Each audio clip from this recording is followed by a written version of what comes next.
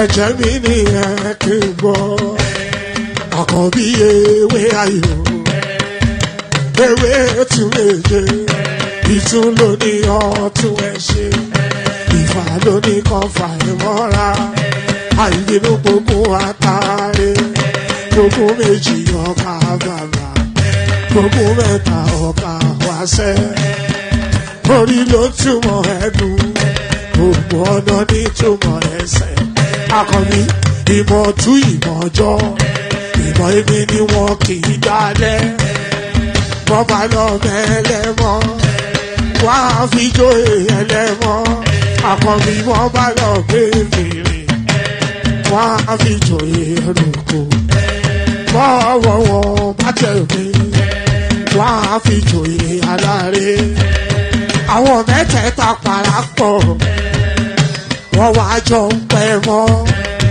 ẹ̀ẹ́mọ́ olóko jẹ wọ́n pa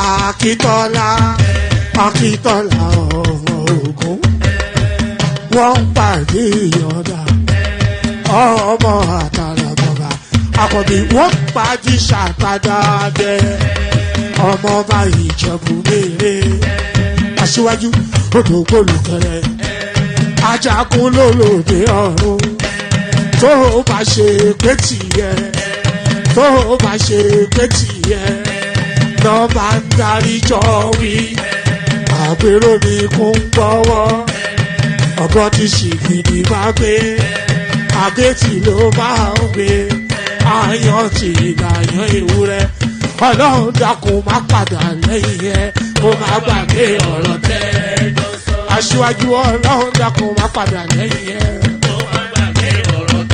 àkọ́bí ọlọ́run dákun má padà lẹ́yìn ẹ ọkọ̀ onírẹ̀lẹ̀ ọlọ́run dákun má padà lẹ́yìn ẹ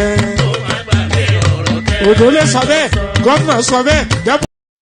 wọ́n ṣe ní kúrú balẹ̀ wá kúrú balẹ̀ wá ó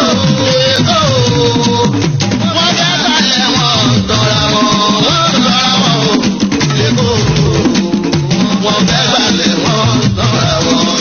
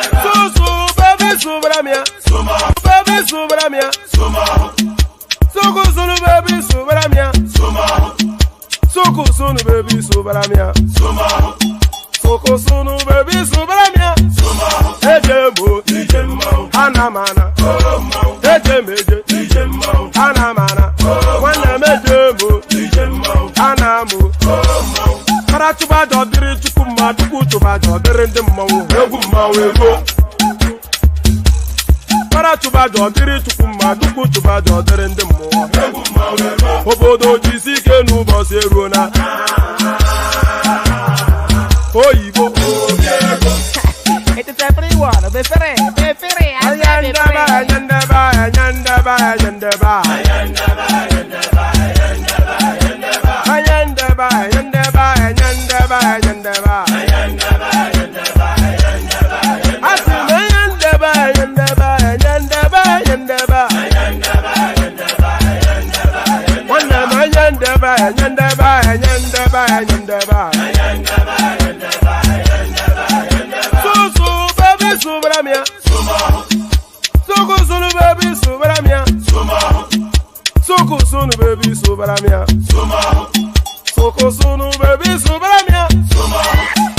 Ladies and gentlemen, sometimes you just have to act like you are drunk, like you are crazy.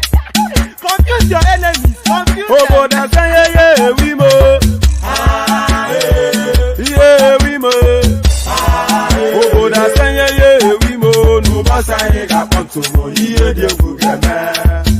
Okwitara kara mi nguru ma mi ga kwuru mu gwo ya baby mo abe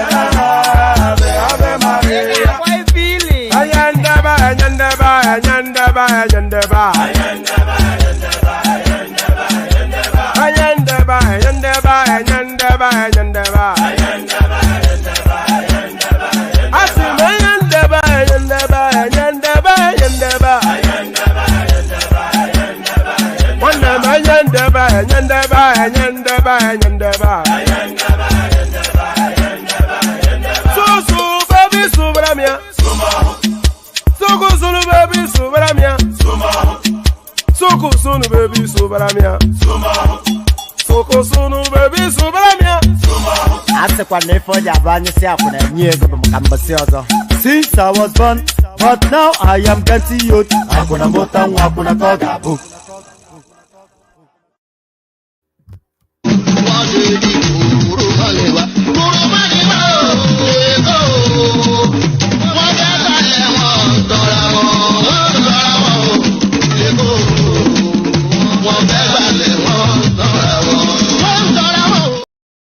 All right, enough of that. Enough of that and some of these. Enough of that and some of these. So some of these and some of you as well. Some of you, hopefully more of you. Good day to you. Good to have you here. And how are you? Hope you've had a wonderful day. You know, they say it's 7 days after Christmas that you should start taking down the Christmas decorations. So we are well into 7 days after Christmas now. The new year now has a second day. So now it's not that long grind now for another 12 months. So hopefully it's a fruitful and rewarding one. So pardon me. Here we go again. Another day, another session. Your friendly neighborhood or your laughing man. He's back again on your screens. He is me, and you are there. I don't know quite how to progress that, so let me just abandon that there. So let me just abandon there, but let me not abandon you. The usual protocol, click on the like button just as soon as you're coming in. Subscribe if you haven't done that already. You can see there's a notice on the screen inviting that we're looking to pass a particular threshold, and we just need a handful of subscribers to do that. So you can be one of those if you're not already. Yes, I could cover that actually. If Emeka turns up, I'll cover it because I think Emeka understands that space more than most people. Because it's getting quite ugly within that space. Actually, they call that a ménage à trois in French. Chioma, they call that a ménage à trois. So that ménage à trois going on in the Yule Adoche saga. So that's something hopefully we'll cover in the course of the session. But yes, all things possible is an open canvas, the platform. And you know, when I do the readouts, I'm not inviting you to speak specifically to that. So I'm inviting that. I'm just setting just some sort of talking points to create a conversational space. But if there's something new and dynamic or something even unique and peculiar that you want to speak to, then fill your boots. You know, there are no strict rules. So the talking points that I flesh out is just really to have something in place. And then if you want to, in fact, I'll be inviting that as we go forward. So it's not a strict abidance to the talking points. Just fill your boots. Come as you will. So come as you will. We're coming this way. It looks as though Sanwo Olu is somewhat finally finding his. Does it look better this way? It looks as though Sanwo Olu is somewhat finding his mojo.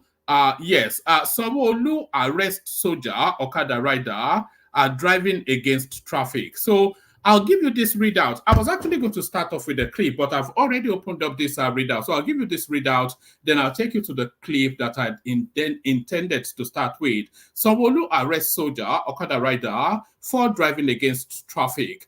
Lagos State Governor Babajide Sanwo Olu on Tuesday, January the 2nd, arrested a soldier and some commercial motorcyclists for driving against traffic on the Lagos-Badagry Expressway. The governor arrested the suspects whilst returning from the Lagos State University Ojo, where he opened a project sponsored by Chief of Staff to the President, Femi Gbajabiamila. Sanwo Olu, on citing the traffic offenders, stopped his convoy and went after the riders. Whilst some of the riders ran and left their motorcycles and passengers, some were arrested by the governor's team. The apprehended military personnel told Sanwo Olu's security that he was a soldier. Upon hearing this, Governor Sanwo Olu got infuriated and said, "That's the more reason why I am going to lock you up. I am going to lock you up. Useless boy, you are telling me you are a soldier? Put him there. Let your father come and rescue you. You are telling me you are a soldier. That is the reason I am going to lock you up."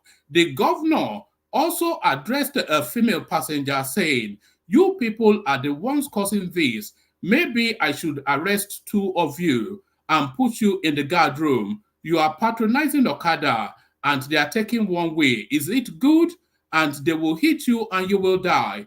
They will say the government killed you." So this is Sanwo Olu. And there's a clip, by the way. I'll find that clip and I'll play it to you as well because the clip is circulated. But this is Sanwo Olu finally showing somewhat of some sort of testicular fortitude. Testicular fortitude by Sanwo Olu. So let me just take you through a couple more readouts and then we get to the clip in the course of. Minister slams absurd process for married women to change passport data. So this is Babatunde Ojo, the singular performing minister within the Tinubu administration. The Minister of Interior, Dr. Olubunmi Tunji Ojo, has expressed shock at the cumbersome process married women go through to change the data on their traveling passport. Tunji Ojo, at a recent dinner with members of the Asiwaju Bola Ahmed Tinubu Media Center and some social media influencers in Abuja, expressed displeasure at the numerous man-made difficulties Nigerians encounter when trying to change their passport data. Speaking, he called it nothing but a stupid practice. And by the way, what the minister is speaking to here is, so you get married, of course, and then your last name changes. And it's just, under normal circumstances and on the surface, it should just be a single, just routinious administrative process. But no, if you marry in Kutuwenji, they want you to come to Abuja to come and just make the amendment in your surname. And this is what the minister is speaking to. Speaking, he called it nothing but a stupid practice to subject Nigerians, especially married women, to the rigors of traveling all the way down to the Nigeria Immigration Service headquarters in Abuja just to effect a data change. There is one stupid thing I have seen. It is that a woman gets married, changes her name, and then she has to come to Abuja all the way from, say, Kware, Namoda, or Enugu, just to come and effect a change of name in her passport. It is absurd, Tunji Ojo said. I can't just figure it that you want to change just your name and you have to be in Abuja. I have asked the immigration people, is it that immigration people in Abuja have more than one head than those in the state? According to the minister, there is nowhere in the world where a woman is subjected to such inhumane practices on account of marriage. Meanwhile, the federal government has announced that it will begin automating the passport application process on Monday, January the 8th, 2024. With that, Nigerians can apply and complete their passport application process online without human contact. Tunji Ojo made the announcement during a recent inspection during a recent inspection of the Nigeria Immigration Service facilities alongside Comptroller General Wura Ola Adepoju. He disclosed that the automated application system was 99% done, adding that the process would include uploading passport photos and supporting documents. So, is this signs that Nigeria is being frog marched into the 20th century? I wonder. But of course, just that he can put in all of these things. So, but they just put another book in there, and everything is. They will just destroy everything and take it back to looting. This has been our experience because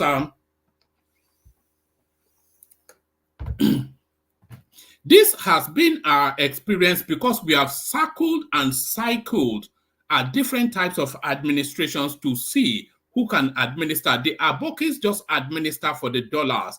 They loot it and take it to their countries in Niger Republic, Chad, and some of them go to Saudi to go and blow money so that the Arabs can mock them. They don't care a jot about anything in Nigeria. But when we saw how the country functioned under Obasanjo. We saw how the country somewhat semi-functioned under Goodluck Jonathan. And we're seeing the now necessary but painful changes taking place here. Contrast that with an Abacha regime, a Buhari regime, or even a Yar'Adua regime, or a Babangida. Contrast that with an Aboki regime, and then you see the Kazim. They just govern in a rank-a-day sort of a thing. Something as simple a process as a change of name after marriage, you have to go through the grueling, just a torturous journey all the way. Abuja is not an easy journey. Even if you're flying, it's not an easy journey. We are going from the deepest depths of our Yoruba land, some rank village.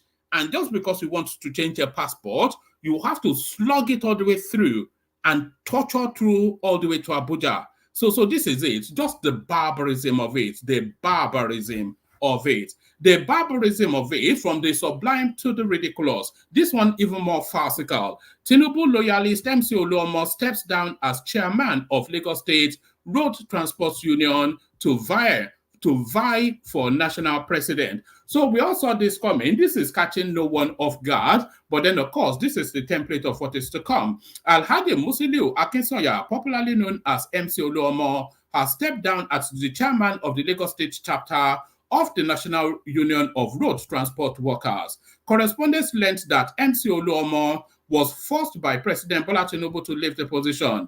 MC Oluomo is one of Tinubu's allies and loyalists whose association with the president has been questioned by members of the public. Sources told correspondents that Tinubu prevailed on MC Oluomo to step down and vie to become the national president of the National Road Transport, whatever it is. However, the Lagos State chapter is said to be more financially attractive than its national leadership. It's also said, MC Oluomo was forced to step down. I learned yesterday that MC Oluomo visited Tinubu in his house and the press was not allowed to cover it. My source told me that Tinubu also thinks MC Oluomo is too controversial and did not want to appear with him on camera. Tinubu prevailed on MC Oluomo to step down. He instructed Oba Saheed Ademola Elegushi and Wasiu Anyide K1, the Fuji musician, to pass the message to MC Oluomo that he needs to step down as the NURTW Lagos chairman, or else they will let him be disgraced through removal. They gave him national president where he cannot get big money like Lagos, another source said. In the meantime, Mustafa Adekunle Shego, the current treasurer of the union in the state, will take over the reins as the Lagos State at the Lagos State Secretariat of the Transport Union. The reported ailment, pardon me, the reported ailment of the factional president of the of the road transport people, Tajuddin Agbede, opens the door for MC Oluomo to move to the National Secretariat in Abuja. In October 2023, a factional NRTW president, Alhaji Tajuddin Baruwa, accused the Minister of Labour and Employment, Solomon Lalong, of bias by taking sides with Agbede's faction, backed by MC Oluomo in the ongoing reconciliation process. So essentially, MC Oluomo, sorry, the battery is about to come off my laptop. Let me just...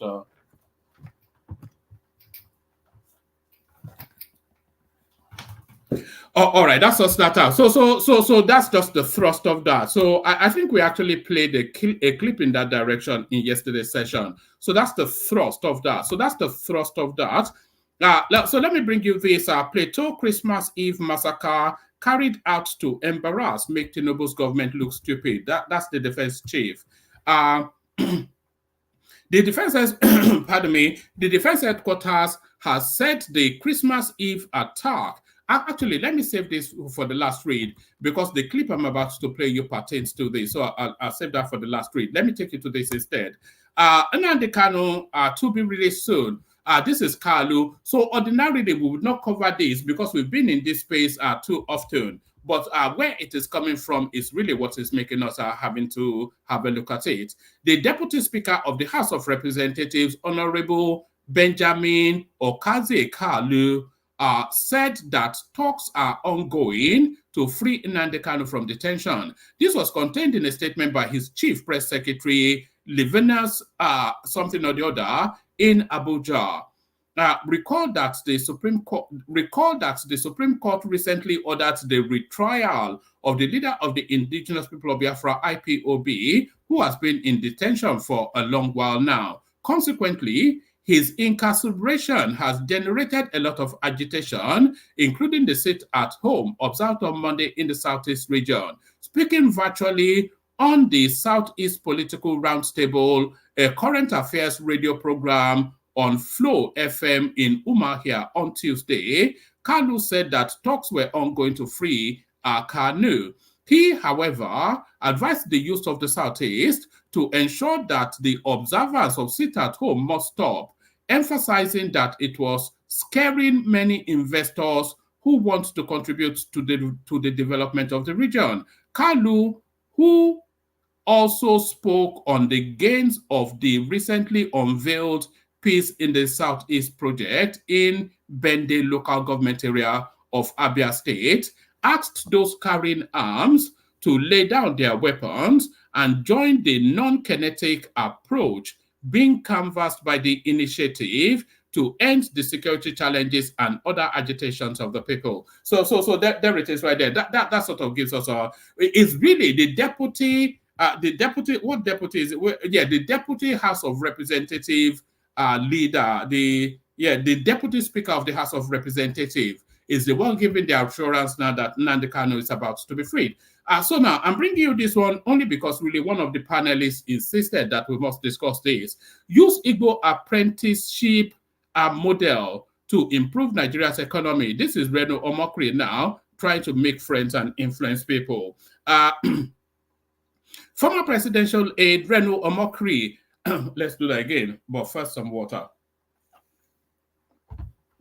And by the way, you can super chat, by the way. So let's see more super chats this year than we did last year. We saw no super chats last year apart from Ayo. Former presidential aide Reno Omokri has called on President Bola Tinubu to study how Igbo people learn trades and reinvent themselves as capitalists to improve the Nigerian economy. Omokri said the president should study the Igbo apprenticeship in the informal business sector that can be used to tackle unemployment in the country. The ex-presidential assistant made this known on Twitter on Saturday as he likened the Igbo apprenticeship model to the South Korean chaebol business model. The chaebol structure refers to a business conglomerate system that originated in South Korea in the 1960s, creating global multinationals with huge international operations.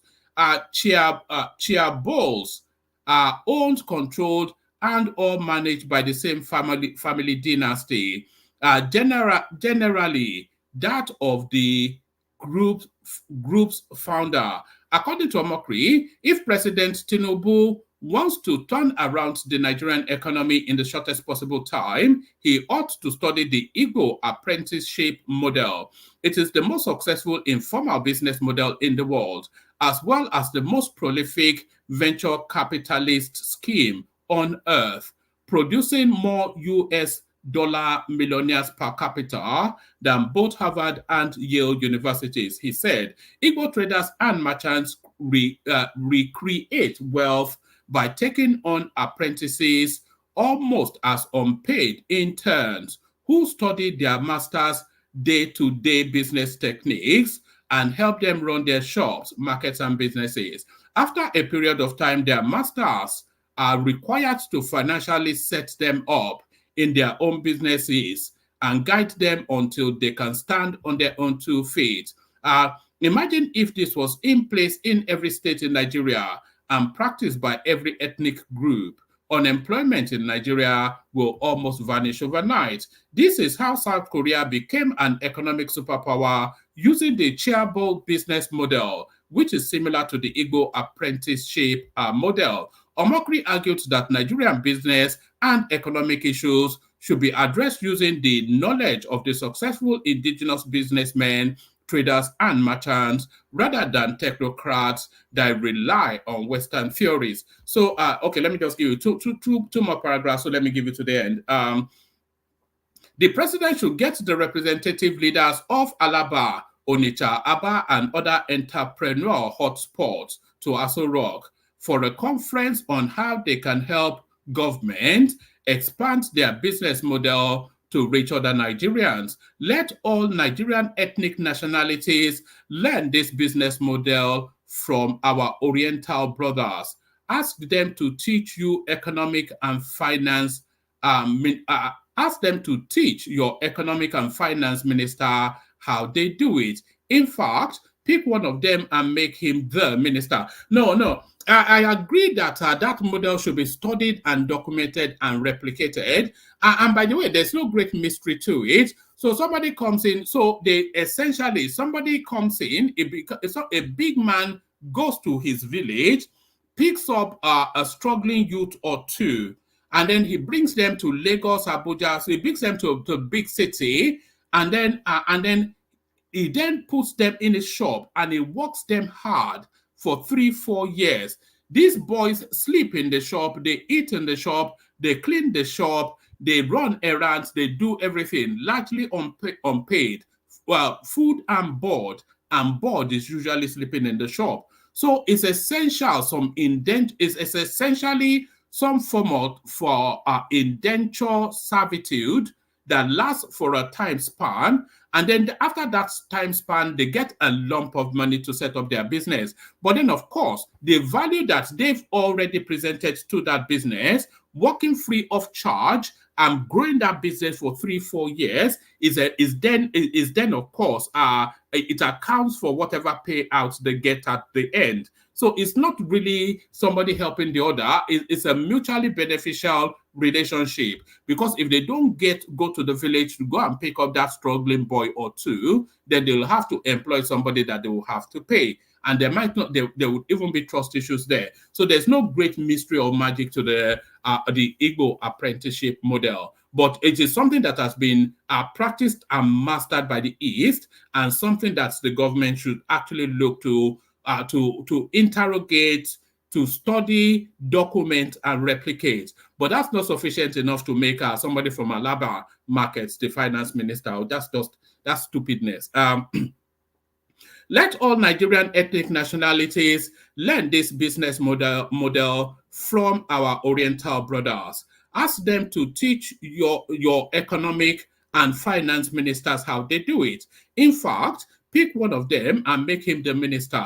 A trader who knows how to create wealth will make a better minister than a PhD technocrat. So when it goes to the World Finance Summit and whatnot, he will say, "My container don't land." What sort of a nonsense is that?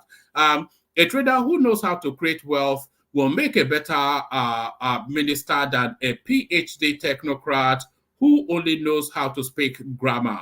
So I think this guy must have been listening to Ekene. Our homegrown economic success will work better for us than borrowed money and ideas that may not fit our peculiar situation. So that was put forward by one of the regulars on the platform. So if he turns up, then we'll have conversations around that. So if he turns up, we'll have conversations around that.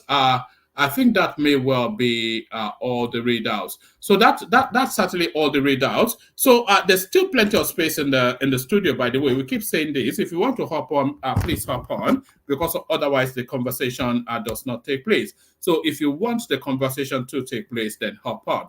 So hop on as I play you this clip. Let me read you this readout, which is the precursor to this clip. Let me read you this readout, which is the precursor to this clip. Plateau Christmas Eve massacre carried out to embarrass, make Tinubu's government look stupid. This is the defense minister. The defense headquarters has said the Christmas Eve attacks across communities in Plateau State that left close to 200 dead, many injured, and many displaced were plans to embarrass and make the federal government look stupid. The killings marked the 7th month of Mr. Tinubu. So this is People's Gazette. They're still on that. Never that tortuous Tinubu is not. It's a very tortuous journey, isn't it? So Tinubu, the president of Nigeria, but you are on the campaign. Tinubu is not my president. So Tinubu will be there for 4 years. So can you just imagine the mental task of holding on to that space? The killing marked the 7th month of Mr. Tinubu's assumption of office as president. The shocking incident occurred, and then it gives us where it did occur. There was no reason for the attack. The chief of staff, General Christopher Musa, said in an interview with Channels Television on Monday, I think the purpose is to embarrass everybody and to make the government look stupid. Mr. Musa added that Nigerian military was making some arrests connected to the Plateau Christmas Eve killings and explained the military's delayed response to the distress calls from the attacked villages. Last Monday, if anybody has that clip to hand, by the way, send it in. I want to see how he explains what exactly why there was a delay to respond. Last week, Monday, and then they go on to tell us President Tinubu has condemned the killings, ordering the provision of relief materials for the survivors. Vice President Kashim Shettima also visited Plateau State with some government officials to condole with families of the victim. In his New Year message, President Tinubu left out the Christmas Eve attack in Plateau, claiming that security had improved since he assumed office. I think if you take out that isolated incident, then there might well be an argument that security had improved under Tinubu.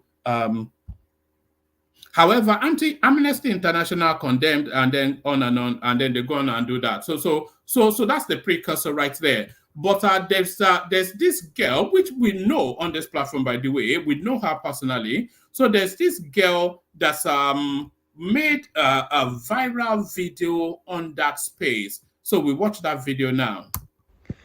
Do you know that most of these places that are under attack in northern Nigeria have some of the biggest natural resources underneath the ground, and the trading of those natural resources are going on while people are being killed in those communities?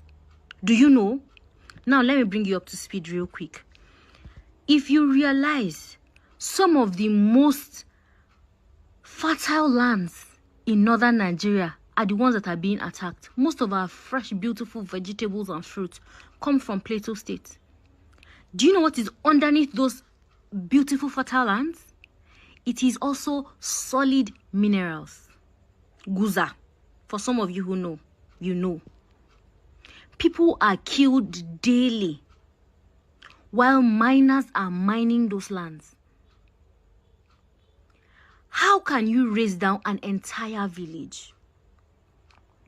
Bring it down to ashes, evacuate everybody there, and go behind their backs to go and be mining their gold? How wicked can you be?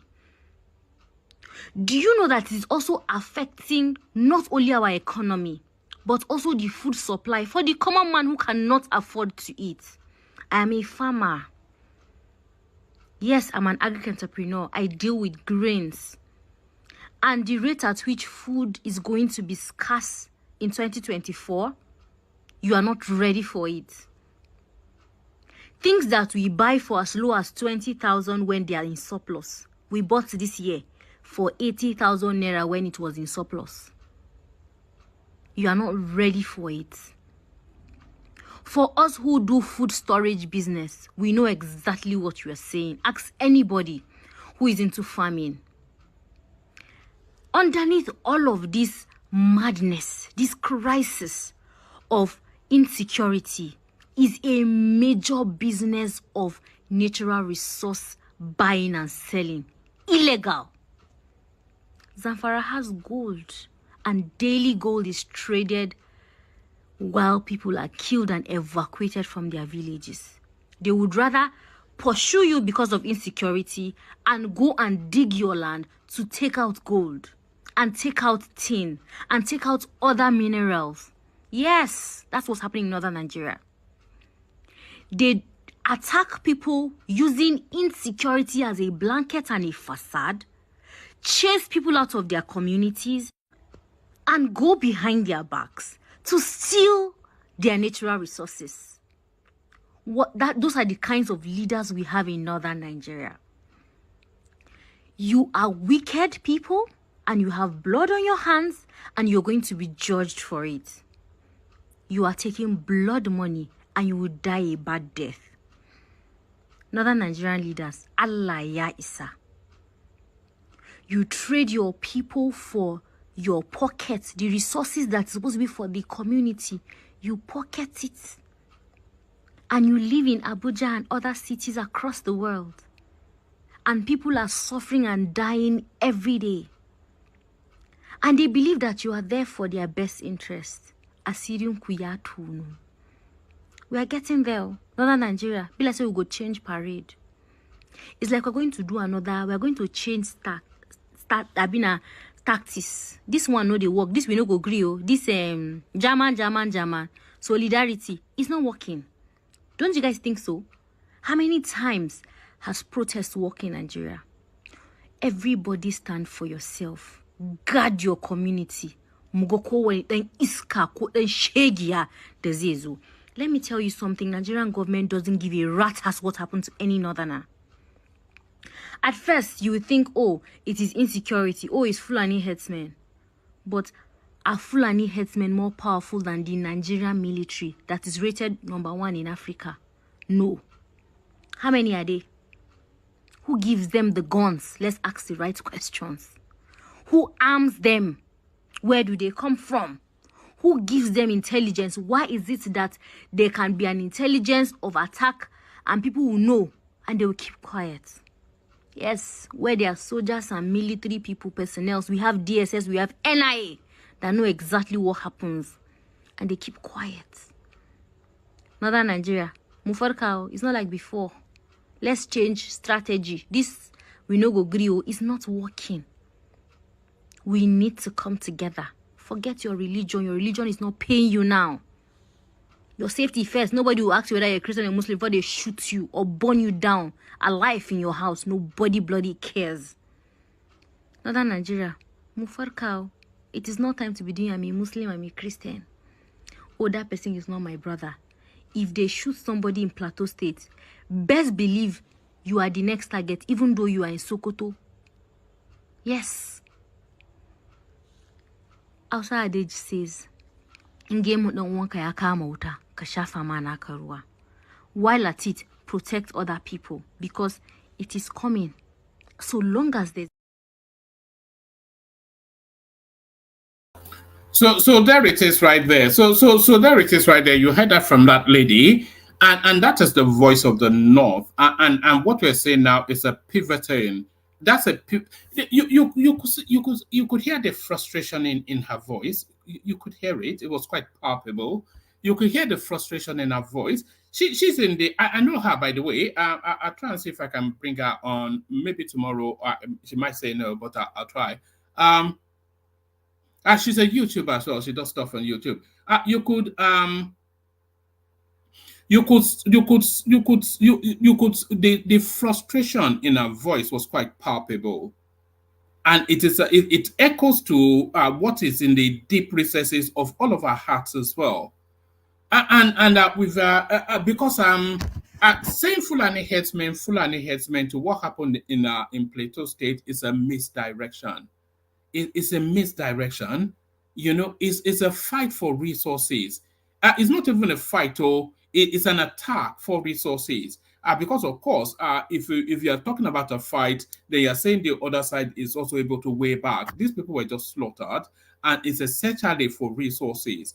That space, that cusp, you only have to look at the terrain to know, because if you know geology, then there's certain types of terrain that you already know that there's an abundance of resources there, and those big hills and those valleys, etc. The condensation of resources into those spaces. This is what gives that land the fertility where they're able to supply us yam, etc., etc. Is one of the richest spaces. Forget the Niger Delta. That region is one of the richest spaces in the world, and those riches are being tapped illegally. For them to be able to tap those resources unfettered, then they have to sack the village. No, they don't have to sack the village, or they don't have to sack the village, because they can go and get a license and just prospect like a normal person. But then you see, these are big men who have ordered they're not even these barbarians. These are big men who have ordered these barbarians to go and savage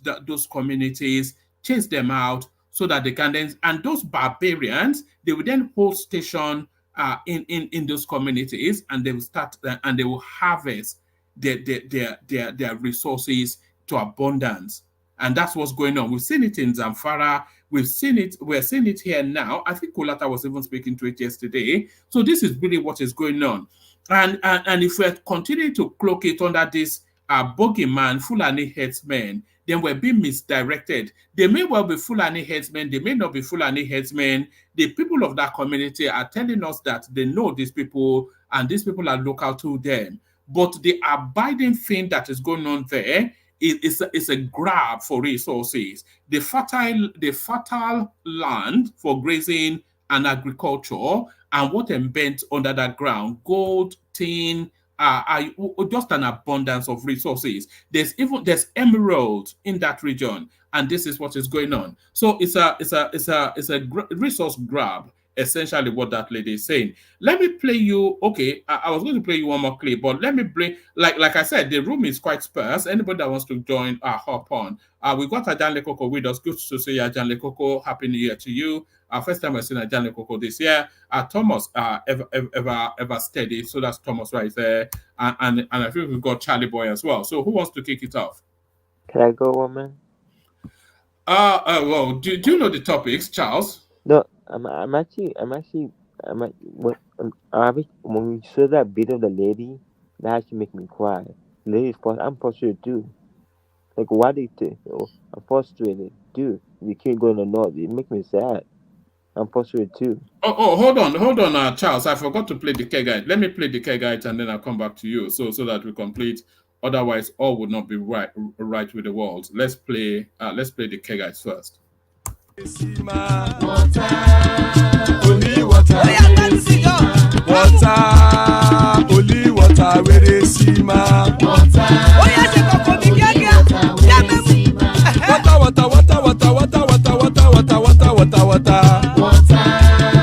Only water. Where they see ma. Hapa o naido. Hapa o naido. Hapa you don't come o.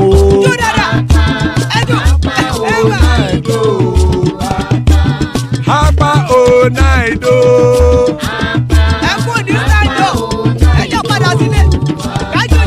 Oro kẹ̀kẹ́ ẹlẹ́mù yé o. Ilé sọ́dí kẹ̀kẹ́ ẹlẹ́mù ré o. Bobby master kẹ̀kẹ́ ẹlẹ́mù ré o. Chifu Waila ti kẹ̀kẹ́ ẹlẹ́mù ré o. Eruku lẹ̀lẹ̀ ẹlẹ́mù dé. Eruku lẹ̀lẹ̀ ẹgbẹ́ ẹlẹ́mù dòde ojàre o. Eruku lẹ̀lẹ̀ Ghana ti dé ẹgbẹ́ bọ́dì o. Ọmọ ẹlẹ́yẹ ẹ̀yẹ o ó dilé o.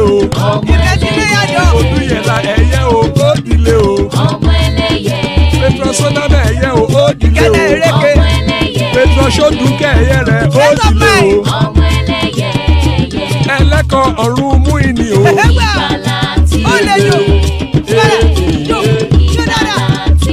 Àkùkọ ọ̀run mẹ́kọ̀.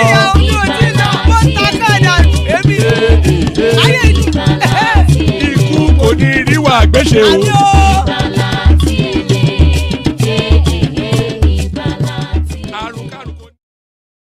And there it is right there. May death have nothing to do with us. Amen to that about myself, especially this year. Amen to that about myself and you, my friend. So back to you, Charles. You were saying you resonate with what that lady had to say. Yeah, I resonate what you were saying. And I'm kind of frustrated that people been killed in the north over resources. I think someone's behind this killing. I think some rich guy behind this killing to come for resources. But why you keep insulting people for resources? Do it in a peaceful way, and unless it's frustrated. I feel like the northern government don't care about the people. I feel like they don't care about their own people, because I feel like they don't care about their own people. You could tell a lot of northern people are frustrated too. Well, you could hear it in that lady's voice. There's no mistaking the frustration, the anger. There's you know, they are now going for. There's a lot of red flags in what she has to say, because she's an average youth from the north. She's an Hausa girl. I think she's actually from Kano, if memory serves. She's an Hausa girl from Kano. And what she's saying is that we cannot carry this anymore. This is just is slowly grinding the life out of us, and is saying that this sort of model is not working, and this northern solidarity that we all are rally behind is not serving us. That when they come a killing, they don't ask if they're not even the abundance. A good 70% of the people these people are killing are people of the north. You know, so she's saying that the structures of the north it patently does not serve the people anymore, and that should be a warning signal to the north. Yeah, I feel like the northern government know who these people are, but they don't want to say it. It's impossible for something of that magnitude to happen, and for somebody in authority, somebody in seniority not know. This is an organized and an orchestrated sacking of a community for resources. Yeah, and that's how I always think. What's the agenda to people? What do people want? What do they want? The lady told you now they want the resources in that space. Yeah, but if we say they should do it in a nice way, not in a nice way. Yeah, what sort of what are you talking about? What do you mean in a nice way? But why does the Nigerian government allow these people to just come in and sue with and sack people out?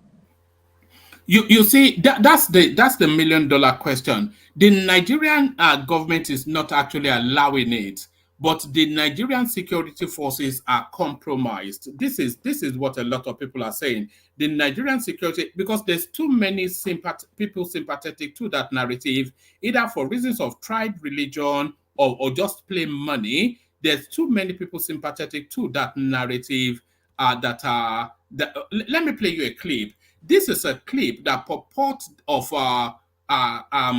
barbarians, marauders, are crossing the borders from the Niger Republic via Katsina State, and they are being facilitated by the security forces. So this clip I'm about to play you now it purports to be a clip of these killer types crossing the border from the Niger Republic into Nigeria, and you will see the Nigerian security forces facilitating it.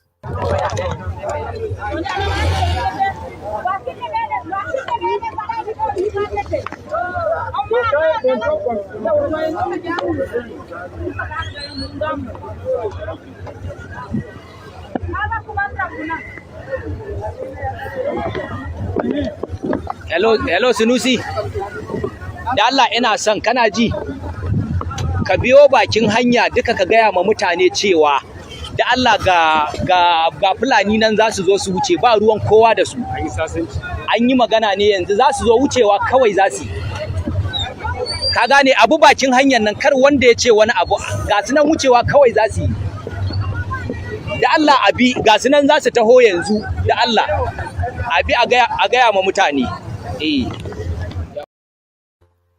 So you could see them right there, all decked out, every single one of them AK-47, and you could see security personnel in their midst, just as an enabler. So the Nigerian security forces completely and totally are compromised. Yeah, I think that's why I think we should hire people from the south to be those army and police officers. But I think the north doesn't want to do that because they're scared. The north doesn't want the south to be the army. They don't want them to be in the army for some reason. They want it to like escape of control. That's why. That's the only way out because they're complicit. They're working with the army is working with those terrorists. They're working with them. For, for, for, but why should you work with terrorists? Can you see mothers and children dying every day just because of resources? That's sad. Even It is sad, but it's the harsh realities of how these things are. That's just the harsh realities of how these things are. And if you don't, if it continues until it is forced to stop. So they are not going to stop it out of the goodness of their heart. No, they have to be made to stop it. But the Nigerian state has been grappling with it for what? Since our Obasanjo regime. And we've lost count of how many $1 billion we've pumped into that space. But then again, not only is it not stopping or abating, it's actually escalating. yeah, even I was an article about pastor in USA. She was frustrated too. She said, "Why Nigeria allowed this killing to happen?" She's frustrated too. It's very frustrating what's going on in Nigeria. Like, forget this crazy. See, not hard thing to fix. But I don't want Nigeria. It takes too many years just to fix that to create. It's not hard thing to fix. To get army, get intelligent, do it right. Not hard thing to fix. It's crazy what's going on. All right, thank you, Charles. Let's bring Akim into the conversation. So, Akim, did you hear the clip of that lady? The frustration in her voice. She speaks for all of us, and really, we cannot have any more of this because even the North, they are saying enough. We've said enough a long time ago. So it has to stop. Yes, one man. Good evening to you, and good evening to everybody out there on the panel. And my greetings to those at the comment section. Happy New Year to each and every one of you. And I just want to say the clip you showed just now, woman. This is the story of Nigeria. Okay, we had 8 years when senior man was there. There was no clip of a northerner. You know that the one reason why they brought Buhari in was to fix this, and it went up under him. So why were there no clips like this? Why were there no videos everywhere to tell us that, for them to tell us that they were tired of it during Buhari? Oh, it's how convenient it is. 6-7 months after, the North is tired of this. The government of Nigeria doesn't care about Northerners. Look, yes, the what she's saying, yes, she's right. Okay, the government need to do something. They need to fix security issues as quickly as possible. The killing of life, the killing of innocent Nigerian life has to stop immediately. Look, my brother, we were all here crying from January to December for how many years? Shouting on top of our voice for how many years? What were they doing? All of a sudden, I don't like when people behave like this. If it's not good, it doesn't matter who is the leader. Even if it's your brother, come out and say, look, it's not good. What is out now? I'm telling you this, one man. This is just the beginning. You begin to hear different discontented voices from the north of Nigeria, how the government is doing this, how the government is doing that. But this is not how we should run things. Whether you are a southerner, you are a northerner, if it's not good, it's not good. How many years? Have we been going through this, one man? It's been a while. We come on this platform every time when there's this incident happen, and we come, we debate, we talk, we criticize, we call on government and everything. So you would think that when Buhari was the president, I can say to you, like 60 to 70 people, 70% of the people who were victim of these people were Northerners. Majority. Do you see how many times they had the South Kaduna, they had Zamfara, they had all part of North was ravaged by insecurity. Where was this lady? Where was she? Look, I'm not saying that. Are you saying there's a political undertone to what she's doing? I don't want to say it's a political. Are you suggesting? I don't want to say it's a political undertone. I just want to say there's this this biasness in the way some Nigerians call out their leaders. I think you are not. I think you are getting that lady wrong. I think you are not getting this message right. You are. I mean, what you are saying now. I mean, clearly insinuating that. No, I understand the message. I said it just now that yes, the message is the right message. I said it earlier. But what I'm saying is that why now? Why does it take it? Why is it now? No, time doesn't matter. It's any it does. But she's speaking. It does. She's speaking to the incident that happened in Plateau State. So yeah, and she say in northern Nigeria, the government of Nigeria will not protect you. We need to come together. That's what she's saying. Yes, what she's saying is that look, everybody should come together. Forget about your religion. Forget about your politics. Come together and let us. She said northern Nigeria. Yeah, the war is going on in the northern Nigeria. That is what she's referring to. That all of them should forget about their differences, politically, religious, and wage war against these criminals that are displacing people in their homeland and taking their land and taking all the resources beneath it. So it's not. I don't think that she's playing politics or directing it. No. I'm not saying. One man just asked me. I said I don't think it's politics, but I think it's. Look, Ajali Koko, you are here, right? It doesn't matter if it's a northerner or a southerner or anybody. I've seen we criticize everybody. It doesn't matter where you go. Like it doesn't matter who is in power. You do what is wrong, you get criticized. But this is what I'm saying. During the Buhari regime, there were too many silent voices from the north. Yeah, you're right. You're right on that. I agree with you on that. Yeah, yes. Most of them cowed and kept quiet. But if you listen to her as well, Ja1L Koko, she was saying that enough of that solidarity, whatever it is, that the North feels that they have to present a united front. Maybe she could have said that under Buhari, but this incident, because she's in the agribusiness space, and it touches her directly, I think. If we look at it, it will really try to understand that clearly. I don't think that she's defending maybe Fulani or so, because those people that are killed there, they are not his people. They are not his ethnic people. They are different people. But she's pointing to the fact that it's because of the resources under the ground. That's why they are killing and sacking these people out of their homeland. So she might, some of what she said might be perceived wrongly, but she's pointing to the fact that the incident, what is responsible for that massacre is some people are taking people's homeland and sacking them, taking the resources under the ground. And she's pointing to the fact that this is going to cause food prices in that country, that if we don't wake up as people, particularly in the north, to wage war or fight against this thing now, Nigerian government has completely failed. They are not doing anything.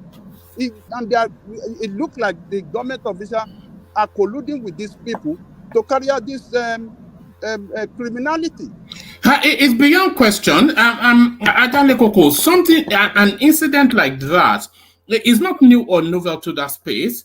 there was no response. Where was the intelligence? No intelligence, no response.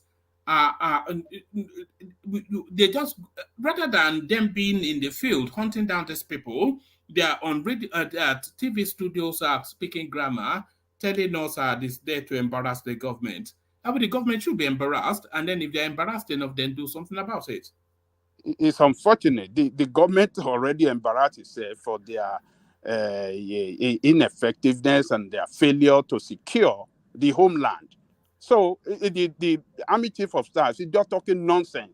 And this is what these people try to defend and find a way of defending indefensible when they fail. Who is embarrassing the government? Who is trying to embarrass what? It's your failure to protect the people and the failure of the government. Just accept it. They will never look. You know Nigeria. You know Nigerians very well. Nigerians will never accept responsibilities for their own failure. They always push it somewhere. They will always look for excuses. They never accept responsibilities. When did you ever see the Nigerian, whether a military man or a civil, when have we ever accept responsibility for our failures? We don't do it. For me, what I wanted to say to one man on this issue, because I've not had time to actually make input, right? You see, if I had my way, I think I would build a lot more psychiatric hospitals in Nigeria, because I still think 60 to 70% Nigerians have mental health issues, severe mental health issues, because the things that our people do. How can somebody wake up in the morning, get a gun, go to a community, you are killing the young, you are killing the old, you are killing woman, you are killing look, you cannot be normal. You cannot be normal. How can somebody go on the street, you wake up in the morning, you're going for your normal day, you end up, they call somebody thief, you end up taking a tire, push around that person and set him on fire. How can you behave in that manner and then you think you are a normal human being? You cannot be normal. We have to have a psychiatric testing to check our citizens so that we can filter those ones who have issues from those ones who are normal human beings. Because we have a lot of people in that country who have mental health issues and they're using it to destroy other people's life. It doesn't make sense. The actions, the things that people do in that country, they said they were making religious chants as they swooped on the communities. They were making religious chants. Yes. Oh my God. Oh man, there's not any religion. There's no religion that asks you to go and kill anybody. For me, I just believe that. Look, I want to ask. I beg to differ. But continue. So some of those things that these people are doing, one man, can you do it? Like just they call somebody. I can't even kill a chicken. Never mind that. Can you just imagine that? How can you? You just come out, just carry gun to the point you see a young child. And then they'll kill a young child. Yes, that anybody that's a parent would young as one, a 1 year old. I don't think Sorry for my interjection, but I don't think that has anything to do with mental illness. I think that's just normal brainwashing. Yes, not really mental illness. So hold on 1 second. So when they call somebody ole, and then somebody take tire and put in that person and burn that person. Those are just uncivilized people who are doing what they see in their environment. Uncivilized, that's what you call it, brother. Uncivilized people. You are seeing madman who looks you know what? Normal. If you take people from Eastern Europe, even if you take people from Holland, put them in that same environment, show them the same things, they will behave the same way. It's not mental illness, it's their environment. That's what they see in their environment. Have you ever seen someone get mentally ill? Someone that was normal and all of a sudden became mentally ill. Have you ever seen that before? I have. Yes. I've seen numerous people become mentally ill. So So, this you one know, is there are different levels. There are different levels to mental yes, health issues. yes, You know, there are exactly. different So, levels so, also. so But not until they start to go naked on the street. a mentally ill person will not follow directions to the T like that. That's a brainwashed person. No. When you don't have the ability to comprehend pains of other people, right? When you don't, when you lost that consciousness to kind of understand the the Okay, what. would you say soldiers are mentally ill? No, soldiers are not mentally. Most But it's the soldiers are same thing. trained. Soldiers can't. So that hold on. Soldiers can't just see somebody, they call him thief, and just put tire on him and set him on fire. Soldiers are not just going to go in. Soldiers work on commands. They are trained. You're joining a lot of different scenarios together. Those people who invaded that place, they were trained by someone. Those people who are burning tire is a different case scenario. That's jungle justice. That's just a I'm result trying of to the explain to environment. you that it's state No, of no. mind. I think that's a very poor analogy to to maybe what may be a valid or not point you are making. You can't draw parallels between soldiers and ragtag insurgents. That's what I'm saying. What Those I'm trying to say, ragtag your state insurgents of are mind. brainwashed. They are Yes, they are brainwashed. brainwashed. Nobody is disputing that, but it's not the same as soldiers. There are no parallels to be drawn between them and soldiers. Soldiers are somewhat brainwashed also, the good ones. No, all The right. very, very good Just ones. carry on, King. I don't know So what you one were. man. So look, yeah, the message from that lady is a valid message. But what I want every Nigerians to be doing at all time, it doesn't matter the direction of government. We should always call a spade a spade. It's not good. It's not good. Yeah, we're going to differ on opinion or certain policies of government big due to your leanings when it comes to political affiliation and stuff like that, whether you support the government or not. But if it's not good, it's not good. Okay, look, we were here under Jonathan. We saw all the pressure from the northern Nigeria. You would think that as soon as Buhari come in, they'll carry on. No, the whole thing were silent, off light. Everybody went quiet, silent. So now we are starting to hear voices again. I want these voices to be there, regardless of who is in power. You know, Akim, there's an argument suggesting that this attack is actually targeted at the Tinubu administration. Because we've seen this template before. This was what they did under Goodluck Jonathan. That they used the insurgency to frustrate his administration. And if Tinubu does not respond to this in the right manner, then that's the end of his administration. They will frustrate One man, listen. Let me tell I you, one man. They did more. They did more under Buhari than under Jonathan. I'm telling you, it was worse. They did more under Buhari. Sorry, don't talk over him. Buhari was complicit in what went on in his administration. A lot of people will suggest. One man under Jonathan, places like Buhari home state in Katsina and places like that, where they were safe. But under Buhari Gogo, his home state, his home Katsina, they were, you know, the amount of attack that happened in Katsina when Buhari was president, unprecedented. So for me, I don't think it had anything to do with it. But I'm just saying, like, look, it is what it is for now. But let everybody join voices together and put pressure on the government. If we want to use this opportunity to say, look, whatever you guys are doing, this is the right time now. Let's not push it again. Let's decentralize the security architecture. Whichever way you want to organize it, okay? It cannot be this national federal system that we operate anymore. We have to look for a way to decentralize it so that governors will have more powers. Even if you then worry that, look, you don't want governors to have powers over security. Okay, we can create them to have some form of independence, right? But they will still have a local. I hope they don't push it too far under his administration. Bring these things back to the National Assembly.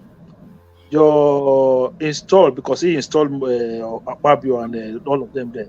Tell them we need this thing to be passed and take it to different state house of assembly so that we can have a way to decentralize our security system so that governors will have, or whatever way they want to do it, so that these things will go go down to the local. I'm still telling you today, if they have local security on ground in Plateau State, that attack would not have happened. With all the information they had before time. Just look at Amotekun, for instance. Just look at Amotekun. Do you know how many times those guys have stopped these guys carrying arms, transporting arms through that Ondo State corridor? Plenty time. Number of times they dangerous stopped them. weapon, gun, arrow, a lot of dangerous weapons have been seized, have been recovered, have been. Do you remember when they would hide it under bags of food? Do you remember we used to show those clips, Ja1L Koko? Yes. I mean, what? Kilo day now? Why are these people doing this? Are they trying to destroy that country? They want to Islamize the country, or they want to own the country. I mean, what is it, for God's sake? With weapons, so they have loaded inside truck, under cow, under food stuff. I mean, for what? Look, for what? If not the work Amotekun has done in that corridor, one man. No, only God knows what would have been today. I'm telling you the truth. I'm telling you the honest truth. So why can't this be replicated across the country? Amotekun don't have machine guns. They don't have machine guns, but they work with intelligence.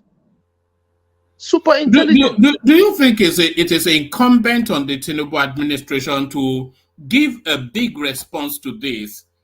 Because it cannot be one of those things that a few generals will go on television, talk gibberish, and then everybody goes away, everybody goes to bed. Everybody, Shewa and all of them came, he fought all of them to stand still. He told them, there is no forest here belong to any Fulani person. This forest is for Ondo people. He said, we are going to create a Amotekun. They came back and said, the constitution does not allow. They said, okay, fine. We're going to pass it state by state. And they passed the bill state by state. What is wrong with these other people? Why can't they do the same thing, like, for goodness sake? Why can't they do the same thing? Listen, one man, I'm tired, man. You've seen something done somewhere, it works. What are you waiting for? All right. Akim, let me take that latest video round. Let me hear from Ja1L Koko and Solly, and then you kick off the next round. Ja1L Koko, the frustration in that girl's voice is unmistakable, but we all share it. Yeah, thank you, one man. Happy New Year. Happy New Year. We will not see you for a couple of days. Yes. You've been milking and jollofing. Yeah, milking, jollofi, and everything like that. So, but we have to thank God that God spared our life, and we're in the new year. We just pray for God to continue to bless us, our family, and as well as this platform that we are using to sensitize our people and enlighten them, and calling on the government to do the right thing. So I'll give it to you. One man, you are my man of the year. If not for this platform has done a lot, make a lot of impact, particularly in dishing out meaningful information to a lot of our people around the world. Some people, I believe, have taken this platform as their source of information of what is going on in Nigeria politically, and they so much rely on us. Every day they are addicted to it, and so we should thank. I give it to you, and we thank God for the good job that you are doing. So you have to keep it up, one man. All right, thank you. And I want to thank my fellow finalists too. I always find time to come every day, to contribute with their own opinion and bringing their fact to the fore as well. So good job to everybody. So you are welcome. Yeah, thank Happy you. New Year. Happy New Year, Soli. Gbogbo àwọn ọmọ yẹn ń kọ́ ṣé àlàáfíà gbogbo wọn wà. Àlàáfíà ni wọ́n wà o. Ó jẹ́ ọmọ Yeah. New Year ni àbí báwo ló ṣe ṣe We can't even ask only what they had for Christmas because I don't think we want to know the answer. We don't want to know what you had for Christmas. It was a good time. Only Jekuje.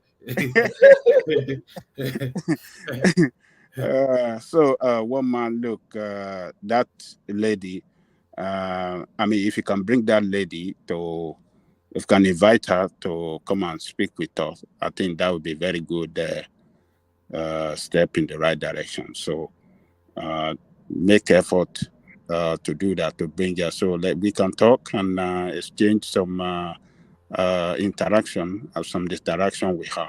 Maybe she can share more information with us, because according to her, she said she's running a business in food storage. So what is going on with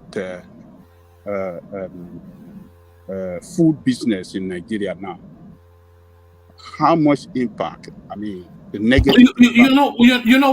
I'm not sure if you heard her, Ja1L Koko, but she was saying what they used to buy for 20,000 naira, they're now buying it for 80,000 naira. So what she does, what she does is she buys all this egusi, these sort of things, and then she keeps it in storage for them to come into season for the money to double and all that. So now what she's buying to store now, she's now telling you that she's paying 4 times more. So that is to tell you that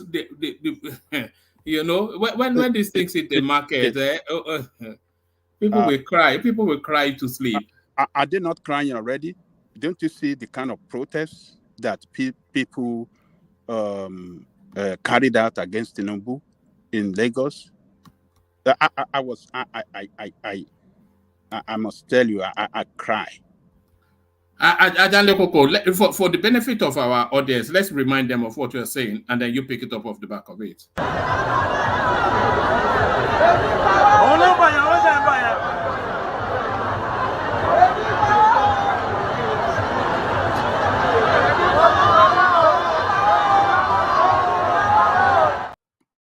So there it is. See, woman, we have reached a point in that country that we must start to tell ourselves the truth. When I watch that video, I cry. And the reason why I cry is because, as you know, those people, for what they are saying, even if you are not related to them, they are, by ethnicity. I, as a Yoruba man, listening to those people, it's like I'm listening to my sister, my brother, crying and saying it loud that I am dying of hunger. That is the meaning of what they are saying. Wow, I am dying of hunger. So if you are in diaspora and you're listening to them, particularly you are a Yoruba person, I'm not going tribal now, but I'm just, the message, what it carries, the meaning of that we are dying of hunger. But you here can eat, you can drink whatever you like, and you still want to continue to support what is going on, and particularly the wrong policy that the government have effected, that brought pains and suffering, hardship, up to the extent that people cannot eat. People cannot afford to buy food to eat. This crowd of people crying to the president. It called for, president to take an action, roll out a policy that can, start to make things work right for the people. So I'm relating this to what that lady was telling us in that video. when he was saying what they were buying for 20,000 is now 80,000. And it's warning, if you listen to her very well, that this 2024 is going to be worst, meaning that the cost of food will go higher this year. So what is going to happen to our people? So one man, I don't know. There doesn't seem to be any respite in sight. Is the thing. Because you cannot tell people to carry the pain of hunger for months on end. If they're going to open a portal for food importation or do whatever it is, that country should be throwing food away rather than scraping the dustbins for food. We have fertile land. We're a rich country. What is it exactly? What is beyond the wit of government to provide something as basic as food? This is, President Tinubu haven't listened to these people cry, haven't listened to their protests, the message of their protests.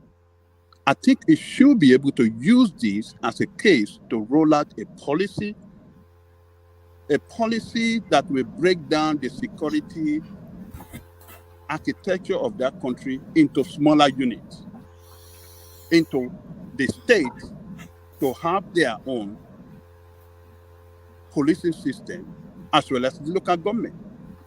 If we don't look, what is responsible for this problem is that we have been doing the same thing for so long, something that is old, an old strategy, an old structure that does not conform with the reality of time now.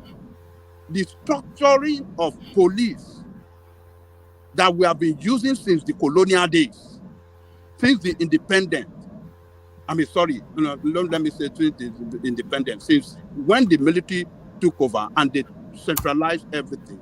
This centralization of policing system that used to work back in the days when we didn't have a kind of criminality and crime rate that we have now. Why must we continue to use the same system that we were using 50 years ago that doesn't work again, and we don't want to restructure it? We have to restructure it for us to have a security system that can fight the crime and the insecurity that we have in that country today.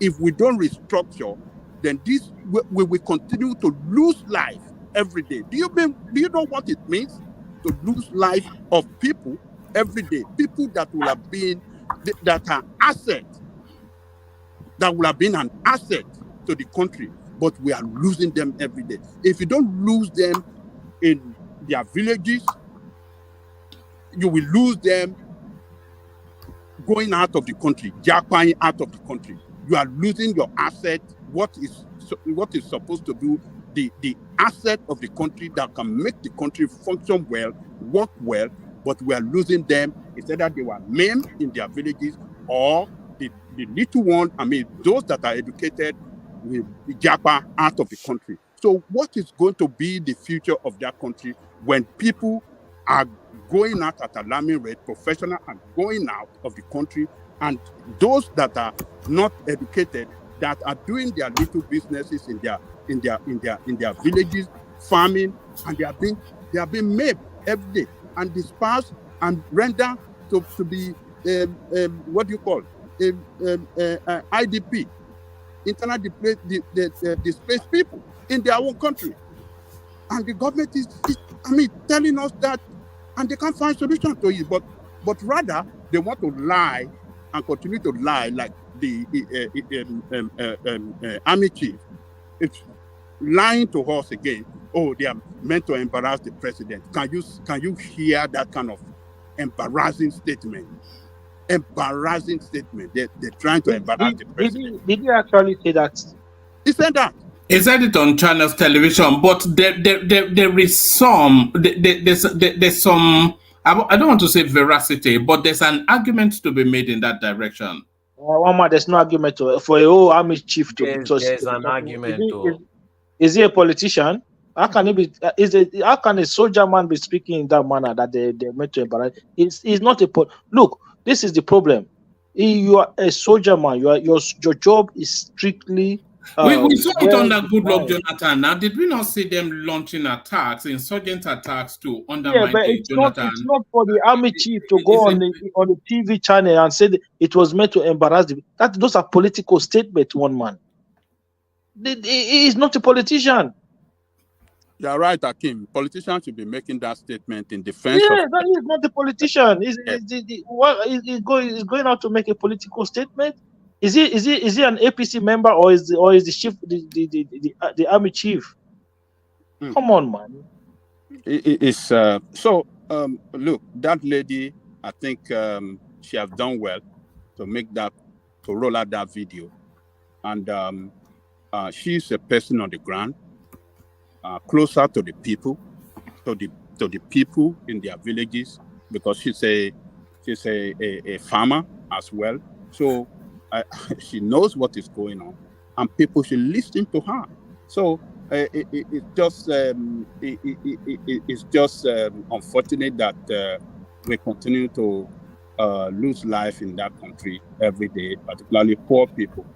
Never got any support from the country. Never. They are just there are some villages in the north, one man, that government presence does not exist. Government presence does not exist. And these people are sacked out of their villages. Only to farm, they are just farmers. Do farming, make a little money. They don't care of electricity. They don't care of good road. Health care is not available for them.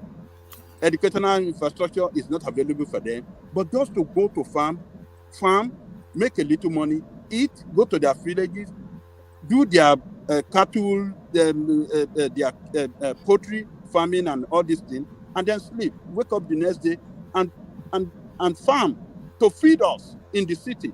But look at us, these people that constitute gangsters in government, look at the way they abandon them. They don't care for them. They cannot protect them. It's just unfortunate. Nigerians are living as a refugee camp in Chad.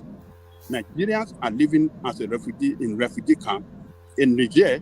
Nigerians are living in refugee camp in Republic of Benin.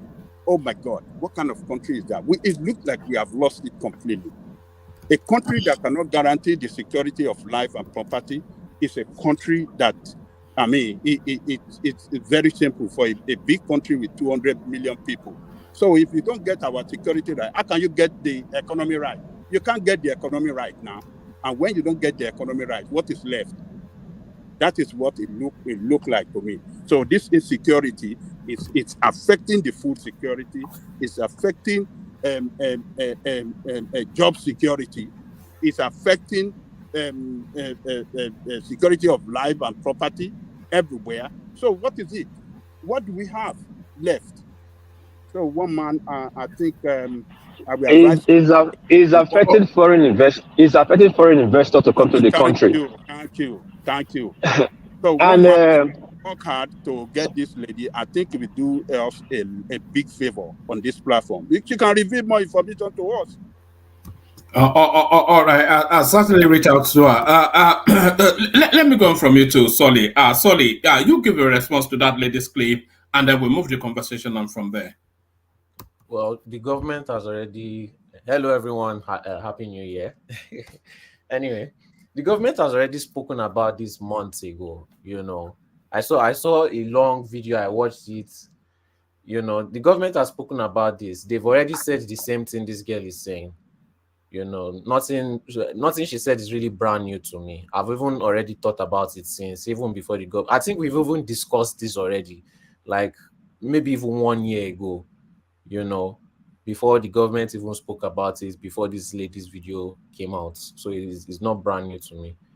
But what I don't What did want the to government say? What did the government say? the government said that yes, this is same thing that she said, that there are people mining, trying to take resources, and they are the reason for all this insurgency that we're having in the country. They even spoke about solutions on how they are going to solve it. They said they have to work with the local people, and they said that they are going to start focusing more on the resources. It's because the government is not really focusing That's on it. Dele Alake's portfolio anyway, and he's already wanting to. He wants his own private army, doesn't he? I don't know about that though. But this one, they were just talking about giving licenses to the resources under the ground. They are talking about bringing international investors there also, so that they can have more eyes on it, have more focus on it, actually start doing something with all these resources, because they are just lying down there and nobody is doing anything with it. That's why all these people are bringing up their own small militia to come and try and steal the resources and bribe. And even some of these Chinese people, if you notice, they've been arresting a lot of Chinese people. They are the cause of this. They are the ones paying people to go there to wipe out. They are even paying soldiers also, and then you have people in the community also who are also a part of this. They provide them food, they help them transport their ammunition. They just so many things that is if the people in those areas did not help these insurgents, this thing will not work, because there will be no way for them to eat, there will be no way for them to get their tools, there will be no way for them to fuel, there will be no way for them to get their weapons and money. It is the local people that are helping them transport all these things. But then again, what I don't want to neglect is that this girl is talking. I don't want to. Let me just say it how I see it. This girl is only talking because he's a southern president. Let's be honest. Let's be honest with ourselves. If it was Buhari that was president, you will not hear bim. They will suffer in silence. They would. And this is always my problem. And I can accept any president from anywhere, even if it's somebody that supported Biafra. I can allow, if they have good intention, they can be president in my own eyes, in my own opinion. But what I don't usually like is when it is your own tribesman, or maybe somebody from your religion, you see something bad happening and you keep quiet. To be honest, the North were very critical on Buhari's administration as well. I didn't hear more. It was all over the space, so maybe you chose to ignore it. All the way through his administration. Who complained? A lot of them. Especially the senior. You have to go and Google. I'm not going to be Googling on your behalf. You have to go and look for it. But a lot of them, they were critical of him. I didn't see any of that. Well, that's because you chose not to see it. All I saw online. All I saw on my online. Sully, what you can say is that all they were doing was defending. Yeah, Sully, what you can say is that in Buhari regime there was no action, but you cannot say there was no critics and they didn't speak out. There are a lot of them spoke out during the Buhari time. We saw it, but there was no action. One example. That was. Can you give me one good example? So many. Same situation happened in Plateau of Benue during when you saw Buhari 6 months when they were fighting. What was that guy? The brother of Akim Baba Ahmed. He spoke all the time. He spoke now. I think even Sheikh Gumi was critical of the Buhari administration. But those type of senior voices, a lot of them were critical. They said that he had failed. They said they brought him in for security and he had failed. They said it endlessly.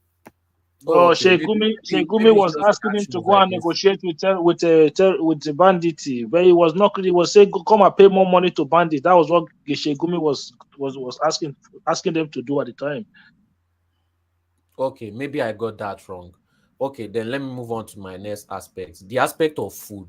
Why are we still getting food all the way from the north? Simple tomato, simple onions that you can put in your backyard. Because they have the most fertile land and they have the most abundance of land. That's why. We have land in the south too now. What land do you have in the south? And there are acres of empty lands in places like Ekiti. Do you know why Buhari called the Southeast a dot in a circle? Because it's just a tiny little speck within the Nigerian the geographical mass. We don't have land in the south now. What land do we have? In Ekiti, I saw empty acres of land. Acres. We have land, though, one man. We have land. One man, I saw acres of palm. You know this thing that they used to use to make palm wine? Or your state alone can fill the whole of Southwest. Or your state, Ibarakwa area, those area, they are fertile land. They're fertile and very big. You know, the whole of your state is bigger than the entire Southwest. Yes, of course. But it's this before this crisis started under the Buhari, a lot of our people, particularly people from abroad, are already investing in farming and stuff like that. But this Fulanians man problem ravaged everybody. They destroy a lot of things, and a lot of people are scared away, and kidnapping and all the rest of them. Scared everybody. Baba Jalikoko, you know that even me myself, I had plans regarding farms. One man, you remember a zero? Yes. I was just going to. I was thinking about him just as we were speaking. Yes. All I keep hearing. Hold on, Father Lekoko. Hold on, Father Lekoko. Yeah. So a zero was. He lamented here that he had acres of land that he was using for farming. But when they came in, kidnapped some of his workers, ravaged some of these things, then he have to run away and abandon that, and he's not going back to farm because he doesn't want problem for anybody or whatsoever. So that sorry, go ahead. Yeah, go ahead, Akim. You can. Yeah, that was exactly the same thing they keep telling me. Oh, X-Men, all those X-Men full. No, nobody wants to go inside that place and help. I just say, okay, you know what? No problem. At the end of the day, look, this farming, I remember when I was growing up at Jaliko, we go to school Monday to Friday, Saturday we go to farm, the food we brought from farm, that food is going to last us maybe 2-3 weeks, you know.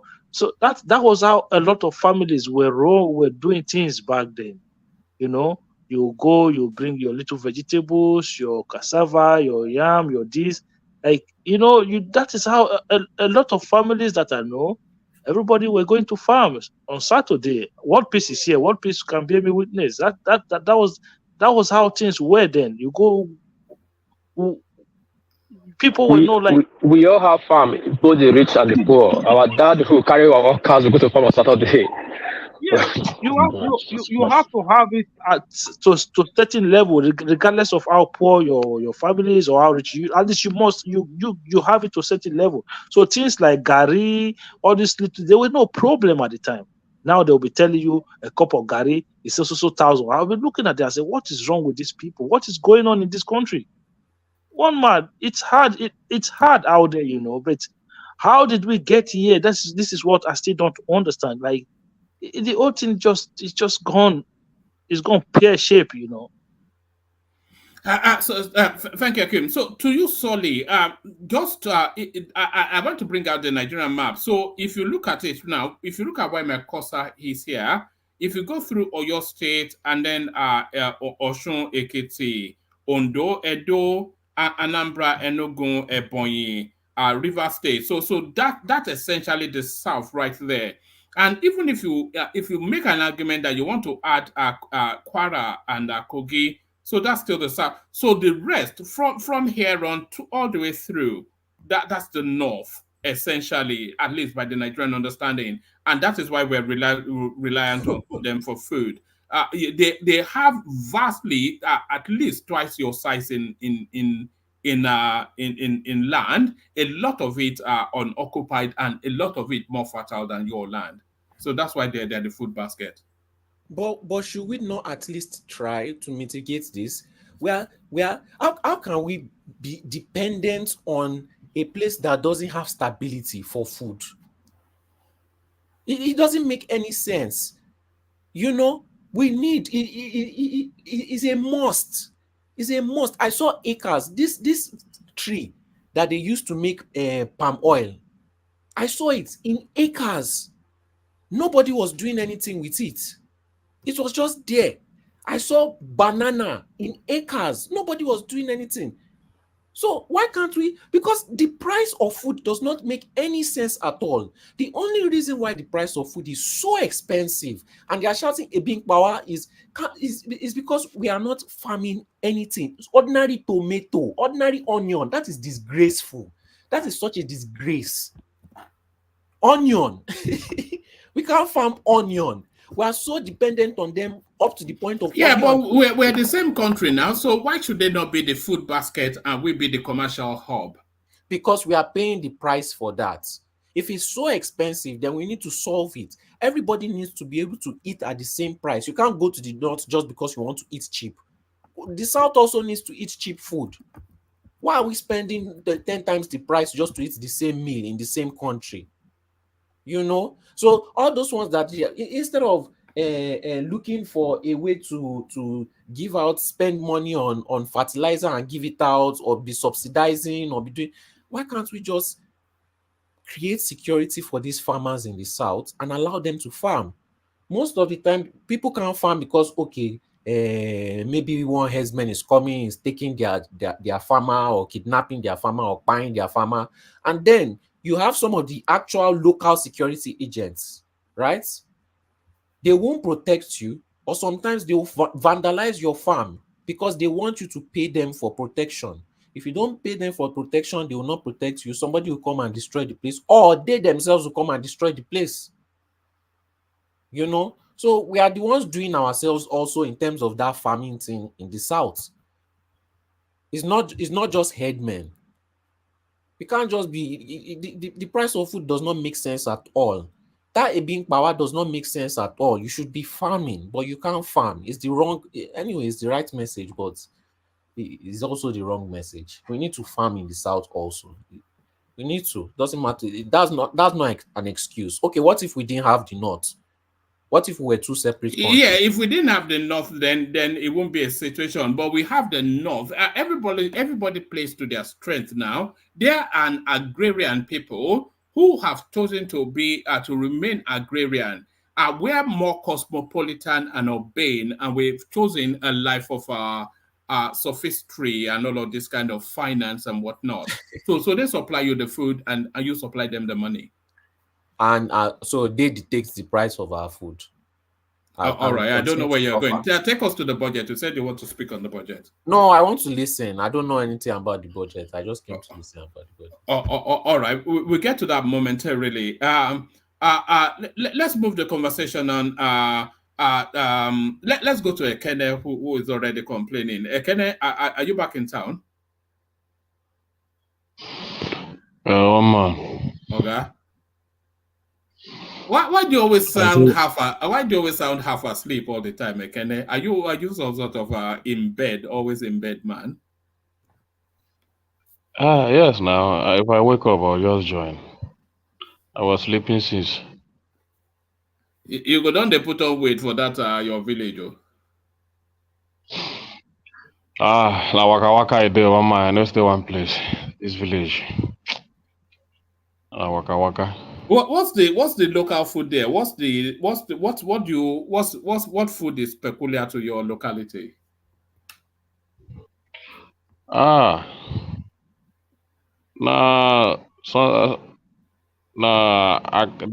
red akara, red oil akara, that bean cake, and the akamu. That's my favorite here in the village. Now, which kind of akamu you there? Now the yellow one or the white one? Which one you there? The yellow one. Yeah, now the yellow one is the best one. It's good of it's full of all sorts of vitamins and Yeah. So today I went to Agolo today. My Oga side.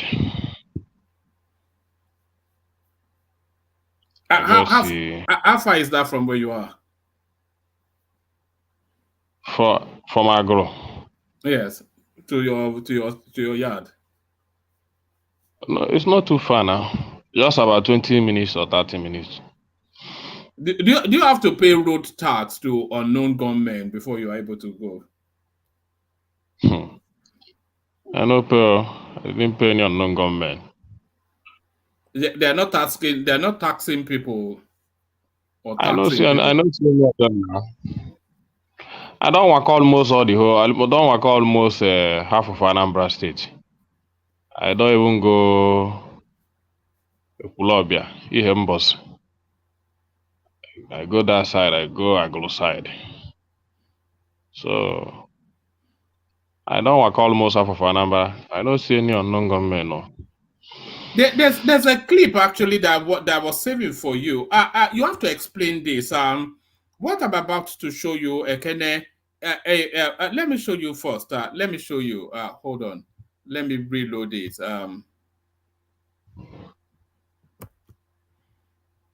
So what you are looking at, Ekene, is not the house of a millionaire. It says this is what the person that is putting it out is saying. It says where una see all this money. This is a village house in Anambra State owned by a regular Igbo man, not even a billionaire in dollars. He just opened it for Christmas. This house is considered one of the cheapest mansions in Umweri village. So this is the house. I mean, people are getting suspicious. So how can this be somebody's house when you are not? When your name is not Dangote? How do you explain this, Ekene? What's going on in Anambra? This is a village house in Anambra. What's going on? Man, small. Yeah.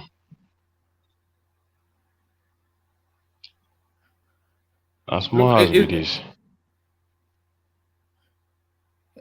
The police should raid whoever is responsible for this. For what? No, to come and explain. You know, there's new law. Small house. What are you talking about? Huh? You can't say this is a small. What do you mean? But even the person that put it out, he said this house is considered one of the cheapest in the village, in a village in Anambra. What is it? I mean, what's going on here?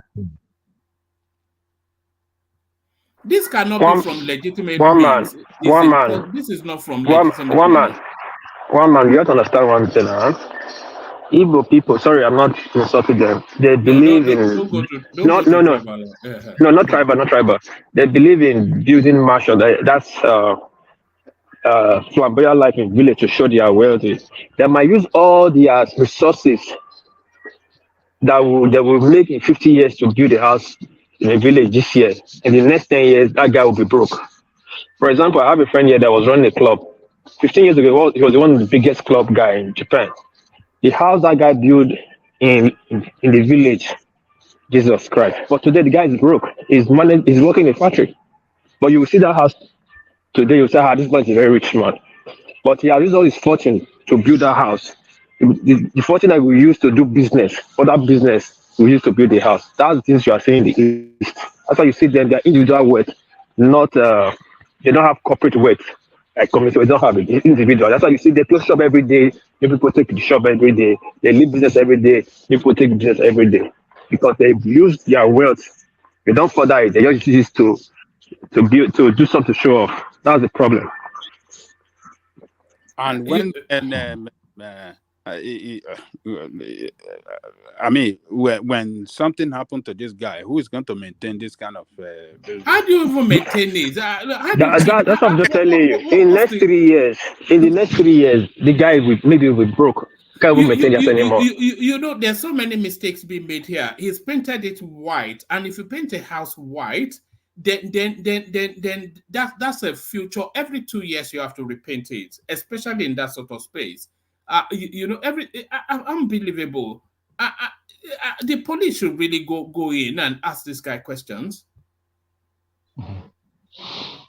Oh man, if you see the one my cousin brother is building, he's a doctor in US, in Canada. If you see what that guy is building in my village, forget to. Most of them are not like that. They are not the way you are saying it. a lot of them sustain their wealth. A lot of them that even have more better house than this. My village is not it's not a village. Shall I show you? Oh man, shall we what shall we did video call the other day? Yeah. That Yeah, place so you you're see you. is my village junction. Yeah, I saw a lot of high roof, Jama roof. Those fancy roof that cost like 15 million, 20 million, tell you for just roof. Nice place. Now I just time for nothing like that to do that video call. Oh. That place is filled with mansion. That area that you saw me that day is filled up with mansion. So it's not like that. But you know when you say that Igbo people don't build, they don't develop, I just laugh. They do more than that. They do more. This is just this is just small thing to what you see. Today when I went to Agro, it's just shakara stuff, Abi. Just shakara. Everybody wants to do shakara, Abi. Shakara Oloje. Ekene, I've never really thought that anybody that has more than anything bigger than a 3-bedroom bungalow in a village, that person doesn't get my respect. I mean, it's a village now. What? I mean, what would you put in Lekki if you are putting this in a village?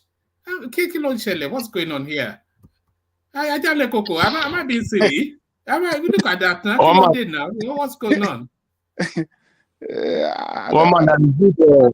This former governor, they interviewed today on Arise News, said that they have to be collecting house as in, is it tax or tenement in Nigeria? And the only place he said is Southeast. Is it former Ondo governor? One old man like that. He said a lot of big mansion in the Southeast. They have to be collecting a house tournament levy or something like that. That's how to generate revenue. Yeah, for Nigeria. Yeah, property tax. I was just laughing. I mean, if you can have a mansion like this that worth several millions of naira, I mean, you should be able to pay some millions every year, as tax to the government. Yeah. Oh yeah, that's how you look. There is. Well, Naden Savisha.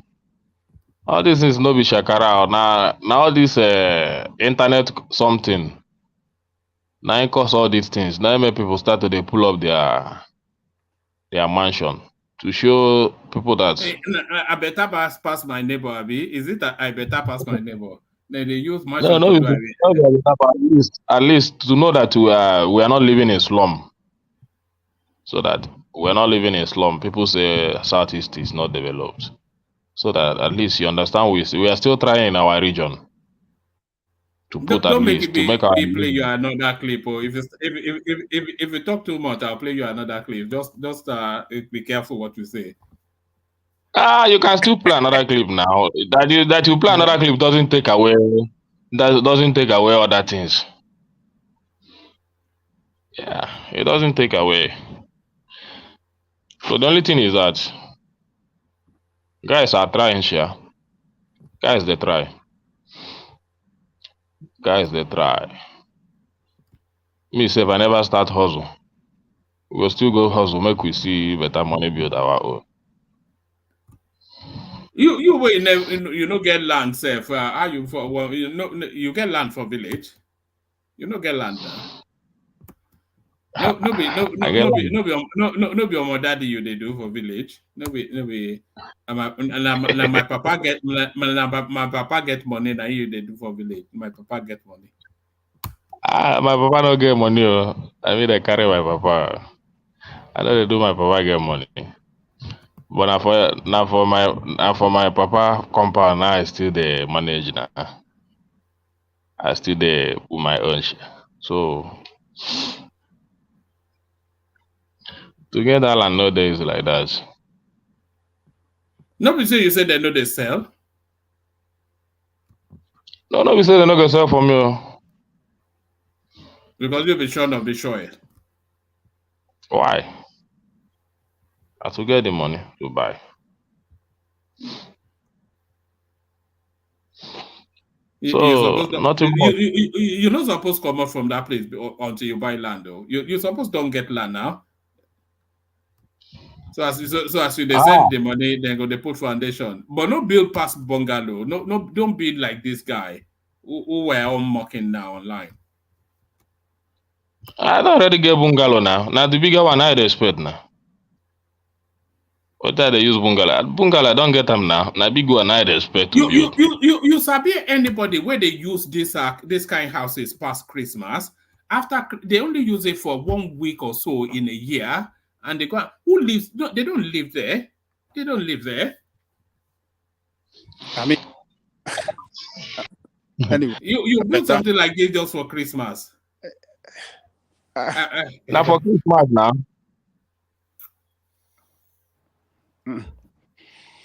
Well, Adalekoko, you're afraid to say what you want to say. What to say? I live once a year. I mean, well, it's just I think it's the culture over there. So it's just their way of life and way of doing things. The way we they don't. I mean, we cannot get the reason why they do it because they know why, and I think it's a way to, bring back their wealth home. Go outside their domain and to several parts of the world, and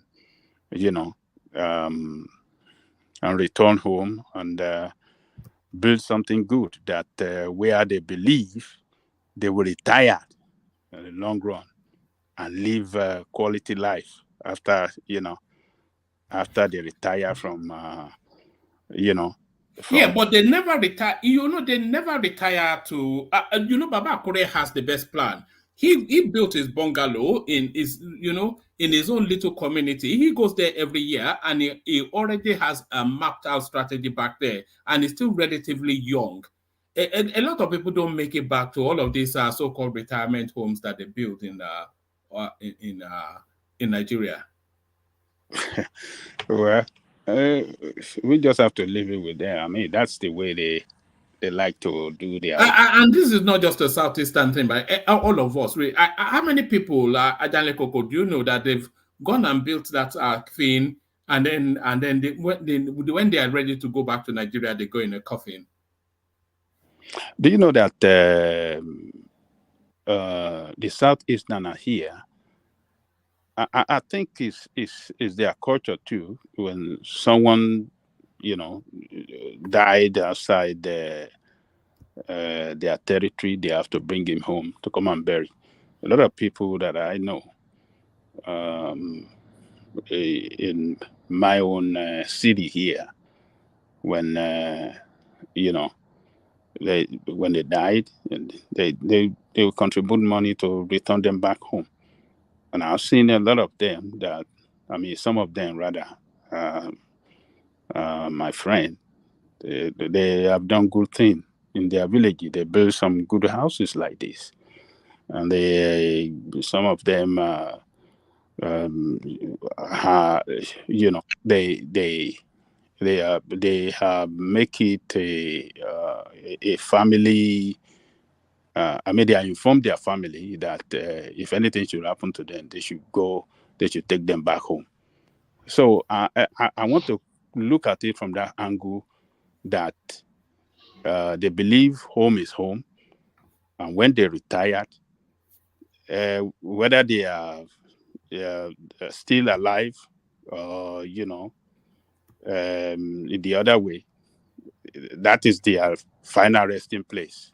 So I think that might be a strong reason why they are building this kind of fantastic structure in their villages. So it's just I was going to say it's nice though, but to be honest with you, and this is not if this was built anywhere in the country, I still have the same opinion. It's a garish sort of unless you're a governor.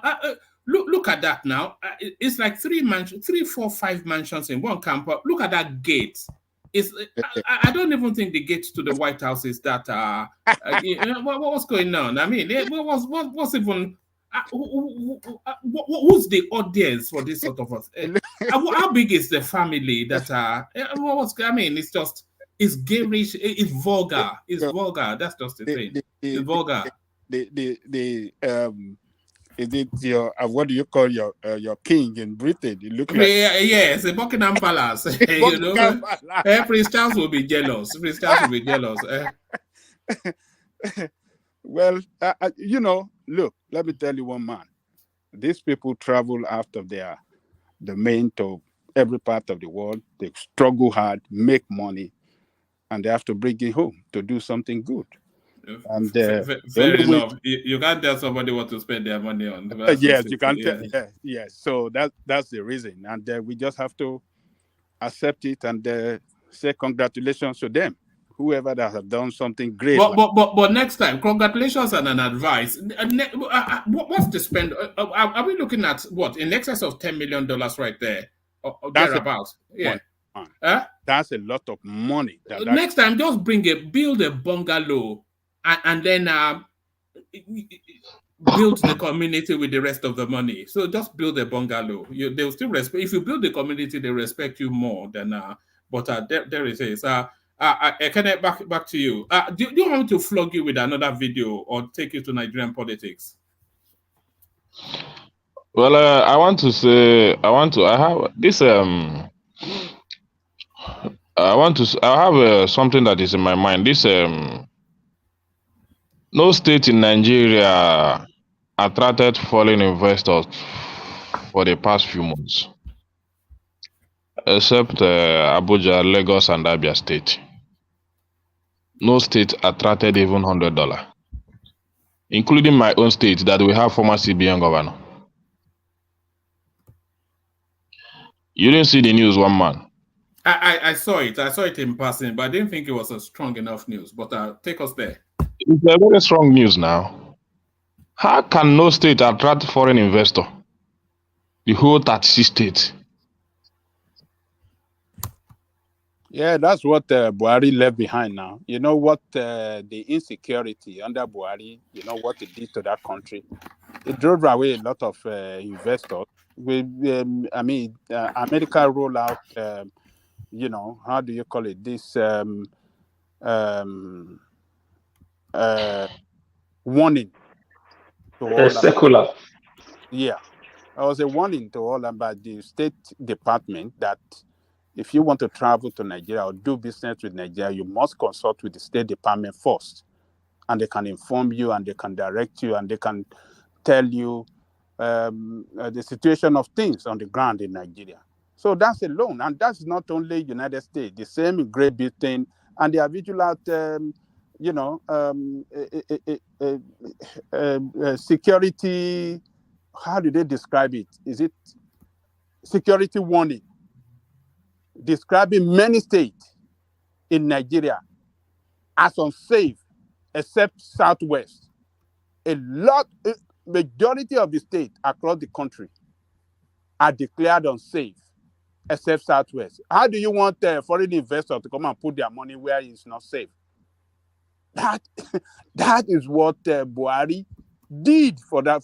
That was what Buhari did for that nation for 8 years. Go and check the record of direct foreign investment. It went down.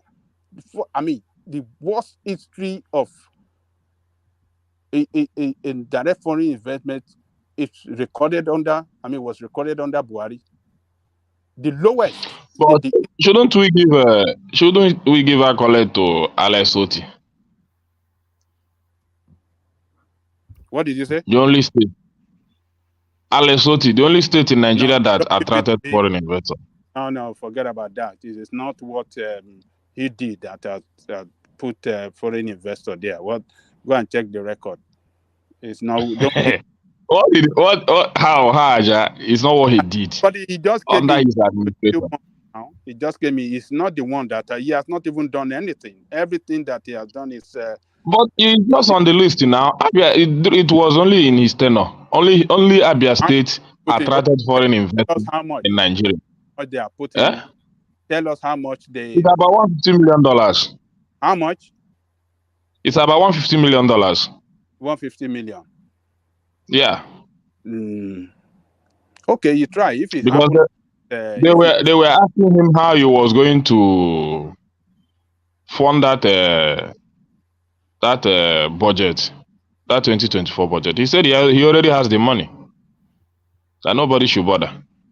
How does he have the money? What do you mean? Do you know how much? that was his answer. Hold on. Do you know how much he proposed to borrow under that budget? What do you mean by that? About 77% of it, he said he was going to borrow. What are you saying? You say you already. Where did he get the money? Well, but I'm happy for him. The only thing is that I know putting Abia on the map, the only state in Nigeria that attracted foreign investment. It's a great one. It's a great one. I'm even ashamed of my former CBN governor that couldn't do that. I'm ashamed of him because I thought we have an intellectual as a governor. You just hate that man, don't you, Ekene? I've not yet heard. Honestly, I don't hate that man, but you see, I've traveled almost half of Anambra. I never see any road done by that man, honestly speaking. Ekene, I think you are wrong. I've watched several videos of road being constructed by this guy, and we can pull it off. You can't say if you haven't. You can pull it. I'm telling you, I've never seen any road done commission, or I've never seen any road in Anambra State. No, that is wrong. Even the one he said he commissioned that Ojoto family side. I traveled that road. That road is still there. Again, this guy he is building a lot of road there, so you can't say the. I'm telling you something on ground. But Oga Woman and Ajani Kuku, this guy just came back from Nigeria. Sorry, he just came back from his own state. He's speaking about his state. No, I'm still in my state. Not that I came back, I'm still in my state. So you are there, you have got the right to tell us exactly what is going on there, not we. Let us not defend Soludo. Let us hear from the horse's mouth. Because you are right there now. You are saying what you are saying is what I will believe. No, thank you, sir. Because Soludo did not work for he has been attacked. No. But this guy is there. This guy is there. I cannot do that. I cannot do that. Even if there is any road that this man built, I will tell you. Yes. I cannot do that because he didn't. Where did the video that I watched came from? No, video is meaningless. He's only commissioning. The ones he commissioned. He's only commissioning. I told you that guy is only commissioning. He's not doing anything. And some are still ongoing. I watched several videos that Soludo. The only one that I know that he just put some pillars and some few. Is this a Kulobia or that a Kulobia flyover? Which even the major work is not even done.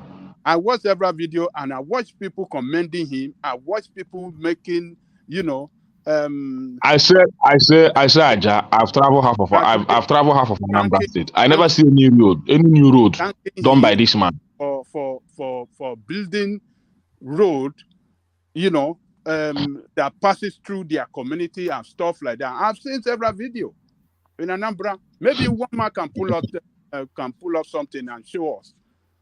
Now one man they pull up. Now maybe one man can give me. You can give me. Can give me location. Make I travel go there now. Okay, one man pull up something and show some video. And make sure that the location is there. I tell you, make sure that I know the location. I tell you, so that I will just travel there.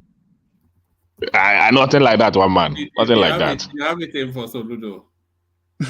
No, I don't tell you that. I tell you I go Agolo today now. My Oga road still there Agolo. Everywhere still there neat, very fine. His signboard was still standing, very big one. They built it for him. My P2B. His signboard was standing in Agolo Junction, very big one. Is it You cannot see any. Agboro? Is it Ogboro? Agolo. They have a very big signboard for him in Agolo Junction. I wanted to snap it, but I said, make I leave one man, make I not find your trouble. State, Southeast Nigeria, are not only good in yam farming, they're also known to be experienced fishermen.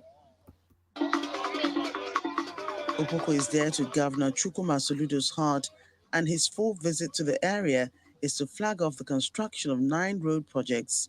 He is warmly received by the people. It's a historic event, and while the Commissioner for Works explains the processes, the contractor... So that's an example right there. So Soludo solution. Again? One, that is just a flag off. So it's not a reality. You know why I'm here tonight? Good evening, sir. I'm here because of this. I want to tell that Ibadan, we never imported any food. The Gbiras only in Ibadan. I hope this guy is there, Thomas. He can confirm what I'm saying. They grow yams, grow everything for us in Eleyele, in Molete, around Ring Road. Where is the land for farming in Ibadan? No. The land is so fertile that have you been to Yagoku? Although if you go to Ring Road, no, hold on. If you go to Yagoku, we have the timber bush there, Gedu forest. But if you are going to Lagos, you are going to Molete, Ring Road, on the right side, it's a hilly place. There we can they grow yams and everything. And then we go to Eleyele, another farming area. Then you see, so they can grow the Dugbe market. We don't have places for vehicles to be coming from other states that much. You know what I'm saying? So we have enough food sufficiency. And then all this Gogo area, you are talking of you go to Ore, you go to Bini, you go to, that guy was telling me about Bini now, Satellite Road, those, Auchi Road, this Ekpoma Road, they plant rice and everything, Ekpoma rice from Edo State. So there are a lot of things. So without, and then in Badagry, they grow onions. This is how go. They used to grow their onions also in around Badagry, other swamping area. So we can. No, they don't grow to the industrial level that satiates the needs. But let a carry on. I'm not quite sure what you're talking about. That the farm. No, but you should be sure that we can actually live without them. Look, you can live without anybody if you have to live without anybody, but there's no land in Ibadan for farming. Ibadan is a capital city. What are you even talking about? I'm telling you that the small space that we have, that they haven't built homes on, was able to give us enough food. I never see people enough food to satiate them. Back then. All right, no. Just let Ekene carry on. I don't know. Yeah, let Thomas come. Ekene carry on. Yeah, one man, what I see is commissioning. I said, no, there is no road project going on in Anambra State. There is no, he has never commissioned any road since he became a governor. I don't want to go I just don't want to go and start searching around, but you can start searching now. This is, you said, Obalo. It's only commissioning. I told you I watched the one he commissioned in this area. I went there, I didn't see anything. The only thing that I know is that federal road that teared into 2 along Ihembosi. And I know that I don't know whether that is the federal government that is doing that one because it's a federal road. They are patching it up. They're almost completing it. So, but I didn't see any road done by this man. He only organized commission. He built this one in Uruegbe, Umoji, Uruegbe. Can you see it? So that's him commissioning the road right there. Why are you laughing? If you see one man, I saw somebody saying that how can you compare Soludo to P2B? See, this guy is just making me laugh. Oh man, let's forget that one. I didn't come there for that. All right, take us to Plateau State. Take us to Plateau State and what's going on there. Is that making the news where you are? It's a very big one now, but for government to say that this action is carried out to embarrass Tinubu government, how can somebody say such a thing? You just carry out such terrible act just to embarrass an administration. Man, it's our country. I tell you, say propaganda too much for this government, but make I just look them with one eye.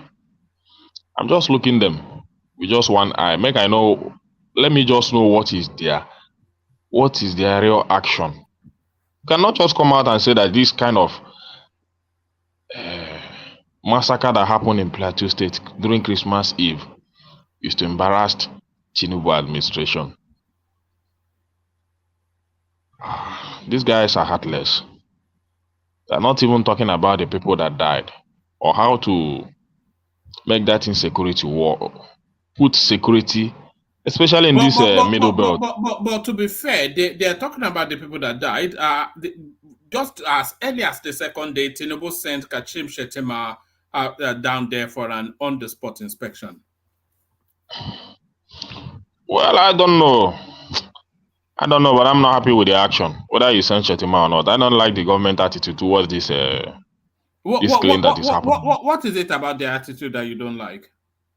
They feel so relaxed. They're not even They're not acting towards making plans on how to build a proper security architecture for the country. I think we have to have more debate on security and put more action to it. But that attitude is not there. You see, even the police, the armies and all that, they complain also. They don't even have the way all it takes to even tackle the insecurity in the country.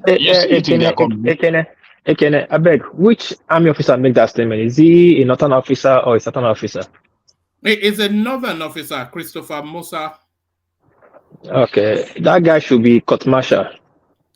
Before Tinubu was swearing in, or when he was just swearing in, one of these commander in Ojo Canton, I don't know, or command this thing, he was saying that the military should show allegiance to Tinubu, and I make a complaint here that military they're not entitled to show their commitment to a president. They are entitled to show their commitment to the constitution of the country. They are meant to protect life and property of the country, protect the border and shore the border of the country and the people in it. Now you came out to say this kind of thing. It's highly tribal political statement, which can cause a lot of problem. If any Southern has said this statement, then we have put ourselves in a big trouble. How can you say the killing that just happened is for them to embarrass Tinubu government? What does that mean? When it was happening during Buhari time, do you say it was doing it because of Buhari government? Yeah, but we had a lot of it that was political insurgencies under Goodluck Jonathan. And one of the fears, because usually when you have a southern president, they not escalate the insurgency just to undermine that administration. So I think it's that space that is speaking to. But you don't make kind of statement in the open. And what has they done to prove that statement that this thing is actually to embarrass the government? Have they made any arrests since? Is that they are making arrests? It's not they are making arrests. Are we seeing any arrests being made? They said they are making arrests. This is the word we'll be hearing from the previous government. Don't forget, this is APC to APC. I hate what Ajoko was saying that Buhari has messed up this country. You should stop using that language. APC has messed up this country. It was APC to APC. But we try to not single out APC and put Buhari there. So Buhari is not a APC member. We should stop all these things. And then I don't try to use this to justify anything. There's some certain shit going up in my state. There was a sector commander, unit vigilante group was just assassinated, was killed, shot. Immediately, police, almost 200 police were sent to that place. They got people arrested. We are watching it. You have to deter people from doing such thing again. You have to show the will of show of force. You have to show to people that ensure them that now you are safe. So that the next Nigerians will see that okay, the country is coming back, getting back their sanity. The foreign country, foreign inspector will say, okay, these people are putting things together. You are saying in your mouth that you are making an arrest. Where and you are showing videos that this woman is complaining, saying things are on ground. That's the same thing on ground. Our military are so infiltrated by politics and tribal and whatever motive that they don't take anything serious. They are not serious.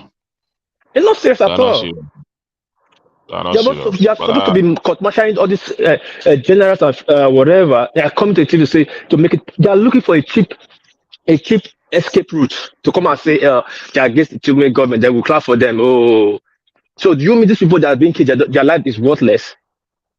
Oh, because they are APC, that's why they're killed. So for that, their APC is good for them to die.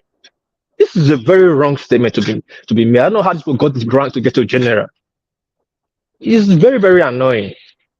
Can you take back your flocks? Yeah, nothing much. It's just that I'm still looking for a better country, a better government. Where is one man? One man is not here. This I wanted to ask him. This budget they just added is it 1.8 trillion or so?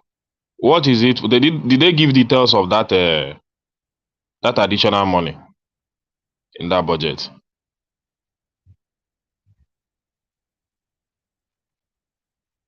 Where is one man?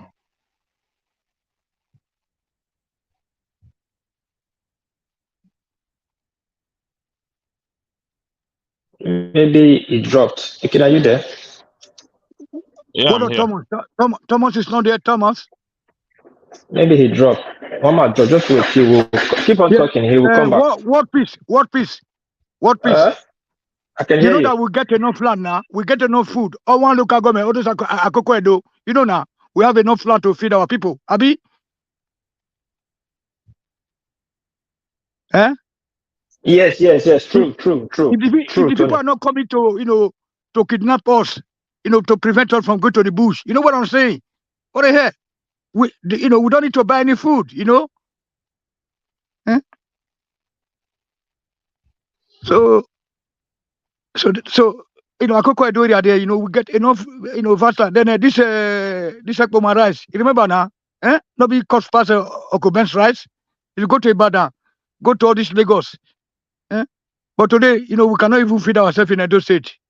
They said that they bring food from Lagos. Now Ibadan, and they produce eggs for us now. Eh? All those Bermuda poultry, everything don't go. You understand me? So for Ibadan, when I thought that time, we get, if Ibadan can feed itself, so we have got enough land, fertile lands surrounding Ibadan. You don't go Ibadan before? What peace? Yeah. I don't go to Ibadan, but I just go there for visit for like 2 weeks. Okay, so all those areas where they come from, Express Road, the links, the left side, man, it's vast land, Then from there to Abeokuta, if on those states now, that they're just like Edo now, they will get this Bini or Wena river together, that means fertile land on those states, So I don't know why we should need these people to. I mean, it's just cool. It looks just too crazy that we can't see nothing wrong in our fellow citizens that are coming to. Right now, so they speak now. There's something going on in your state. I don't want to, let's say allegedly, okay? Make us stop.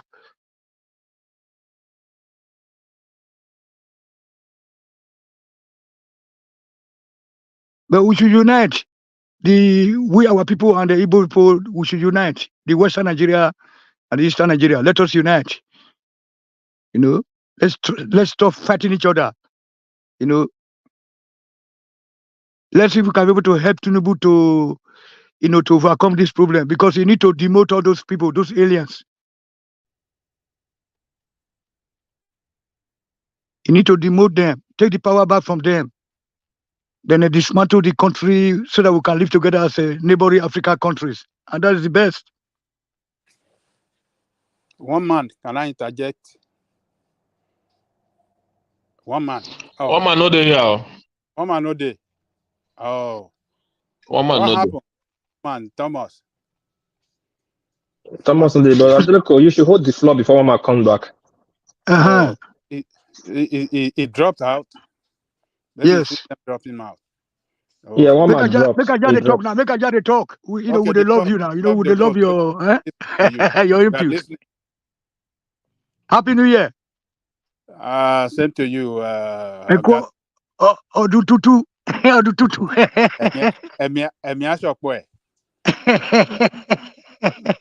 Ogasa, you dey try.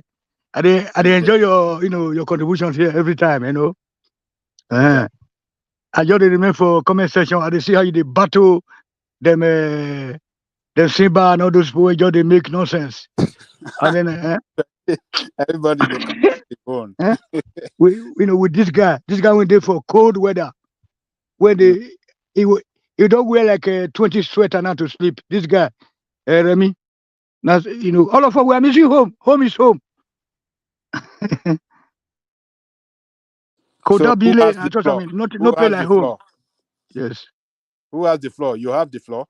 No, Angelico, you take the floor. You hold the floor. And now you now, Oga, Ajani talk to us. Okay. Who is in charge? Who is speaking at the moment? Is it Ekene that still have the floor or who? It's no man's land now. No man's land. No. It's the Canada. Hold on, Tony. It's the Canada hold the floor, but I interjected and one more drop. So, Angelico, please hold the floor before one more comes back. You can bring a Canada in back and front. I can interject back and front so that you can keep the show going on before Mama comes back again.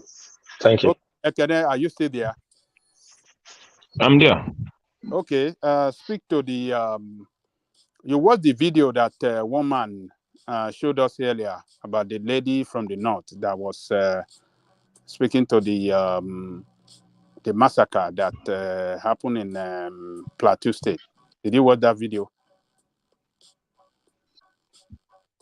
No, I didn't watch it. I just came when you people were deliberating on it. Oh, okay. Yeah, so be free. You can. Do you hear me? Speak on that. You can. I listen to it too. I listen to it from my WhatsApp group also. I can give some some submission on that. Hold on. So let okay. Ekene with this. Okay. Yeah, we come to you. Yeah, Ekene, whatever you want to say on that, you can, share it and, if you have any other. I just saw you guys deliberating on it, but I didn't watch the video, Sha. But whatever the person might be saying, I don't know. But the truth is that nobody will see that thing that happened in Plateau State, and they will not feel somehow. Will not feel have sympathy for that region, for that state. That state has suffered a lot, and the government is not doing enough to protect them. Government is not doing enough to protect them.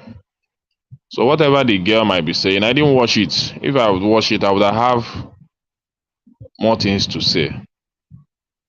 Okay, can I say something about it so that you can listen, Ekene, my brother? Okay, no problem. You can. Okay, so I watched the video. My answer to the video, or my response rather, is that not Tinubu's problem. It is the problem of the leaders of the Middle Belt. Sorry, the Middle Belt, because they have been part and parcel of this northern group, this northern Elders Forum or whatever, the owners of the country. So it is they have been using the same quota system. Now that it just backfired on them, that people that are together, some of them have now tried to overpower the other one. So, but from the beginning of time, it was Danjuma that stabbed one of our best hero.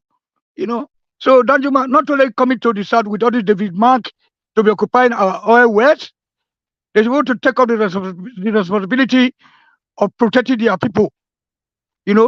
They are the secretary generals of all this Arewa conference, Northern People's Conference. They are the leaders there, the administrative department. They are the most educated there in the north. So they should be able to handle the issue by themselves. So as far as we Southerners are concerned, the problem of the north and the middle belt, or whatever you call them, is we have to place it on the shoulder. When it's too heavy, you Lego ram. That's my take. Okay, Akene. I think Yeah, Babaja, another thing I want to say. The level of electricity in this village, why are we not having it in Lagos in other places? The level of electricity in my village, I think, is the best in the country. They don't take light here, Babaja. you sure say na village it is so? Honestly speaking, none of them take light for my village. Village where they get electricity pass city. Ha. That one I make don't even everybody want to how go fit make carry this everybody thing go Lagos. locate go there. How go carry this light go Lagos? Okay, tell us how many hours you have electricity, and since you've been there, if there have been any interruption or how you what's your experience look like? You can tell us. Share it with us.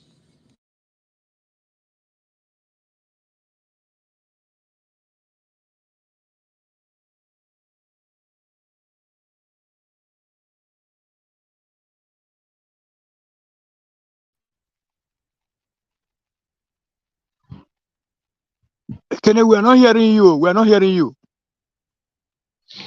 I say, why are we Can not I making drop? electricity to work in every part of the country? It seems that this government, Nigerian government know what they do. Electricity. We are having 247 electricity in Nigeria. I mean, in my village, 247. You know, we have rural electrification or something, some kind of project. Rural electricity board. Electricity board that is responsible uh, for providing electricity in rural area. It might be that that is what is working well in your rural area. I mean, your village there. That's your village is enjoying. So we don't know. It might be. So They are you say that telling us? it's a make-up So since for you it's a came, make-up since for. you travel home. So are you telling us since you travel home, you never have any interruption? You have 24 hours electricity. 20. Honestly speaking, Aja. Wow. Even my generator, I don't know where my generator there for village. I mean, honestly speaking, 247, 24 hours electricity, 24 hours, day and night. Honestly speaking, So compared to Lagos, where you live, how many hours do Lagos you? no get water. Yeah, but Kenny, is it so all over Anambra State or just your village? Because probably your village is like a Lekki peninsula, like Lekki area quarters where they will make a special arrangement with the NEPA. Are you sure that it is the power supply is also around the states or the communities near you? Because you said that you have been moving around. Is it the same experience? A make-up for electricity now what they call them. And you know go fit use prepare meter. They know they use prepare meter. Na No, but community bill. is this so 24/7 in other part of Anambra State or at least communities in your local Not government? everywhere, not everywhere, but Eh, anybody that's all. anybody That is using that to make off online. That to make that's off okay, online. but Anybody using it, the way you will be enjoying the but the same way you are thing. trying to hold on, the way you are trying to make us to understand like as if you guys you're having a steady supply of electricity, which is wrong. So maybe it's just a generator somebody placed somewhere around your settlement area there. You know, that's okay. The person that generated the light is called the make off for. So he's the one distributing it.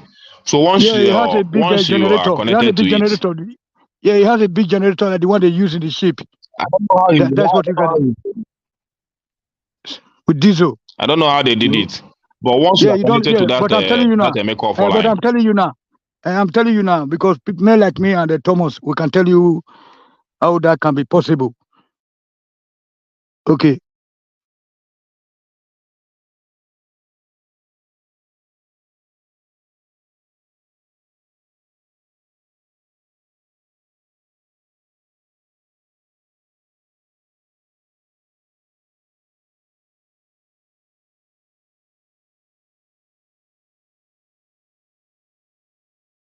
Make a Johnny Coco call woman via the telephone.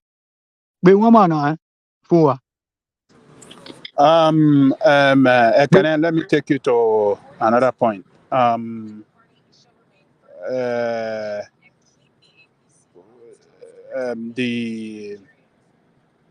chief of, what do they call this? The army chief. Make Lagbaja, very funny, Lagbaja. Yeah, he made a statement that the attack that happened in in Plateau State was meant to embarrass the president. So, what do you have to say to that?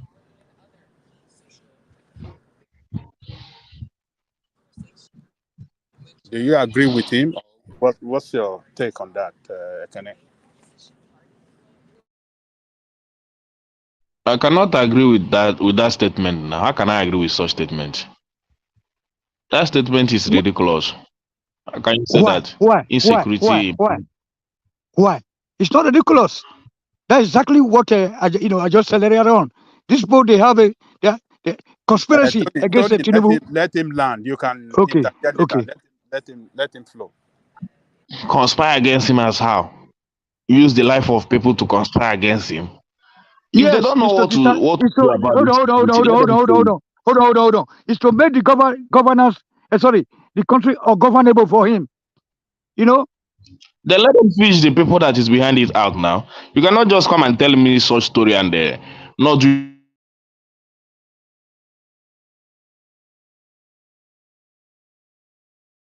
Okay, the network took you out. And then, meanwhile, I just want to address our people here tonight. We should not be always try to be politically correct here. We don't know the stand of these people, this other section of the country, that whenever one of us is in the government, they will try to thwart their effort. Obasanjo, they try to thwart his effort, they brought Sharia. Jonathan, the same thing, and then now this guy. So let other people talk now. Okay. Other people can talk. Oh. Ekene. So. Yeah, Babaja. Yeah, I thought you are speaking to that statement by the army chief. Yeah, I'm saying something about if they know behind it, they cannot just come out and make ridiculous statement like that and think we are fools. You understand? Nobody's a fool. I agree with you. Nobody's a fool. So other people can talk. Babaja. Let me see. Okay. Man, I call one man. Man, I know where in do.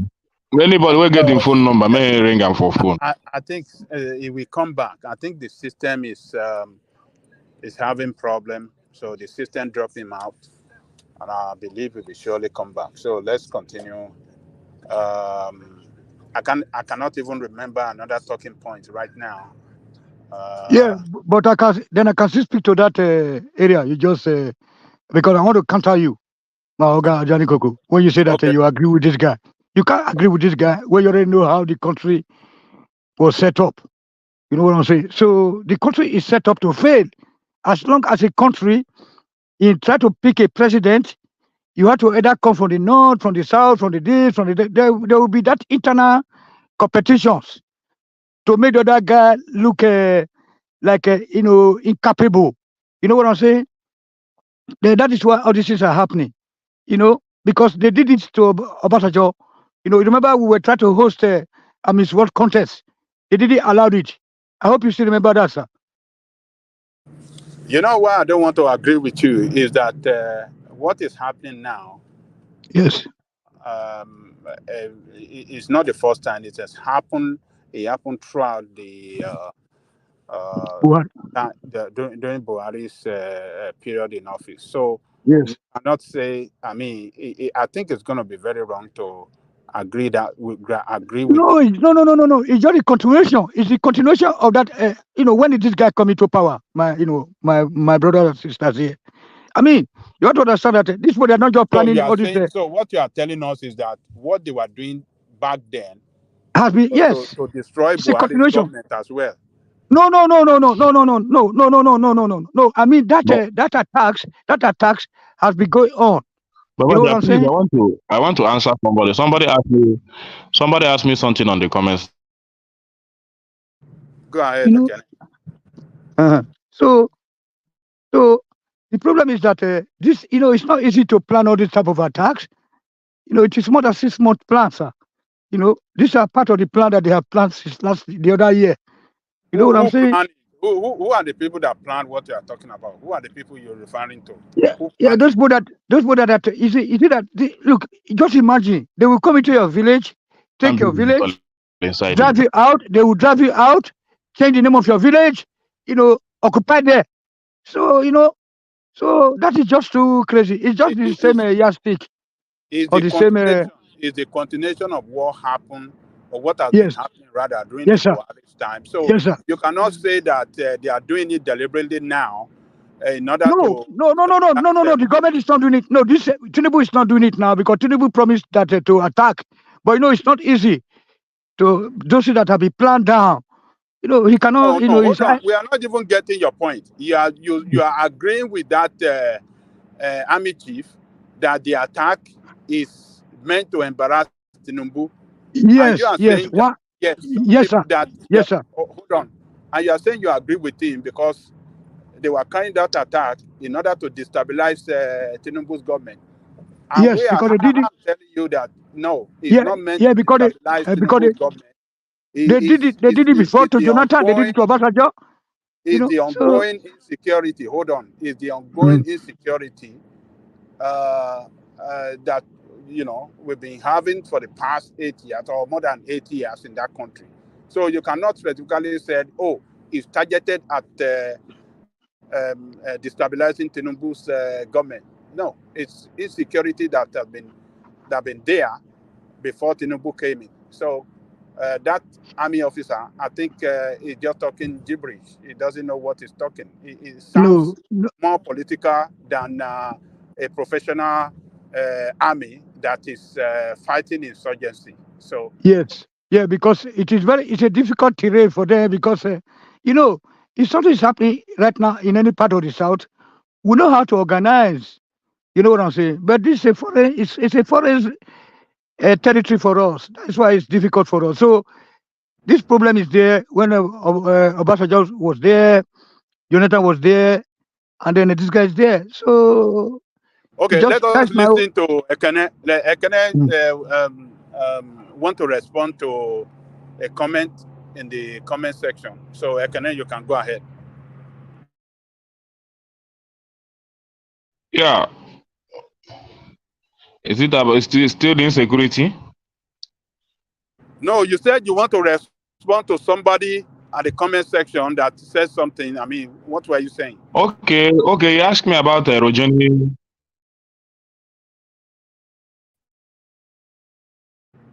You said the person asked you about what? I was trying to tell him that built some hotel inside it.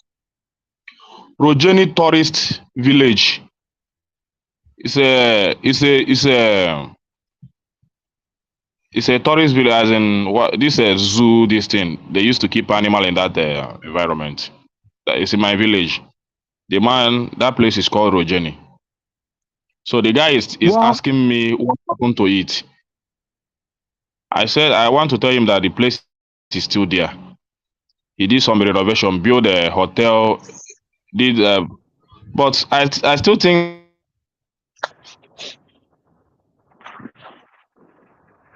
Ekene is dipping in and out. Is it my network or is it my phone? Okay, is that Charles? Who is that? It's me. It's what piece? What piece? What piece? Okay. Yeah, you want to say something to the lady? You watched the video, that lady's video? I didn't watch it. I met you guys analyzing it, but I know it will not speak something new that we already know in this country. But my own problem is this. All the things she has said or mentioned that we know, and yet the stuff keep happening all the time. It will happen. People will come out and say the things they know that we know is really going on, and yet the security apparatus will not make.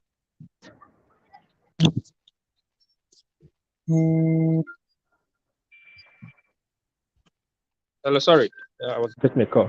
The security will not make a. Okay, no, that person will not make any arrest to show that they are on ground. Oh God, this woman, leave me now. Somebody is disturbing Hold you on. with. Yeah, mother, I'll call you by this one.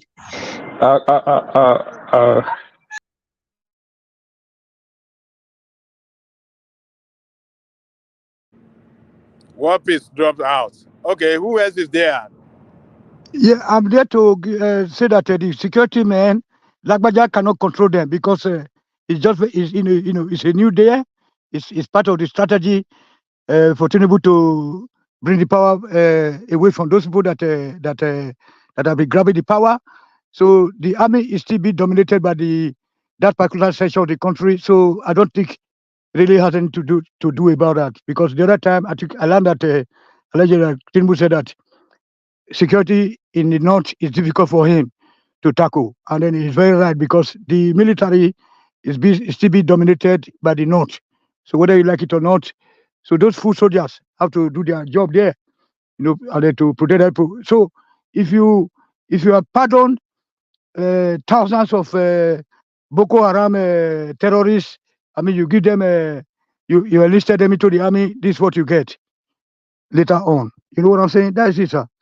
Johnny Coco. All right. I hope now you can be able to rethink about the whole situation. That we are, so we are not fully in charge of the army or Lagbaja. Look at that name, a powerful name, such a powerful name, Lagbaja. Assuming that we actually have the dominance over the Nigerian army, then I think that Lagbaja will not, go there 5 minutes response. That's it. He cannot. So they have their limitations. All right, sir. Janiko, try to think about that. Thank you, sir. Yeah, I think the problem is more than what Lagbaja. Yeah, I don't think it's. Can handle. Yes. Yeah, whether you, yeah, I think the problem is too as. I mean, the problem has overwhelmed the military. Yes.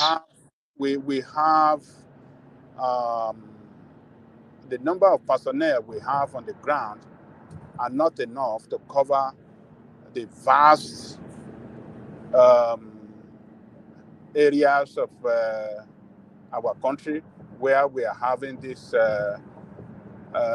insecurity problem. So, Yes. and the failure of intelligence as well is another problem that we have to consider, that the army and the security forces have not handled well. So a lot of problem And that ill-equipped army, ill-equipped. So yeah, those terrorists are more highly equipped. You know what I'm saying? a lot of Yeah. problems. So you want Yeah. to And look speak at the to other time. When Tinubu was trying to go to Niger, they warned him, if you fight Niger, you are fighting my people. The same thing. Some characters in the army, the same thing. You know what I'm saying? Like Lagbaja may give instruction, please go there and deal with them. But they will say that these are our people. You know what I'm saying, sir? Please. I'm just trying to be not to be too aggressive today. I hope you are getting me, sir. yeah. So there are a lot of sympathizers, terrorist sympathizers in there. And I look at Gumi the other time. Gumi, he said that we should go and handle with them. I mean, the whole system is just bastardized, too bastardized. Okay, Tony. Is there any other person there that want to speak to the issue we have on the ground? Who else is there? Solely. Solely. Okay, yeah. Solely. Have you spoken? Yes, I've spoken. But me, I just want to say they should just go straight up, wipe the whole area. Give it like 1 month. Get a lot of army guys to go. Corner by corner. Square by square. Village by village. Round up a lot of people. All it takes is just 1 month of doing all this all over the country, and we'll see insecurity die down. All these things is not hard to get rid of. Even if we don't have the best weaponry, even if we don't have, the best ammunition, the best this thing, it can still be done. I don't know why they are not really serious about it. And also, they have to start being adamant on this kind of issues, because it seems like they don't want to go tough on Nigerians yet. You've already won the election. This is not the fourth year or the third year. Use the first year and wipe out all these things, because yes, it's detracting a lot of investors. Even if I was an investor, I will also listen to the US government, and I'm not a US citizen. I will not go to all those other states. So they need to do it, whether anybody likes it or not. So how do you want the government to tackle the problem? Because I heard you saying they should round people off villages, state to state, villages to villages, and then what are you suggesting? What are you suggesting as to how the problem should be handled? We already know what's causing the problems. It's just that they are doing part-time. It's like they are doing part-time work. They find people by accident, they get some information from them. Why are they not doing it all the time? Why are they not looking for these people all the time? Monday to Sunday, Monday to Sunday. Gather these people. Sometimes they gather them, they find them, and they release them again. What's the point of this whole getting the information, capturing them, and releasing them again? Doesn't make any sense. We have to stop giving these people in the north a soft touch, because if it was in the southeast, they will not go soft on them. They need to put barricades. They need to actually search these jungles, put cameras in these jungles. You don't even need to put a lot of cameras. Just put cameras in key areas, and watch these people. How is that done? How do you put cameras in jungles? You put it on trees. You put it on trees. You see that border between Canada and USA. Because these people are empty-headed morons. There's like a huge forest, right, between Canada and USA, but there are a lot of cameras inside those places. You can also put motion sensor, right? Because maybe you don't want, maybe it's solar powered, it can be triggered by motion sensor, so that it will save a lot of energy. These things don't cost a lot. They don't cost a lot. You put motion sensor, you don't even need to be there. The machine will tell you when they are there, and you ambush them. It is better for them not to even see anybody there, because it gives them the confidence to do their rubbish. When you want to catch a rabbit, you don't show yourself. You set traps. Basically, you are suggesting that we should put to use technology. Exactly. We should put to use whatever it takes. But I sort of probably one of the key. Sorry, can people hear me? Apologies, by the way, my connection dropped. I'm sure you already all gathered that. And we knew that. Yeah. So yes, technology is the solution, but not putting cameras on trees though. This is solid though. You'll be on the journey to a good idea, and then And what's wrong with putting cameras on trees? Guy, where has that ever happened? Cameras on trees? Border of USA and Canada. All right. Helicopters. Sorry, helicopters. But go that's to too much expense. That's no. Hold on. Sorry, helicopters in Sabita Forest. Smoke them out. You get a notice, please. So in 1 week's time, any civilians vacate the forest, because we are coming to raid that forest. Then after the deadline, you go in with all the helicopters. Invite Ghana, invite South Africa, invite all the neighboring countries to bring the helicopters. Go into that Sabita Forest and smoke them out, as they smoke rabbit out from the holes. Oh, all right, forget all that. Not as rabbit, but you can't just go and blow the place up indiscriminately. Obasanjo did it now. What did Obasanjo do? I think that time with OPC. Oh, I can't remember. He went and blew up talking about the village. Yeah, or the massacre. That's a different story, by the way. Anyway, that referred to as a war crime, though. Wasn't that some kind of criminal? That was illegal. You mean the massacre? Yeah, wasn't that illegal? Yeah, who drew Floss blood is really the question. Obasanjo went wild because they killed some soldiers. They said, Once a soldier, always a soldier. Once a soldier. Once a soldier. They killed some soldiers. They say, so, one man, Ekene, are you still there? One man, if Ekene is there, I sent you a video to show to Ekene some road that Soludo built and completed, and maybe you can show it to him, and I'll show it to him, but Ekene will still find an argument around it. I have plenty of them, but that's just one of it. That's just one, and that one is a major road. It's a major road that it's connected to major market in Onitsha.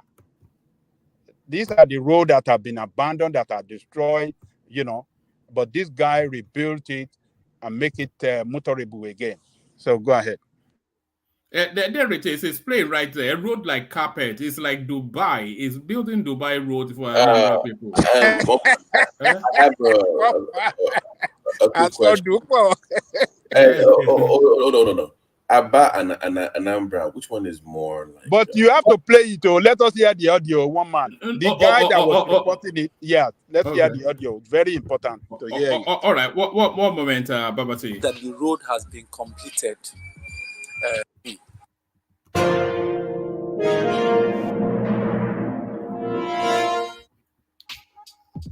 Hello guys, welcome to my channel, Compliments of the Season. If you're new, please kindly subscribe to my channel and turn on your notification icon for more interesting video from me.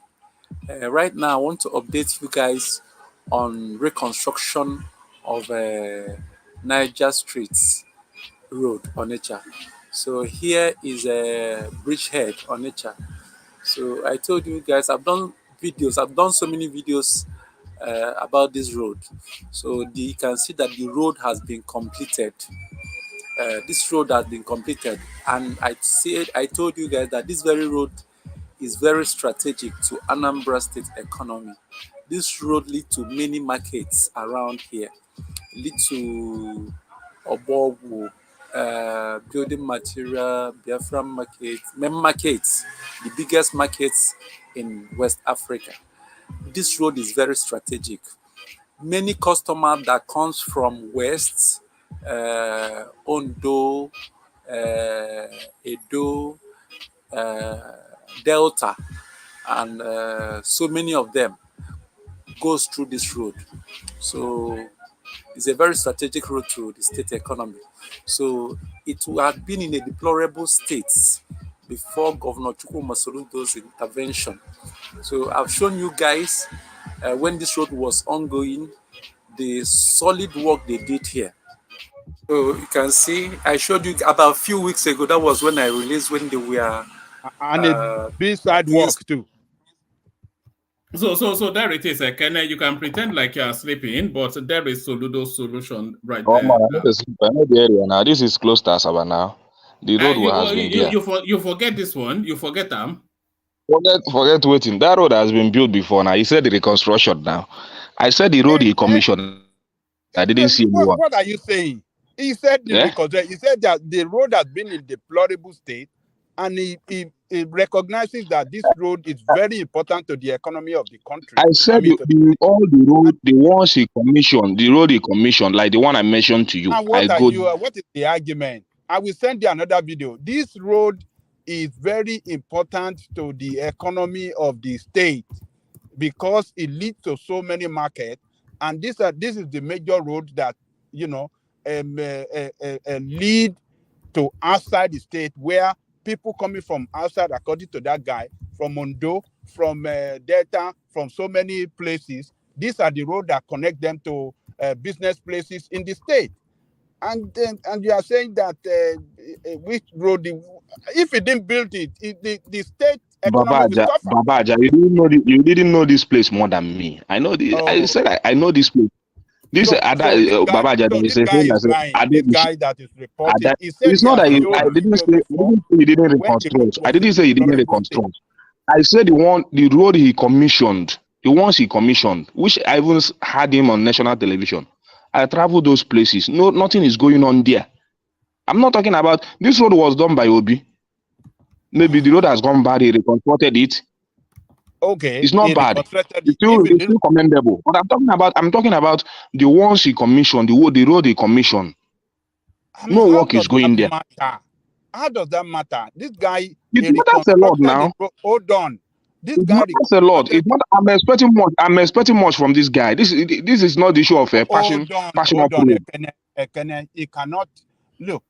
He reconstructed this road that is so important to the economy of the state.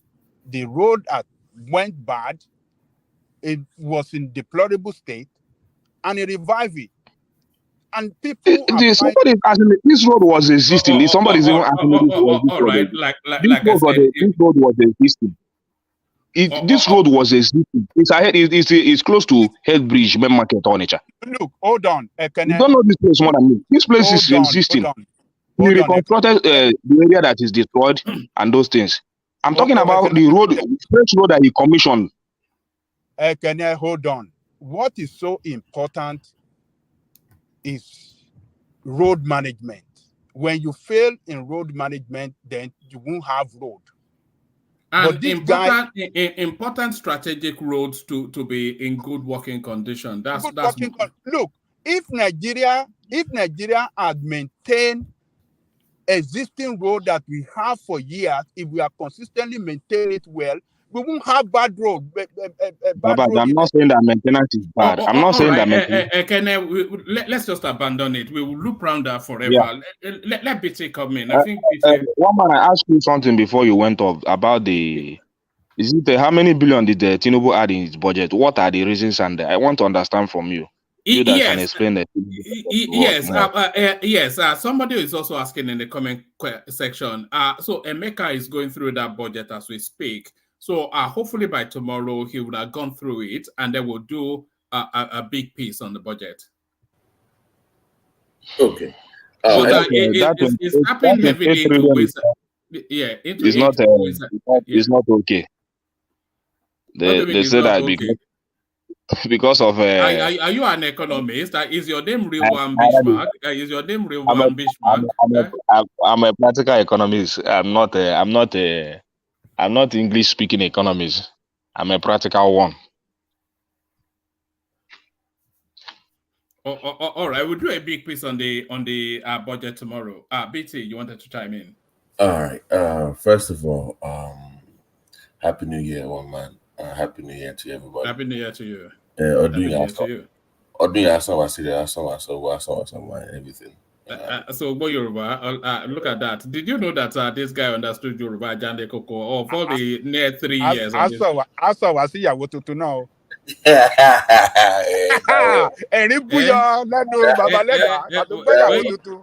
Look at that. The farmer needs a wife. When your name is not Neduoko. But I was just I think I was listening to the show 2 days ago, I think yesterday, and they had a list of foreign investment, and I think it was Lagos, Ogun, Aba, and Rivers. Then number 5 or 6 was Anambra, but Anambra only had about $4 million, and Aba had about $27 million in foreign investment. So I wanted to find out.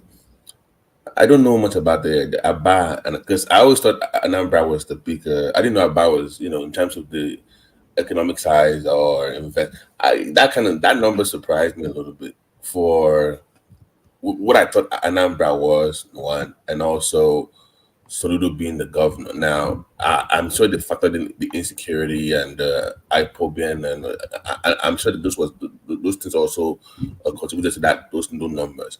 But for Anambra to only attract $4 million compared to Aba 27, 28, that kind of I was surprised. Because one would think, Soludo being there, $4 million investment for a year. That number is really low, don't you think? Yeah, it's extremely low. And as you were just speaking, just off the back of what you said, I'm just doing a quick check here. This for you, Babati. The biggest economy in the southeast, I think, is Imo State. When did this? This is 2021. Imo State 7.6 trillion, Anambra 5.1 trillion. So Imo State is the biggest economy in the southeast. Yeah, but one man, there's a foreign risk now. Check what we are talking about, not biggest economy. The state that attracted foreign investors. Yeah, it doesn't matter now. It's still. I don't bring your old list now. This is 2021. But one man, that is even a further indictment on Anambra State, because if you are number 6 on the list, you should not be doing $4 million a year. That is way too low. And for a former CBN governor being the governor of the state, that is a disappointment. I said it here. I said it here. That's not good enough. Sorry, there's a guy trying to connect. Mark, can you mute and unmute your? Yeah, it's gone. Carry on, BT. So you're surprised that Anambra is not attracting the I don't know about how big. Can you look at where does Abia rank on that list? One man, can you go down? Let's see the number. Yes, Lagos at the top, of course. River State for obvious reasons. Look at the size of Lagos. Lagos is 41.1 trillion naira. It's insane. Look at the nearest one, the closest number second, 7.9. So Lagos is over 4 times. How many times? Over 7 times the economy of Lagos, a country on its own. It's a region. It's a coast on its own, like a West African sub-region. It's a sub-region on its own at this point. Yes, it's a country on its own anyway. Where's Abia on the list? Yes, it's certainly not on the landing page, so we have to scroll down to find Abia. This is Emeka's home state, by the way. Number 18, 3.5 trillion. So how is Abia doing 27 and Anambra number 6 doing only 4? I really want to know if I'm not the economist on this shit. It might well be that. I think. Yeah, go on. One man, this is not the current list we are talking about. This is not the issue we are talking about here. You understand? This issue is about the last few months, the state that attracted more investors. It's on the list. It's current. That is what I want to see. This is old list. You are talking about yes, I'm talking about the current government. I want to see the current achievement in terms of foreign investors of our governors. Which Soludo is nowhere to be found. You are just giving me a old story. These are recent stories. Ekene and Babati, I'm surprised that even Babati is raising this as a big issue. No, I'm asking. I'm only asking. I'm not actually. I'm just asking that. Yeah, we know the state of insecurity. Yeah. State of insecurity in that region, which is more concentrated in the state. Which investor want to take money to where it's not secure? Look at the whole of the country. Where do you see investment from abroad? Babaja, if you're talking about insecurity, let me tell you, Soludo came in before Alesoti.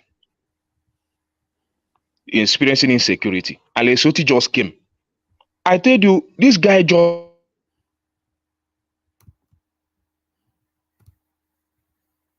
out of are you telling me the insecurity in Abia State is as bad as that what we have in Anambra State?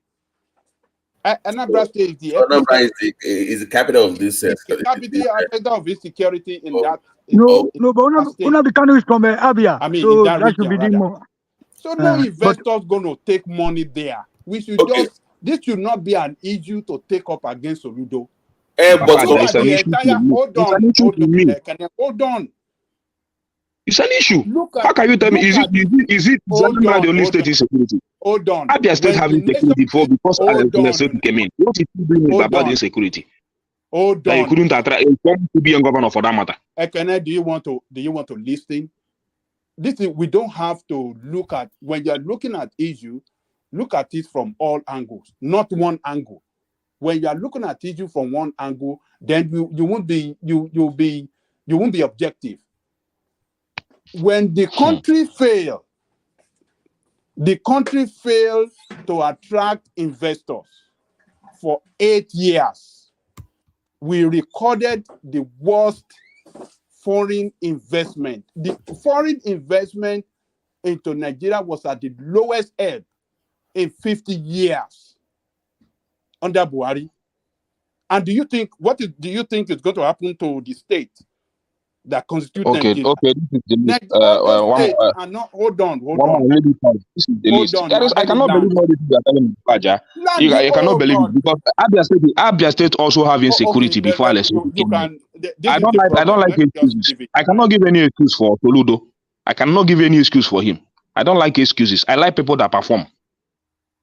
I like people that force investors to come and invest. If you know that he cannot do that job, he shouldn't come out to be a governor. Stop this, man. Stop this. If you are just I cannot have any excuse for him. Your hatred against this guy is because this guy nothing like being against him. Because it was against Peter Obi. That's why nothing like that. That's why he has disappointed me. He has disappointed me to the barest, to the highest minimum. He disappointed me. Under how many years? Let me tell you, if you don't know, his campaign is starting this year. 2025 is the next election. The campaign is starting this year. Next year, by November, we are having another election in Anambra State. Ekene, do you give him a chance? Ekene, do you give Soludo? Do you think it will return, or do you think he's not going to achieve anything? I tell you, his campaign is starting this year. Soludo will win, no doubt about that.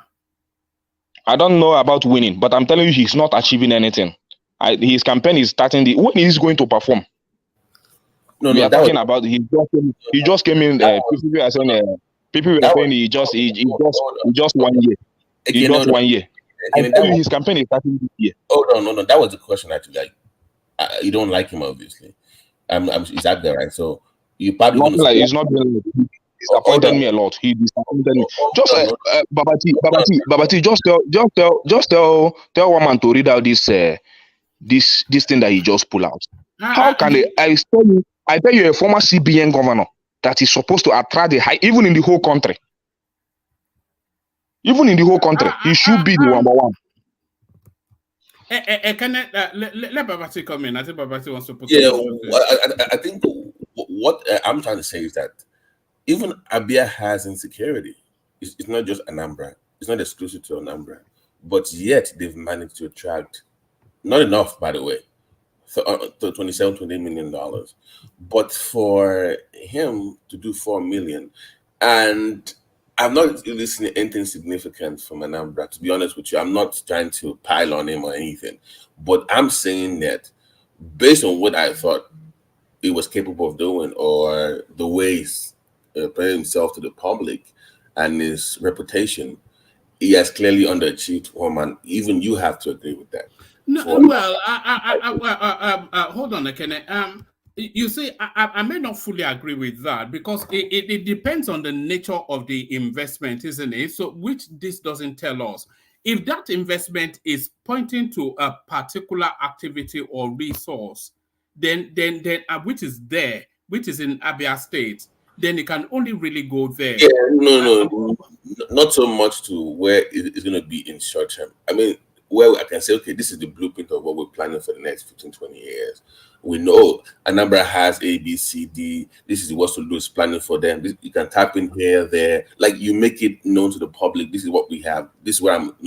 there's no clear blueprint where I can say, let me go look into this and say, this is what Soludo is planning for Anambra in this area, and that area. I've not seen anything. Maybe I'm not looking enough. Well, even Prince was reporting that Anambra, Soludo guarantees security and provided that, especially for this festive season.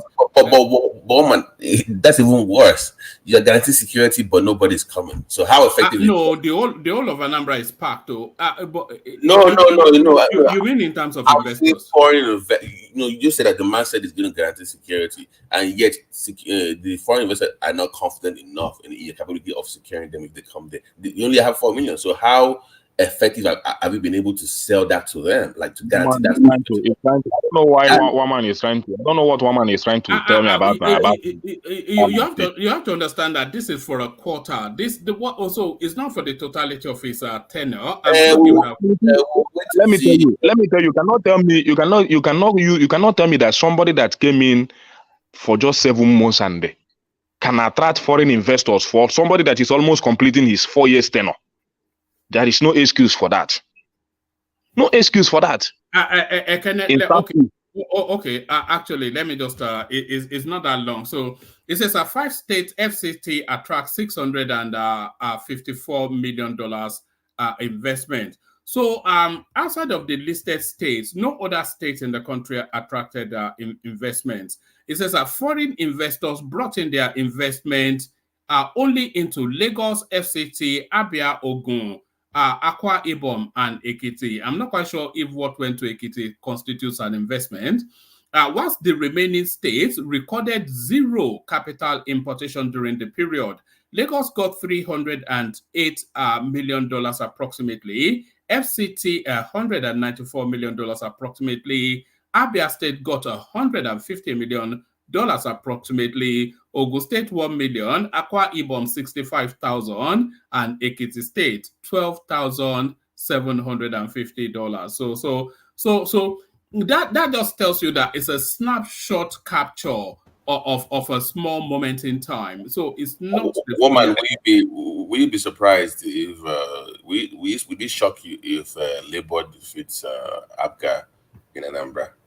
Like if the momentum, like the way they build momentum enough to unseat him, do you think that will you be surprised? It will shock me because there's not a big enough name in Anambra State to defeat Soludo. I can't say a name that is big to defeat Soludo. Anybody Labour? You know that moment we already we already know the person now. Don't worry. When the campaign starts, we'll tell you. Don't worry. Give us a name now, since you know the person. Who's the? It's one of the Uba brothers, isn't he? It's Valentine Ozibo. Cool down. No, you must be joking. He will defeat I'm not Soludo. You know, cool down. By the way, Ken, you know, it's going to be a force for four horses because you have APC, PDP, APGA, and now Labour. So that's going to be a very tight one, man. Okay, so it will be. APC now mount a very big signboard in my junction. Very big one. Wait. Wait. One man, how does in the federal elections, right? You must have 2/3, right? That's the split. But at the state level, I don't know how that is. Do you have an idea of if you have 4 competitive candidates in the race and they, come up with huge numbers? Do you know what the split is? It also 2/3 at the state level that you must? I don't know, but I imagine it would be. If somebody can answer that in the comment section, do you need 2/3 in local government areas? No, I don't think so. Yeah, there has to be some. I know Soludo won barely by with like maybe 1/4 or 1/3 of the vote. Soludo won because of the love of Anambra people have towards him. Then, even me, a lot of people campaigned for him. Yeah. Well, one man, to be honest with you, I think that is winning his people's choice. I think he's in trouble, one man. You think so? It's quite unfortunate. Hold on, let her beat come in a bit. Yeah. Because if you look at the last election, the one he won, it was a 3-horse race. It wasn't a clear choice. If you look at the numbers, go look back. I still remember it wasn't a clear choice. Now If you not add one more individual to the race, and it's very competitive, then it's going to be a tough one for him. It's going to be a tough one, and it's not even part of the ruling party. That even that election, Betty, he didn't win with good margin. He didn't win with good margin. It wasn't that one man. Go look at the numbers. It wasn't like a huge margin that he won with. It was close. So that's the reason why I was asking that at the state level, must you have a runoff or something, because he's in trouble. Just go look at the numbers. Yes, it won with 112,000 votes and 46.5%. Really? Are you sure? I'm just literally reading off Google. It says in total, Soludo got over 112,000 votes and 46.5% of the votes as runner-up. Ozigbo obtained 54. So it actually doubled the runner-up. 54, 43,000. Yeah, so he got 112, and then Ozigbo got 54,000. They split the three. Oh, the same Ozigbo. That Ekene is now championing. Yes. So Ekene, what changed? I mean, okay, the love for him, like you said. It was a flogging. He flogged. Okay, I was wrong. Okay, but so what would change now? That's what, because I know it's not performed well, but sometimes you might not. Are you conceding that, Babati, that is not performed no, well? No. Listen to what I'm saying. He's done well, but I'm saying that for my own expectation of him, is not just good enough. Doesn't mean that he hasn't done well. Don't get me wrong. He's done okay. But for what I was expecting, no. But he didn't do anything. Don't say he didn't do anything. I don't know what you people are trying to do. That one is done well enough, but not enough for what I was, my own expectation. That's just the difference. I think what we will find, because those governors, they play this trick a lot. I think what you'll find in the build-up to that election is that he'll be commissioning project after project. He'll be delaying the completion of our key projects. And then in the build-up to the election, he'll invite Tinubu, he'll invite Wike, he'll do all of these things. And then they'll be saying he's a builder and all of that. That's probably the trick. That's what the worst part of it. The worst part of it is that the guy has already lost the love of most of Anambra guys. I'm in town now. I know what is happening. Nobody even care what he's doing anymore. We all know that he already fought. All because he wrote an essay against Peter Obi. I don't know. He was one that put himself in the spot. Obi told him to go and do his best as a professor. So we are now watching for his best. A professor that couldn't even that couldn't even attract a foreign investor. Common banker attracted more than him. Common banker. Sorry, woman, it's also this whole southeast. Go to Abia State now. See how they are smiling. Woman, yeah, it's Osigbo PDP or what party is Osigbo? What party is it? I think he ran under PDP in the last election, but I suspect he is he going to be on PDP now? Yes, he's in Labour. Labour. Okay. No. So Ludo is Abga. So it's Labour. Okay. All right. But no, I don't feel that Soludo is getting sufficient enough of his props. I think he's done an excellent job in Anambra State, and all the feedbacks I'm getting is that the people love him. I don't know why. I think it's kind of playing politics here. I'm not playing politics. So if you like, woman, if you like, talk, make you say na politics, not be politics. Soludo na failure. The indices are there. I'm in my state. I know what I'm talking about. Nothing has changed ever since I left Anambra State. In terms of road infrastructure and everything, everything still remain the way they are. It's only people building mansion. Nothing has changed. You never build any 2-lane or even one lane. You just brought up a video of a reconstruction that he said that Obi didn't build anything, but that road that he reconstructed was built by Obi. That road is not even up to 1 kilometer. Along if you just enter Second Niger Bridge, first Niger Bridge, that head bridge, That road that surround the main market and Opiweka. It's not even up to 1 kilometer. I know the area that was spoiled. You just patch it, and somebody come and did a video. The main one that he commissioned, no, nothing is going on there. And you people brought up, but not be propaganda of it. This is not propaganda. It's not about hate. It's what I see. All right. All right, Wama, sorry, sir. Baba, sorry, Prince Daddy just confirmed that he passed through there yesterday. That place is absolutely says zero development in Anambra State.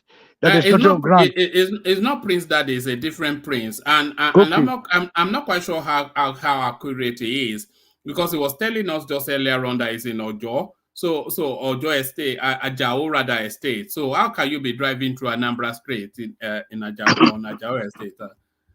But so I'm not quite sure what police is talking about there. But BT, let me play you this. Let me play you this clip and then react to it. This seems to be Sanwo Olu finding his inner Rambo.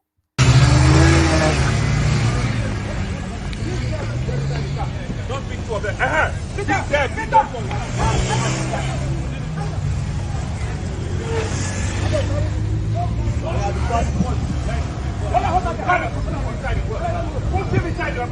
Put him there. Then your father come and come and rescue you. I'm a soldier, Augusta. That's even the more reason. That's even the more reason I'm going to lock you up. That's even the more reason. You're telling me you're a soldier. That's even the more reason.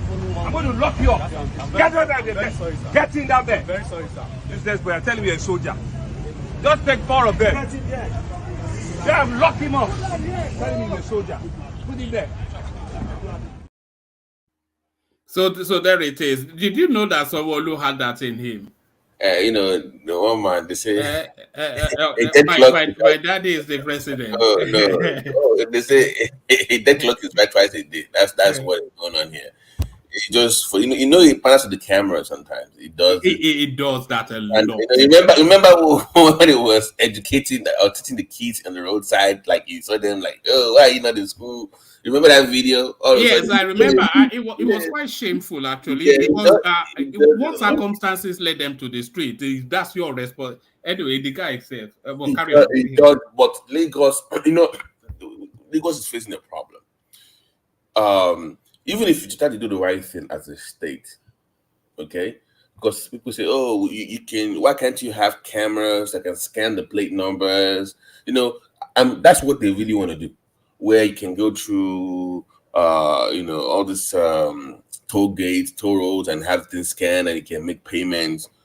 But the problem is, even if as Lagos advances and people come from other parts of Nigeria, if laws don't reflect that change, if law does not give Lagos some kind of what is it called? That's status, whatever.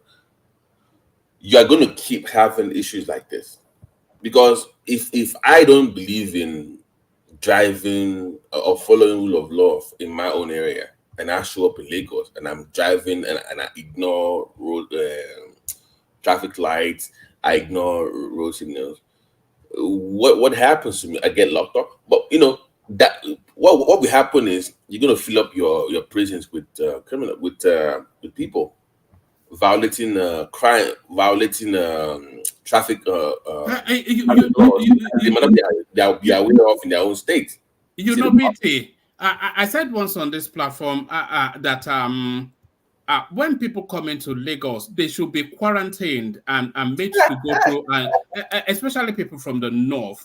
They should be quarantined and made to go through some orientation process. Before they are let out on the street, and people launched against me, but that seems to be no. You're excessive with the way you present it, but I get your point, because I was watching a video of they were clearing the. Can you imagine somebody from Kebbi and you suddenly release him to somewhere like Lekki? I mean, he will be walking in the middle of the road.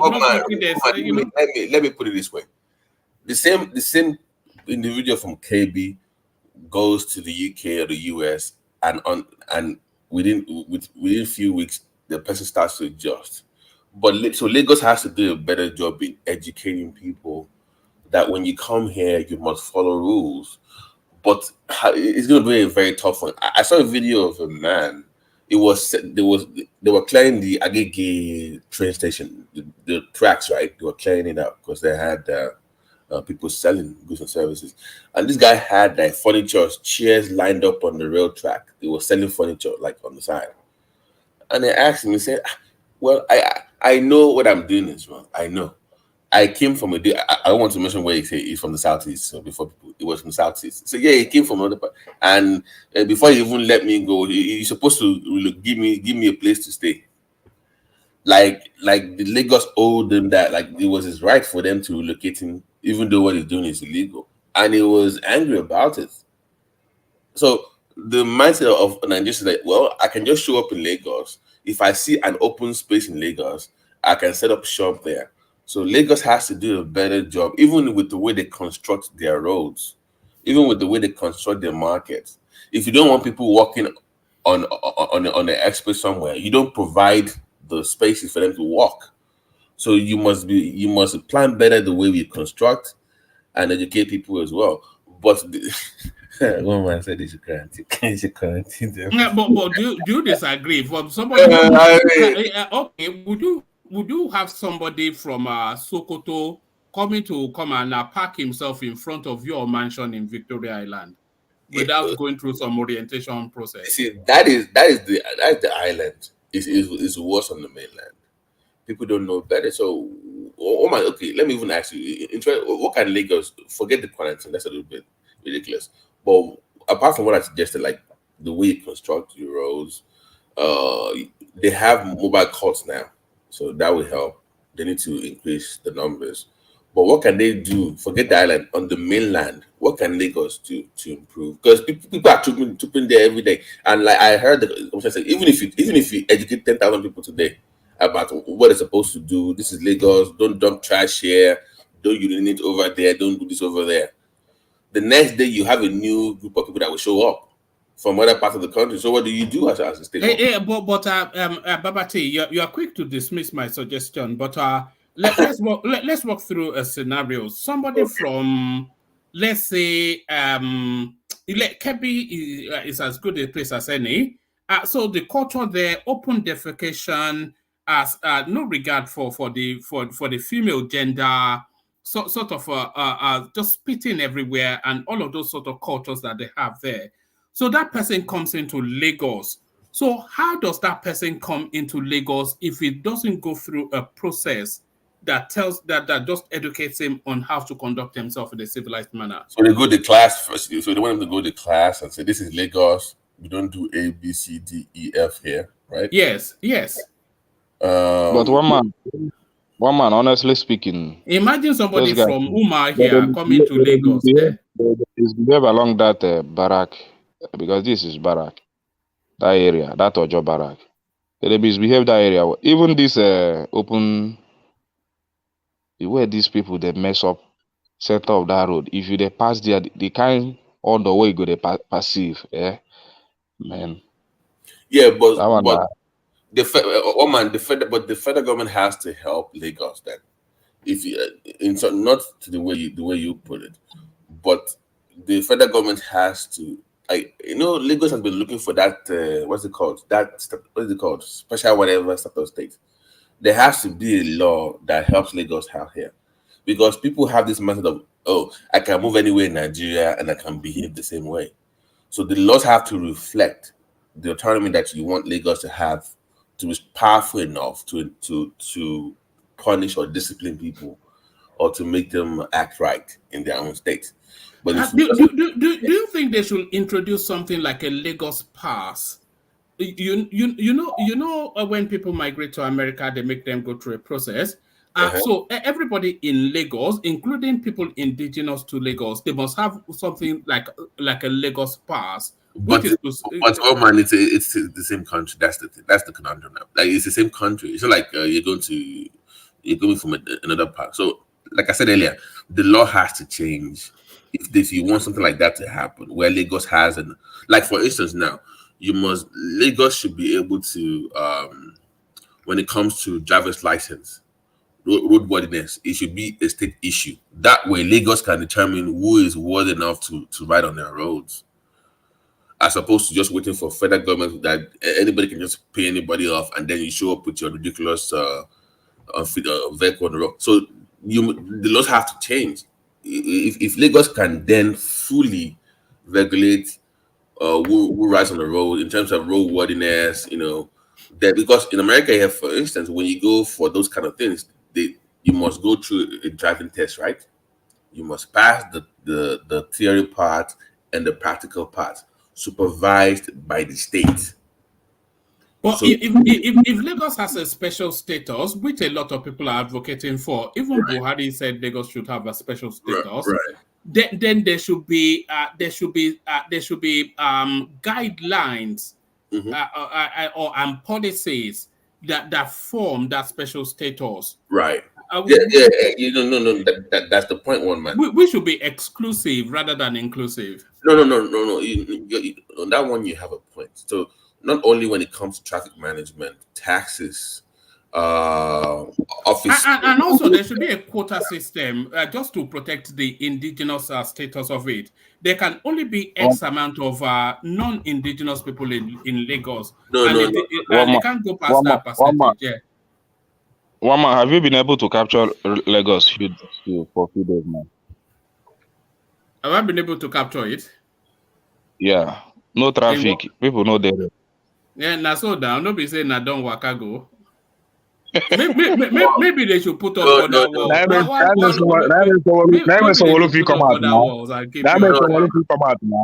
If traffic day, it is an ordinary day. So all of you come out now, because people know the Lagos now. I'm making come out now. They waka everywhere. See how to catch your kind man. Now because people know the road again, I'm making the drive convoy for Lagos now. Ordinary days, we won't see him. You cannot see him now. It's because nobody there road again. You know how the privilege. The convoy for Lagos. Can you hold on, please? If states were the one issuing licenses or roadworthy certificate, if you violate enough and they've captured your number, when you show up, you will pay hefty fines, and you'll be made to go through test or some kind of whatever test they want to set up. That would be a deterrent. But when it's the federal government that doesn't seem to have any interest in these areas, it becomes a problem. So when somebody shows up in your state, they have this sense of entitlement. Like, okay, I know it's not my state, but this is Nigeria, so I can do whatever I want. This is the same way I behave in my state, and therefore you must accept it. So until we give states more powers to regulate these things, like when it comes to even the taxation, when it comes to that, business areas, all those kind of things, states they gotta have more rights on that. That way, a miscreant from nowhere will not just show up. They will know. Don't go to that Lagos. So if you go there, they will deal with you over there. Do you know ABC? If to be their own family member that will be telling them not to go there, or if they have to show up, they must do A, B, C, D, E, F. So that's what's going to happen. The laws have to change, one man. Okay. Lucas turned up.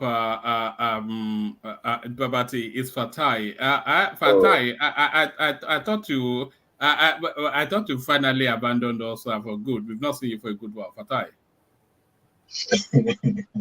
Kí ló ṣe tó burú tó bẹ́ẹ̀? All right. Good to see you. Happy New Year. Fatai, they say that I always avoid it to Shalaye. Avoid it to Shalaye. Àlàyé máa ń ṣe kókó ń gbà mí, àlàyé máa ń ṣe kókó.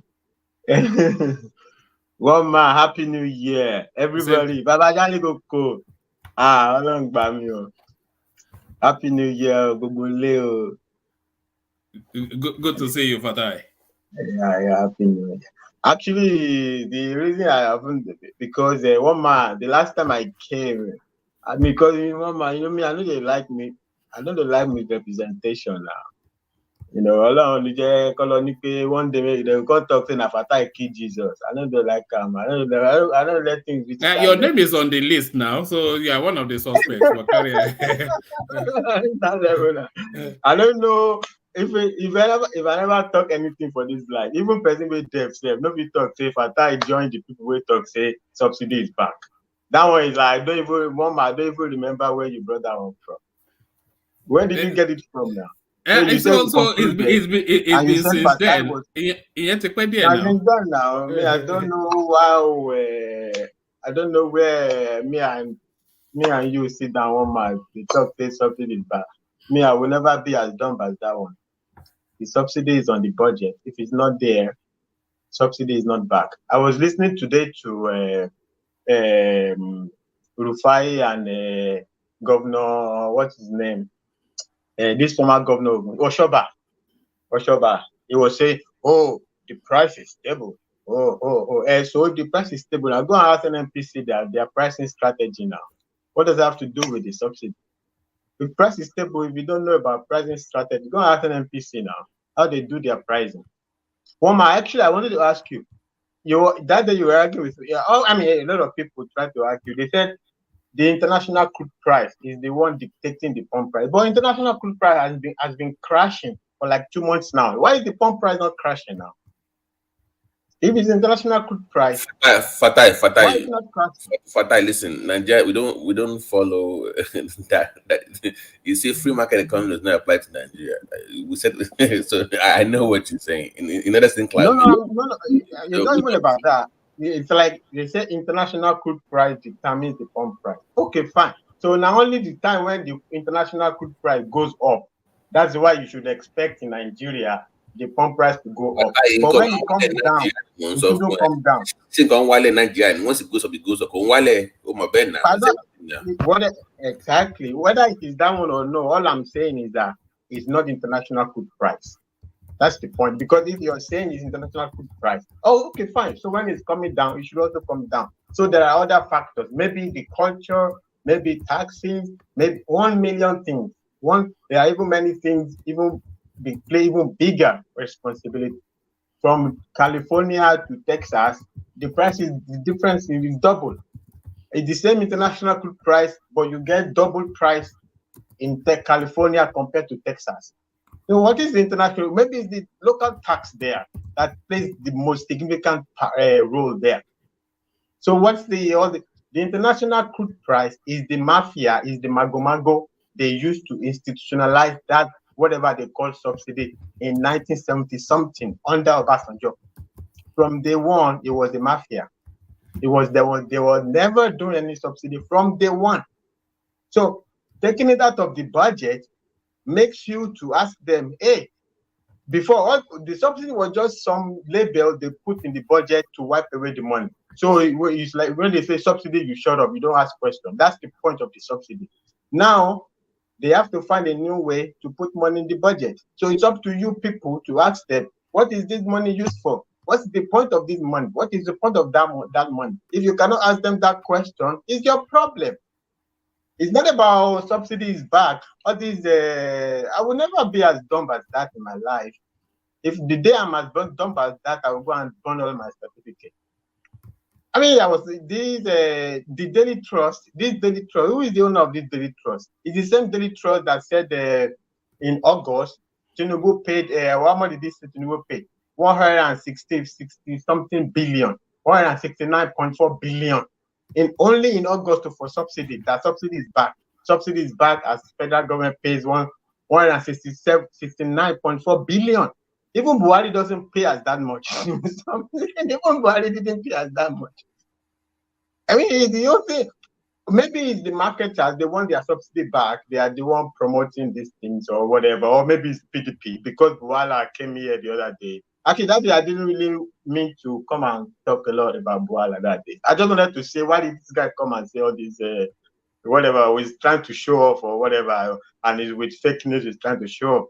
But then one man then said, "Oh, you were part." I was like, "What?" This thing just threw me off. If I think I said that I should shut up or something. Actually, I shouldn't say that. I think that was not nice.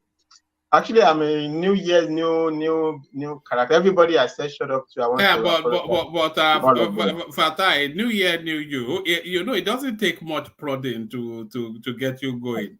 No, You know, only a few words now. You revert back to the overtime. Okay? No. Maybe I don't like Edeko. I only come here for Dupsy and Baba Jale Koko. I don't So like the that's rest. it now. I don't like the That's rest it of now. you. No, plus Madam Zita. Plus Madam Zita. Madam Zita, Dupsy, and Adanliko. Where is Dupsy now? Where is Dupsy? Yeah, I was trying to ask her, Dupsy Sunday show, woman, is it still on? I haven't been seeing it. Yeah, it'll be back. We just took a micro break for the festive season. You know, Dupsy is a mom and a wife. You can't, you know, and she's doing it only as a favor. So we can't. Yeah, she's very lovely. We can't rough her up like we rough Thomas up. Okay. we have to manage that delicately. You know, delicately. But though I listened to her the first day, on your show late hour, I was yeah, listening to her. she was here trying to put Kulata in a headlock. They were battling over who was older than. I never knew. I thought people wanted to be younger. I didn't know people wanted to be older. They were battling over. Yeah. But Fatai, what are you making of this space then? Because that fuel subsidy thing still continues to carry on. NNPC marketers clash over subsidy. Operators peg petrol at 1,200 per liter. So I think it's a narrative that wraps around the volatility of the forex market, and I think there's still embedded in this article are suggestions that some form of subsidy is still in place. Yeah, the problem that Tinubu, the problem. What was this? Yeah, let me check. This was today actually. This came out yesterday. So that means the petrol price might still go up. It's starting to go up. 1 man. 1,002. Okay, don't let them fear you. The original sin of Tinubu is the day he announced that subsidy is gone, and the next day they jacked up the price. I don't like to use jack up anymore. It's been bastard. Anyway, they jacked up the price 3 times on the society. That's such a disgrace. If I was to know, Tinubu should have called Mele Kyari. If you don't return that price to the subsidy price that you are still getting, immediately you are fired. That's it. Because he let them to do that. So they have time. They have a room to be doing all these whatever. Now, if you read down now, they will say landing cost or something. They will be doing some landing. What landing cost? Some words that don't have meaning in any. In which economics book talk about landing cost? What do they mean? Anybody that ever talk about that stupid landing cost should explain what they mean by landing cost. Specifically, everything is landing cost now. Every whatever from the beginning to the end is landing cost. So what specifically do you mean landing cost? Yeah, so that's what they mean specifically now. Price to the market. Landing cost. What does it mean? What is the meaning of landing? Which cost? Which cost particularly? That landing cost, it encompasses the exportation of crude, the refinement of it, and then they bringing it back. So when it bursts, the totality of all of that cost is the landing cost. Wama, that is the mafia. That is like a rubbish definition. Everything is not land. Everything cannot be something. Something has to be specific. Landing cost, maybe the cost from the ship price, the ship to ship it, the money you paid for that, the price of the shipping, or this price. Everything cannot be landing cost now. What specifically is landing cost, and how did they break up that cost? And then Fatai. It's not a broken up cost. Hold on. It's not a broken up cost. It's a sum total cost. One man. Fatai. Hold on. What happened to the storage? The earlier importation that we did that were already stored up that could have lasted for at least a month. One man. I am telling you that. I'm not joking, one man. I challenge anybody. The petrol they are selling today in Nigeria, they are still petrol under the regime of subsidy. Yes, but no, but that doesn't matter because the cost. Because the cost after that, the exhaustion of that one will be the cost. Will be the free market cost of no subsidy. So they have to be equipped financially to come into that market. So even the subsidized one has to be sold at the unsubsidized rate so that they can go to an unsubsidized market. One man, please. This is the same argument on that day when Tinubu remained just today. You are arguing for the future when they will go back in the market. One man, please. You are not Dangote. If Dangote don't have money to go back in the market tomorrow, that is his business. Let him get out of the market. How is it my business in future when somebody will go back to the market and therefore you will destroy today's market so that you can go back to this is something that has no meaning. This is something that has no meaning at all. This is something you can tell to people. Okay. Let's use an everyday example. You buy a box of biscuit. You're a trader, Fatai. You buy a box of biscuit for 100 naira. There are 10 biscuits in it. But then after you bought it, the market suddenly changes, and that box of biscuits is now going to cost 1,000 naira instead of 100 naira. So how much would you sell the 10 biscuits inside? One man, you are talking pricing strategy, which takes into account a whole lot of things. There are many people, for the sake of keeping their customers, will keep the price. Even if everybody is selling at double the price, they will sell it at that price. There are 1 million pricing strategies. It depends on what's your goal as a seller. Your goal is profit. Yeah, your goal is profit, but how does profit come? There are many people that woman. Do you know what in accounting that is called goodwill? Goodwill. You might want to build strong goodwill. One of an angle of goodwill is keeping your customers happy. You might want to do differentiation. Your primary assignment is to keep your business afloat. One man. Me and Ekene are in competition. Okay. I want to upstage Ekene in the market. I can use my price to upstage Ekene in the market. Maybe all of a sudden there is sudden change in prices. I have a buffer to absorb that shock. I can decide to sell at a price lower than Ekene just to upstage him, just to make sure my customer don't go. There are many different pricing strategies. Okay, that's not these are things they tell to people. I don't know. I don't want to speak. So it's New Year. I want to speak very nicely. There are many things. That's not what you said. What you said there is not like some I don't know law brought that Moses 10 commandments that Moses brought down on the tablet and from God, from the mountain or wherever Moses brought it from. That's not some 10 commandments written in stone. There's many ways you price. The market has many reasons. What is your goal going to the market? And the bottom line is, if you can't get back into the market in the future, get out of the market. Get out of the market. Go and sleep. You're already a billionaire. Go and retire. Let's say because you want to. Why would you be making the argument for some billionaires? Why? They themselves are not even making this. What frustrates me is you see there's an element of this conversation that is naive. Hopefully it's mine, but I suspect it may not be. Fatai, there's a quantity of petroleum in storage that was bought under the subsidy regime. Now, when that quantity of petroleum is exhausted, when you go back into the market, the subsidy no longer there. And that subsidy constitutes 40% of the running cost. So what happens to that? What happens to that vis-a-vis the quantity you already have bought under the subsidy regime?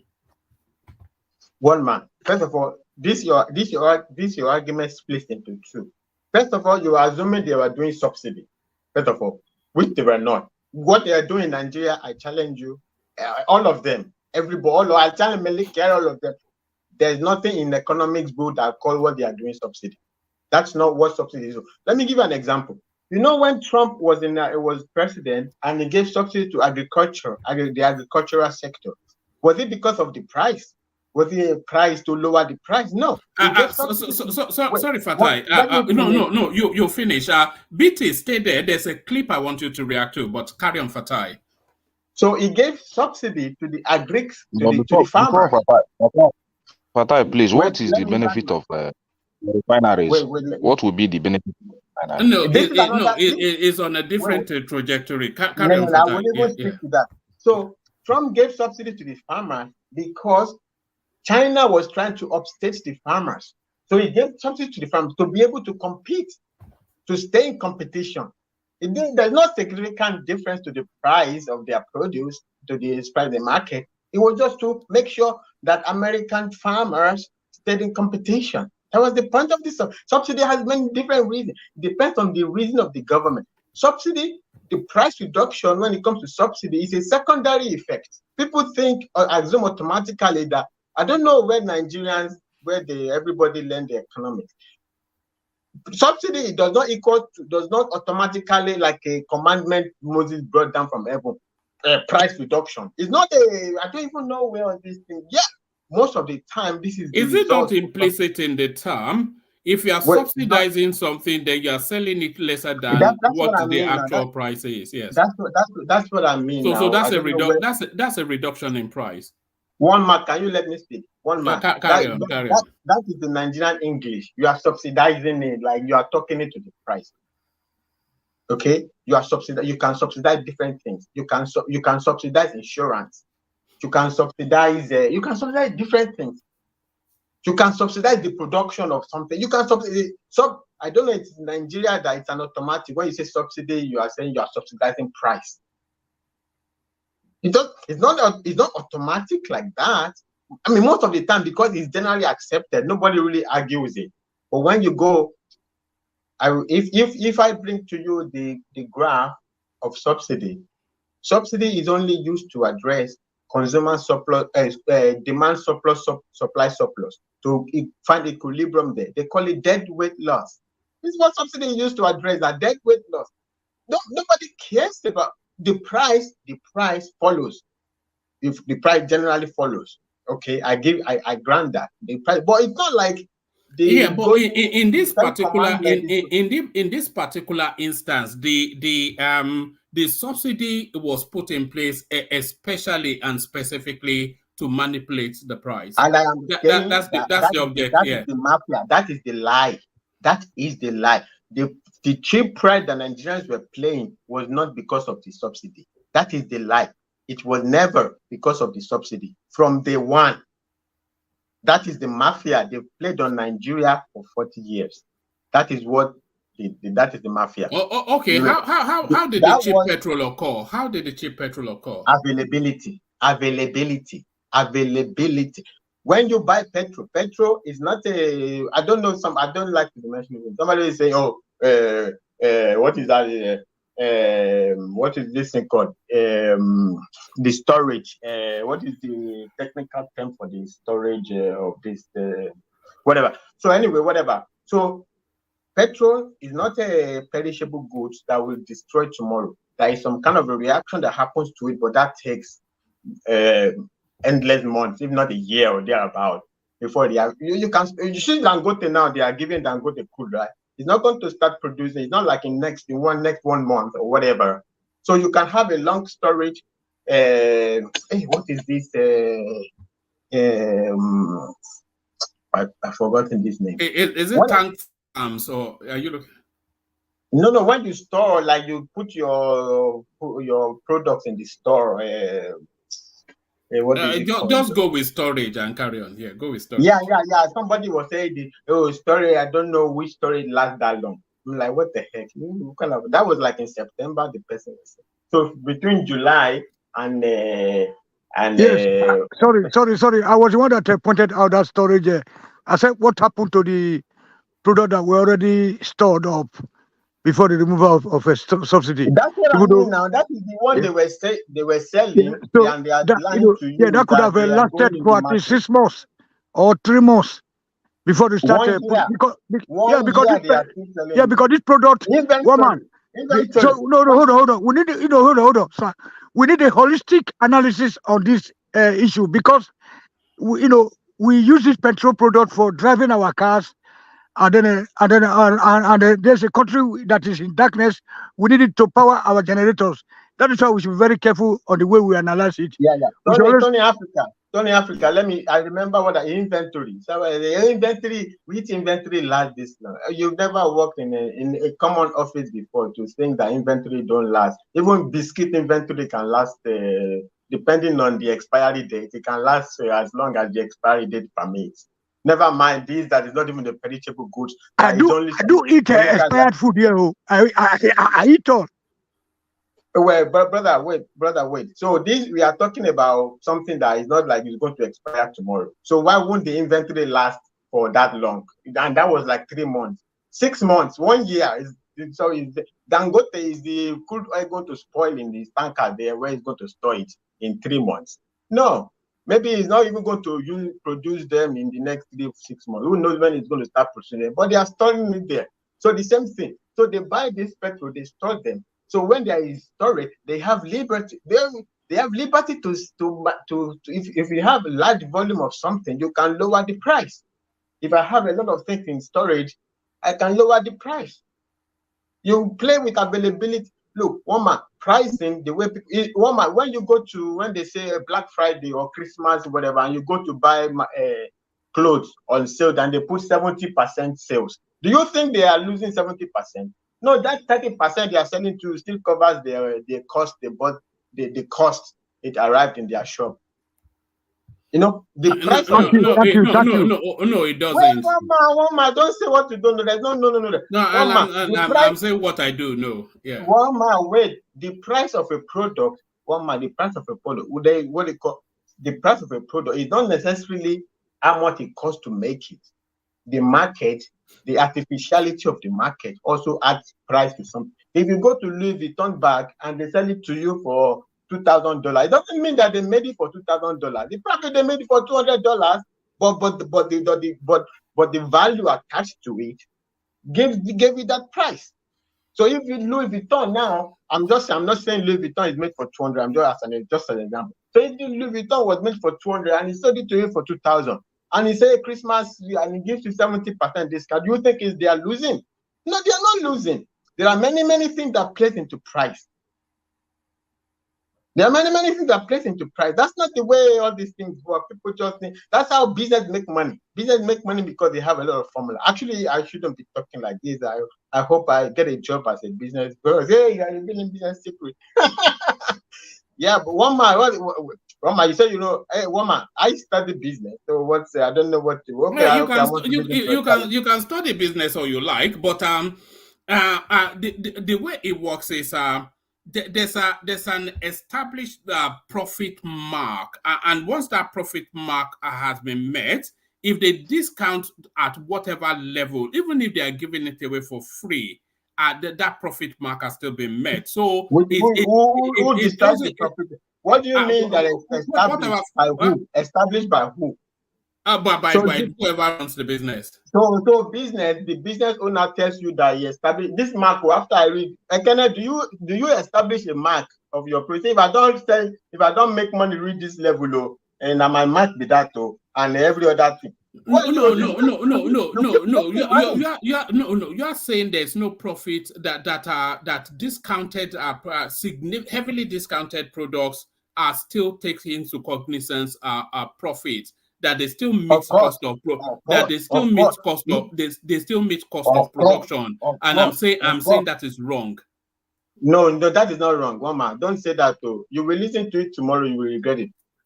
The heavily discounted prices. The only reason that will make super heavily discounted prices to go close or go near or be equal to cost of production, or maybe even to be generous to incur a loss, is because maybe that product has expired or is going to expire exactly tomorrow morning.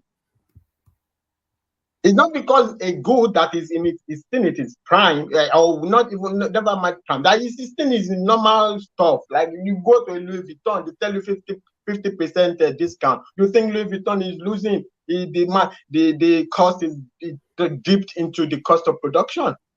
What it didn't dip into the cost of production. It's not because it's because the artificial value. Let me quote artificial. The value given to that bag by the market by the goodwill value of that bag is what they are cutting away from. It's not the production cost. It's the cost given to that, the cost given, the price, the value given to that bag by market scenario, by maybe how does the customer value a Louis Vuitton product versus a bag made by Kenne? Sorry, Kenne, bro. Versus a bag made by Kenne. It's the same thing. They use the same tailor maker. But because it's Louis Vuitton, I value it more. So even if you sell it to me for $200, I will not even buy it because maybe I think it's fake or it doesn't give me the bragging right. So if Louis Vuitton can say, okay, I want to sell, I make it 200, I want to sell it 500. But if I sell it 500, it will not give that value. So I will sell it 2,000. So if selling it 2,000, when tomorrow I say cut price, discount, Black Friday 50%, I still make profit, 500 profit, higher than I would have made at 500, which would still have given me a profit of 300. So everywhere which I'm still making money. What you cut away is the value attached to it by maybe the name recognition or something else. Okay, let me quickly bring you this one, Fatai, and then you respond to this, and then I want to play a clip. Babati leads on that clip. I want your opinion on the clip as well. NMPC says, what's the date on this, by the way? Yeah, so this was 10 months ago. So NNPC says it has 2.1 billion liters of petrol.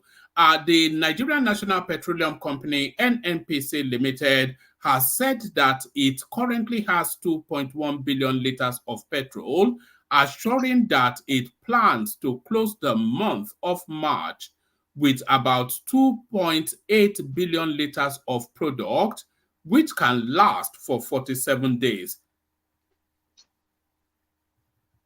What is the meaning of that? So that tells you the petrol that they had stored off the subsidy space was barely quantity for 2 months. That is. Did it tell you that? No, that's your meaning. You read it again. No, it didn't tell you that. It says it's implicit in it now. Okay. Hold on. That's why I don't like argument with you, Mama. It's implicit. Somebody did not tell you something. All right, let me read it again, and then you give me your interpretation. The Nigerian National Petroleum. The Nigerian National Petroleum Company has said that it currently has 2.1 billion liters of petrol, assuring that it plans to close the month of March with 2.8 billion liters of the product, which can last for 47 days. So he has 2.4 billion liters. It can last. So what specifically does that mean? I'm planning to close, so I'm planning to, maybe we'll not even sell up to that, because when did you say, was it during the time nobody was buying the petrol or whatever? It didn't say we have only 2 billion. Oh, it didn't say our petrol 2.1 billion liters lasts can last us only 47 days. It can last. It may last. It will not. What does that mean? Did Mele Kyari say for we will sell 2.1 billion every 47 days, and that is all we have in our storage? Well, that's what he said. Now he said they currently have 2.1 billion. And then they are looking to increase that to 2.8 billion, which will last for 47 days, which can last for 47 days. So what I'm saying to you in essence, Fatai, is that the petrol in storage is only for a short period of time, not for the 6 months, 12 months that you were elucidating to. Alluding to. Mama, let me remind you, there was one day you were reading a paper here that by Reuters that they closed a deal to import petrol into Nigeria, whatever, for November. That deal was closed maybe in June or thereabout, even for them to be reporting it. So they closed deals for petrol to be sent to Nigeria maybe in June. So you mean that every time you think this thing is like Panla? So every 2 months they go and be bringing every 1 month to 1 week is when every 47 days is when they are bringing petrol. Is when they go and buy a new one. This is a bad lie.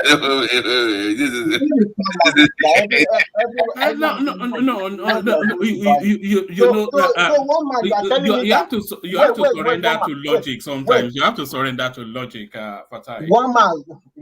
Look, it's up to you. 1 month. So you are telling me that they will wait for that. It's okay for that. For this, after that thing will finish that 47 days, then they will go and buy a new one.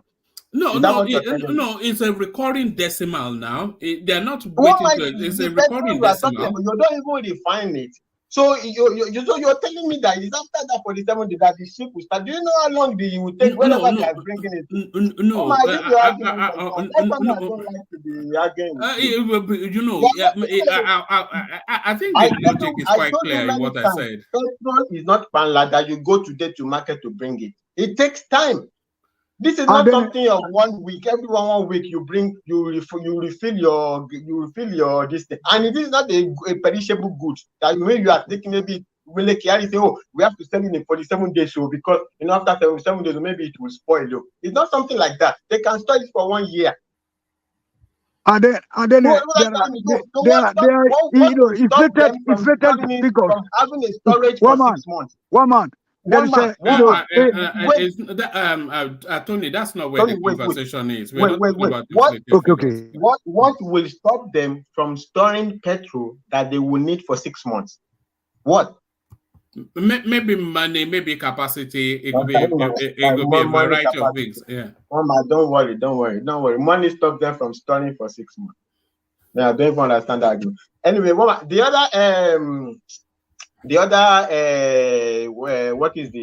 other argument? I think Tony, you said it before.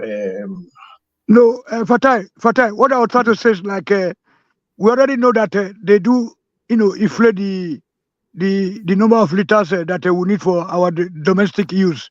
Yeah, so they do all those ones also. Yeah, so that's why that one we can't verify. Yeah, that's why I quite agree with you. I'm with you tonight that the petrol that they already paid for, or whatever subsidy, whatever they call them, that has been stored up, that were stored up, would have been released to us at the old price until the new system came into being. Tony of Africa, the day Mele Query, the NNPC. It's a thief. It's a thief.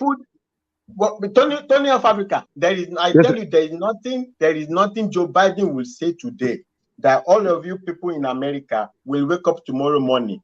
If today the pump price is $5, you will wake up tomorrow morning. Exactly tomorrow morning is $15 or $20. Nothing. Never. There is nothing. It can't happen in Germany. Nothing. Yes. So you people making all these arguments, you allow some billionaires to carry all of them. Yes. Thank you. It can't even happen. It can't happen in Germany. It can't happen in Germany. Yes, did the most inhumane thing to your society. They jack up the price overnight, 3 times, 4, or maybe even 4 times overnight. 4 times. They have to go to the market in the future, and they are doing this. They think the whole of the country, 200 million. I know we didn't say for Fatai, you just fired him immediately. You've just got fired. That's what should have said to him. No, he couldn't have, because Tinubu is an accountant and he knows how these things work. But I think I will go and find you the video. I will find you the video when this guy who is now minister of this thing, mineral resources, Dele Alake, when he was addressing, they actually considered this argument to ask NNPC to return the price. But because all of you in Nigeria, they listen to you people on YouTube saying, they considered it. But they said everybody is shouting, and in 1 month, if you ask them to return the price in 1 month they will still raise it again. When the subsidy is definitely over, they will raise it again. So maybe in that 1 month, the people will adjust. But nobody will adjust. That is 3 times. This is a commodity that is every of your product. No, this is their decision. This is the presidency's decision. They said maybe people will adjust before that 1 month or whatever. And that one, if they ask them to reverse it within that, they will, in 1 month time, it will still go up again. So maybe they should let them to let people adjust to it and just adjust to it like that. No, but nobody will adjust to it.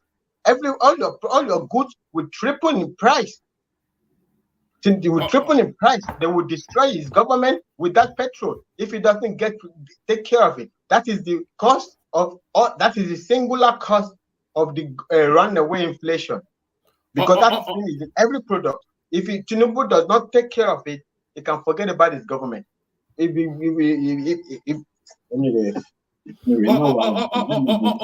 right, Fatai. So you've gotten that off your chest. So hopefully we'll see more of you now. But Fatai, let me play this clip.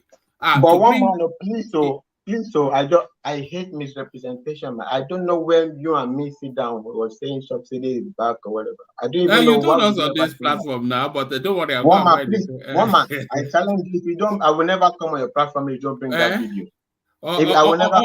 If you don't bring that video. I never said that. All right, don't ever now. I thought you said there was a new year and a new you. Where's the? I told you now. No, not the new year to be rubbishing me with what's the rubbishing? Nobody. Oh God, Fatai, show me the budget. If there is no subsidy there, don't associate me with that dumbness. Or bring out. Otherwise, I don't want to be associated with. If I said that, if you bring out, I guarantee you, one man, live on your YouTube. If you bring out that video where me and you said, me Fatai said something is back, or I agree with you, or whatever, I said something is back, I will burn all my certificates live on your video. I couldn't.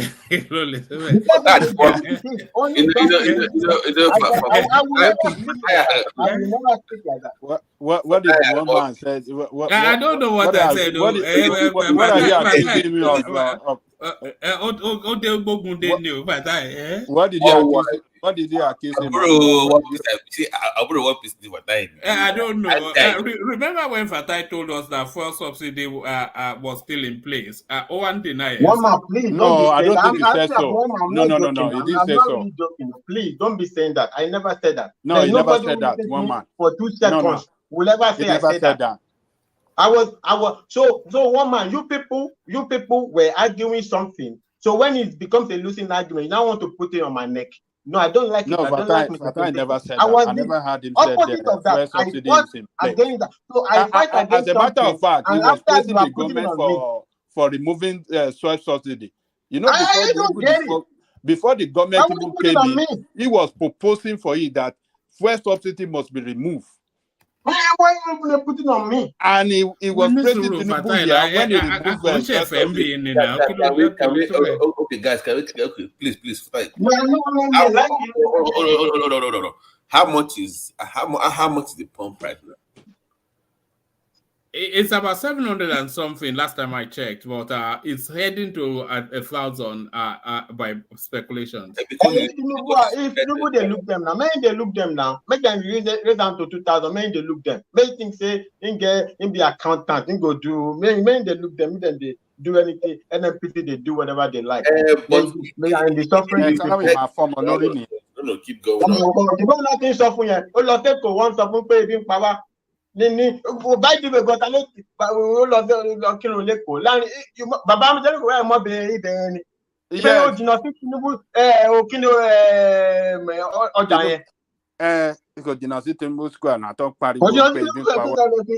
Ebi power. Look at the motorcade. Ebi power. Look at the motorcade. Fatai. The motorcade.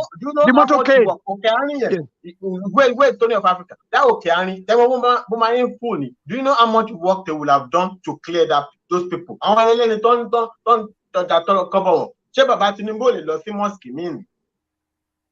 Ibi tí alẹ́ ti ń tajà wọn. Àdúgbò wa nìyẹn o. Kọ́ máa jẹ́ dandan kọ́ lọ sí mosque yẹn ni. Àwọn mẹ́lẹ̀ tó ń tajà wọn. Wọ́n pàdé nǹkan tó bí àwọn yẹn nínú. Àwọn mẹ́lẹ̀ tó ń tajà wọn. Do you know what the amount of work to clear that road? That place you cannot walk. one man. If you don't hold the person where you work with them after I know me. Can't let him love one button love.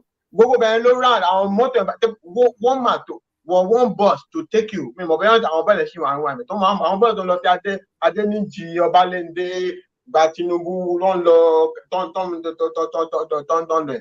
Tó bá ń padà wá ton pe Tom Jones kini kan yẹn. Do you know how much they will waka in from that road? Go to bus stop see Adéníjì side yẹn.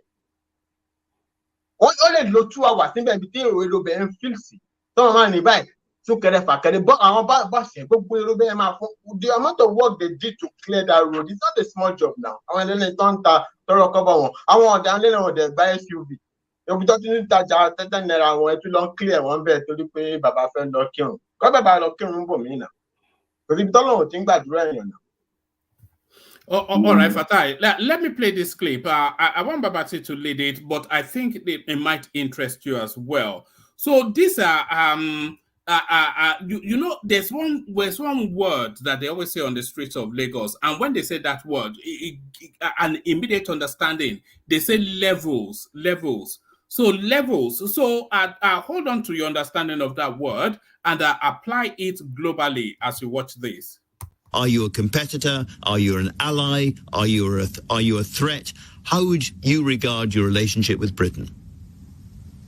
First of all, between China and Britain, from the Chinese perspective, Britain is not a rival, it's not a competitor, it is not an enemy, it's not an adversary. Britain is just an important country to get along with in peace and in friendship and for mutual benefit. Now, how Britain looks at China, it's up to the British government and people to decide. But I think it would be completely misguided for Britain to view China as an enemy or adversary or a competitor. What do China and Britain compete with?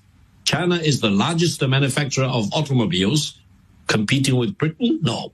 China is the largest exporter of EV cars and will lead the whole world in EV production. Is Britain a competitor? No. China will be the biggest and most important producer and R&D in terms of semiconductor in no time. Does that mean that China competes with Britain? No. China will be the leading nation in AI revolution. Is Britain a competitor? No. So I think British government should not overestimate its impact on the global scene and view Britain as a rival of China. China is not. China is a fact. China is a megatrend for Britain to live with and get along with. Let's make peace rather than agitating for war. So what do you make of that, Babati? If there was ever a beat down, that was a beat down right there. Basically, if FU was a person, that was like, I mean, the man said it all. I mean, I think the Western delusion is still, that they're still in charge when it comes to this, and maybe when it comes to military, I don't know so much about the UK military might, but China is catching up and they will take over. But so for Britain to think that they're competing with China is laughable. Maybe the US, but I don't even know why the UK has this delusion. So the man said, there's really not so much to add to it. UK is not in the picture, in my opinion. Maybe the US, but not the UK one. Yes, is that empire mindset that the United Kingdom is like an albatross round the neck of this country. The great. Yes, because they were great once upon a time, but that once upon a time is nearly a century and a half ago now. Right. But they still imagine. I look at that. He's saying, we are fighting you. And the guy said, you are not even in the ring. Never mind. We don't consider you to be people. You're just some savages across there. Yeah, but sometimes when the UK speaks on issues like this, they piggyback on the US military. Yeah, yes. And it's like, no, we are our own country. You're just by yourself. And now that you've left the EU now, what remains of the UK in the global space when it comes to economic and military dominance? That's a very good question to ask, really, because so now you're not part of any bigger union. You're not clearly part of the US. I mean, you can work together with the US, but against China, in isolation, I don't think the UK has a chance. Even in the military, I don't think they have a chance. So, but I get your point. The Great Britain has to you know. They find their level. And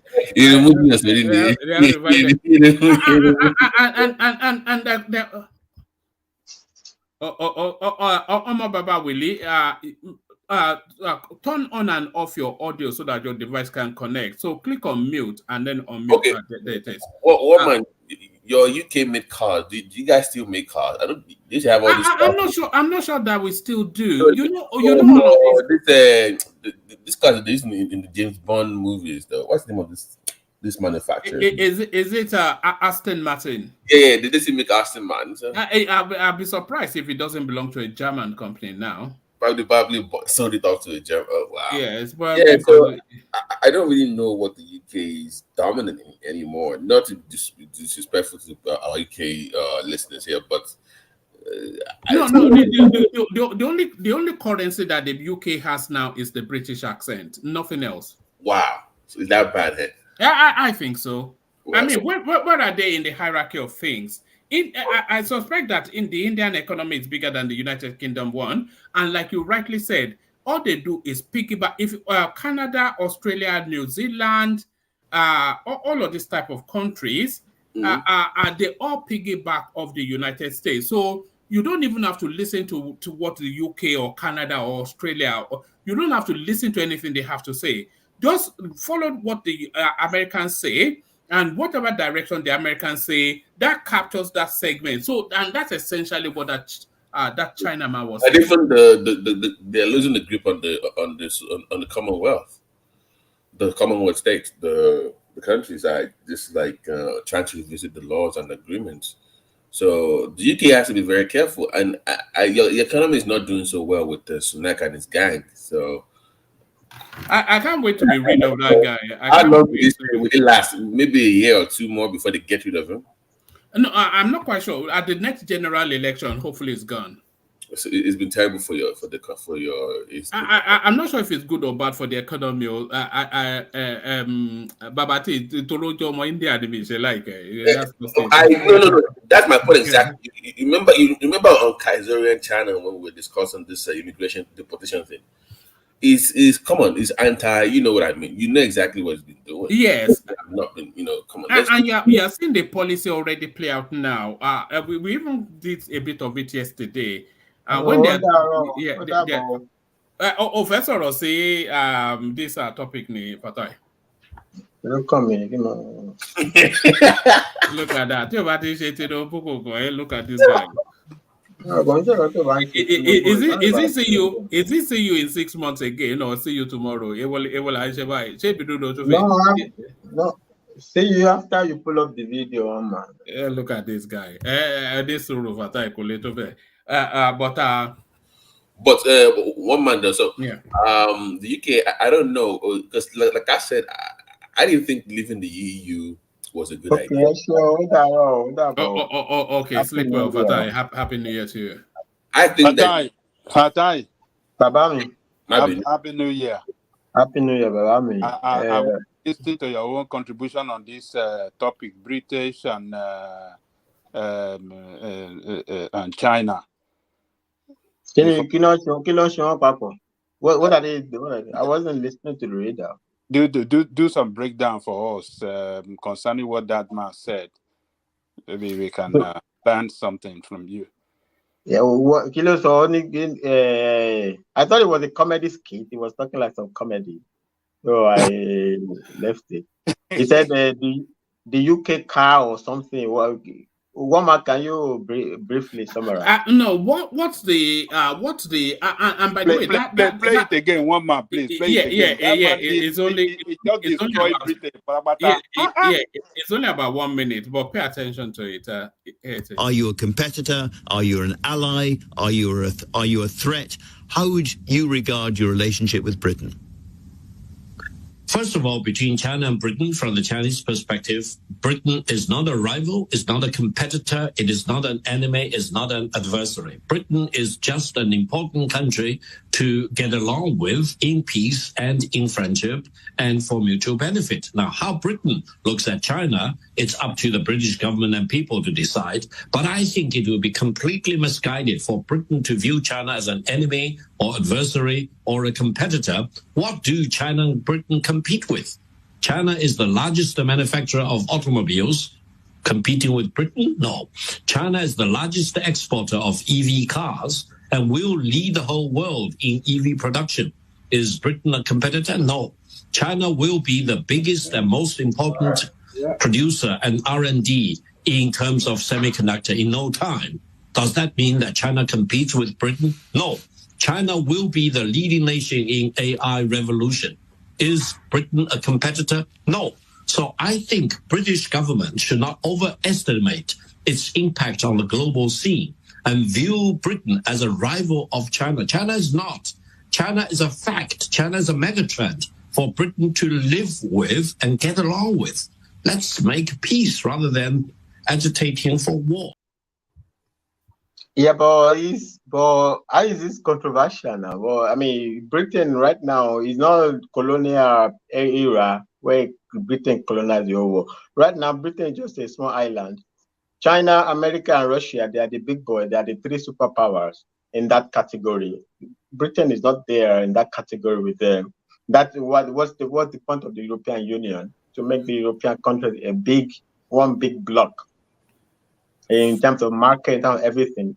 Britain now is alone out of whatever. Oh, I mean, there's positive and negative there. I'm not critiquing the Brexit, but if you take Britain in isolation, but that's not non-controversial now. China and Britain are not competitors now. If you look, I mean, every country is a competitor with every other country. But if you look at the scale, the level of the competition, but that is it's America and China that they want. But they are the great Britain now. The great. Yeah, historically they own the entire world, but not anymore. Do you still they're still living in that cocoon of that days of yore when the sun never set on the British Empire? You know what? That's what they used to boast about, that the sun never sets on the British Empire. The UK has an advantage within the UK. They're very good administrator. They've always been a very good. They always consider their comparative advantage to be administration.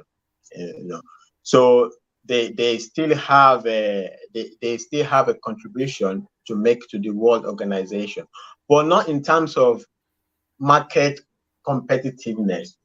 The UK is not on the manufacturing scale, on industrial scale as China. America is afraid of China overtaking it. So what does China? China doesn't have to worry about the UK overtaking China. They know the level is not there. The UK is debating whether it is right or not it got out of the European Union. Even the European Union as a bloc does not make China shake. That doesn't mean, oh my God. Never mind, only Britain alone.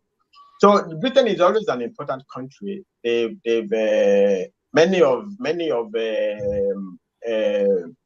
the way the arrangement of the war. I mean, a lot of people say Magna Carta or whatever. A lot of things developed out of Britain. A lot of administrative. There is this book about Africa that what is the name again? I don't remember this book. I don't remember the name of this book. It's been a long time. But anyway, in that novel, the Britain was when they colonized Africa. Oh my goodness! Oh, this is embarrassing for me. Carry on. In the course of Heart of Darkness. Heart of Darkness. There's a passage in Heart of Darkness where Britain was boasting about its administration.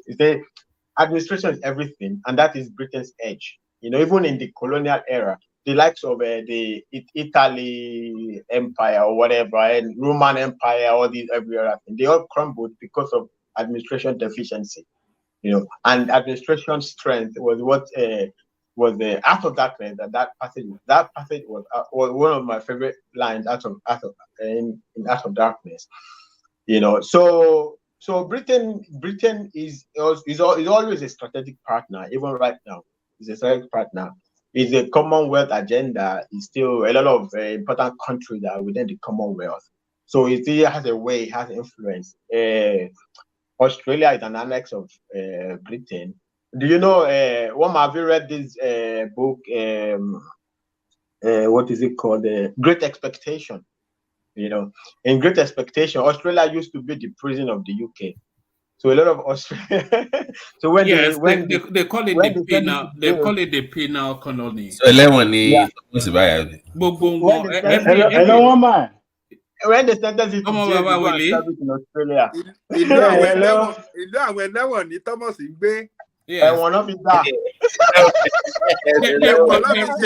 Australia. Hello, let me talk to my brother there.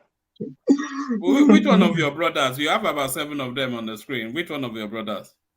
No, Fatai, because I was suspecting him but tonight actually he represents for Ireland tonight. So I just want to ask him.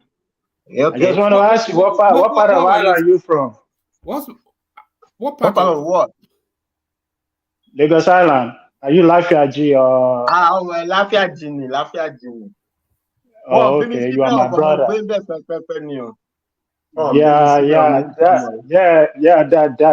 That's why I just want to say hi to you, because you really represent tonight. Yeah, that's how we behave. You know, we support somebody, but we don't support, all kind of, nonsense that be going on. Because I kind of looking at you one side, like, this guy really loves Asuwaju so much. But tonight, I see that side of Lagos Island in you. So you do good. Every day, Baba really, you go know now that place now. Yeah, that's how we do. That's what we do, man. To clear that place, the amount of work. I know people that make their livelihood over there, and I know the response I got. Why is he going to clear? Let's clear another place now. Whatever is the case, it's a lot of disturbance to a lot of other people there now. I know a lot of people over there that complain about it. Yeah. Of course, now they will complain now. And if you know anybody that knows Lagos and knows that place, even you cannot walk there now. You can't walk now. You can't walk. Yeah. Yeah. I just want to say hi to you, brother.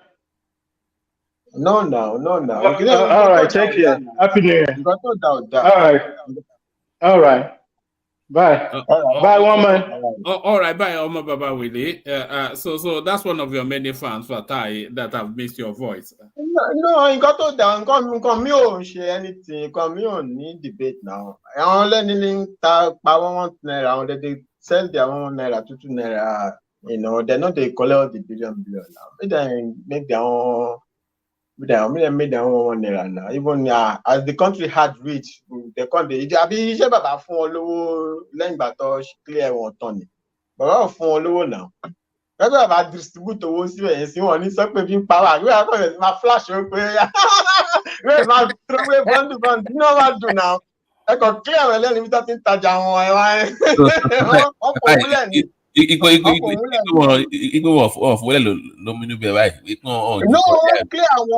clear àwọn kò dẹ́ ṣe pé bí wọ́n ń bọ́ ó dé kò bá ọ̀kọ̀ dé náà kò clear àwọn bẹ́ẹ̀ ń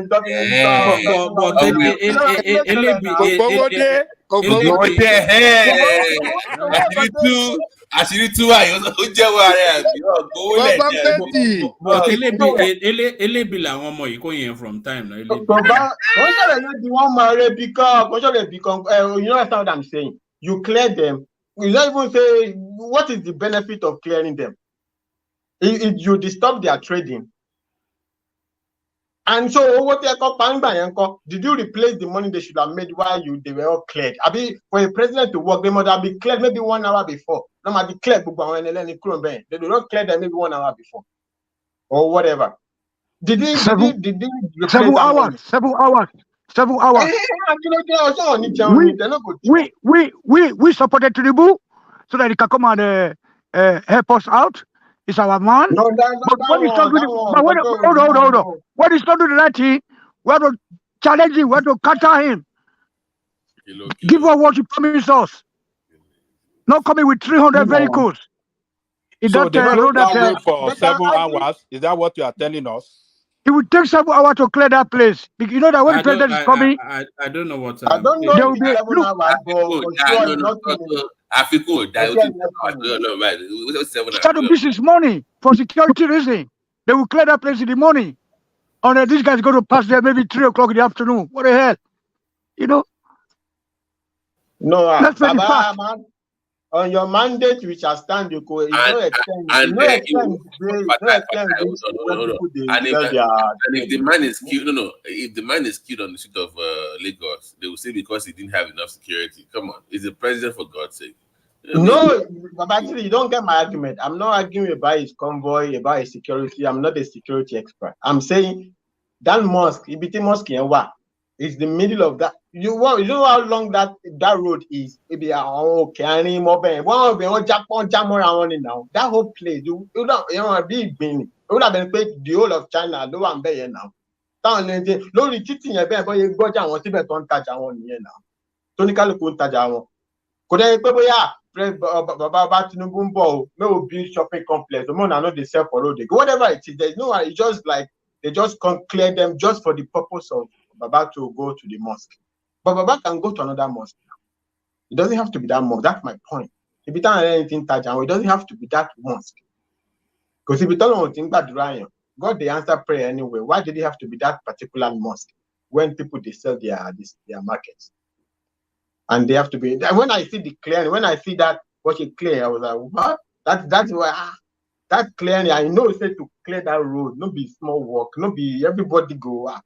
You know, God want some money. People want to work. We only may give them money. I'm saying they on top of everything, no disturb their trading. No be say you bring anything come. Any phone will learn. No.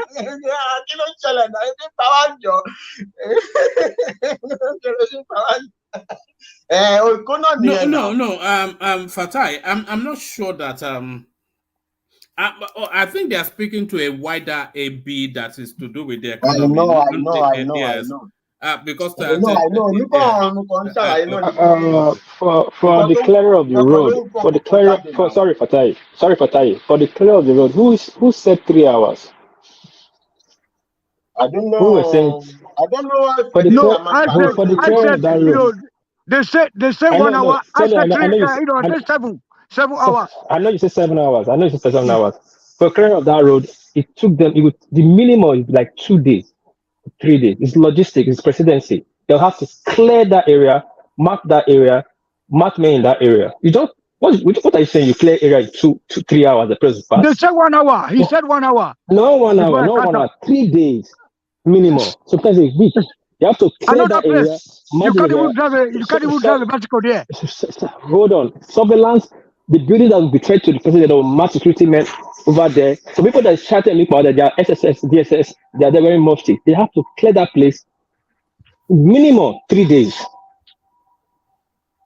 We Nigerians just like to say things from our mind too. You would like it. It's not so. Nigeria is a very messed up country. Security is a big challenge, so they have to put it to work. So they will do time. They'll do time beforehand.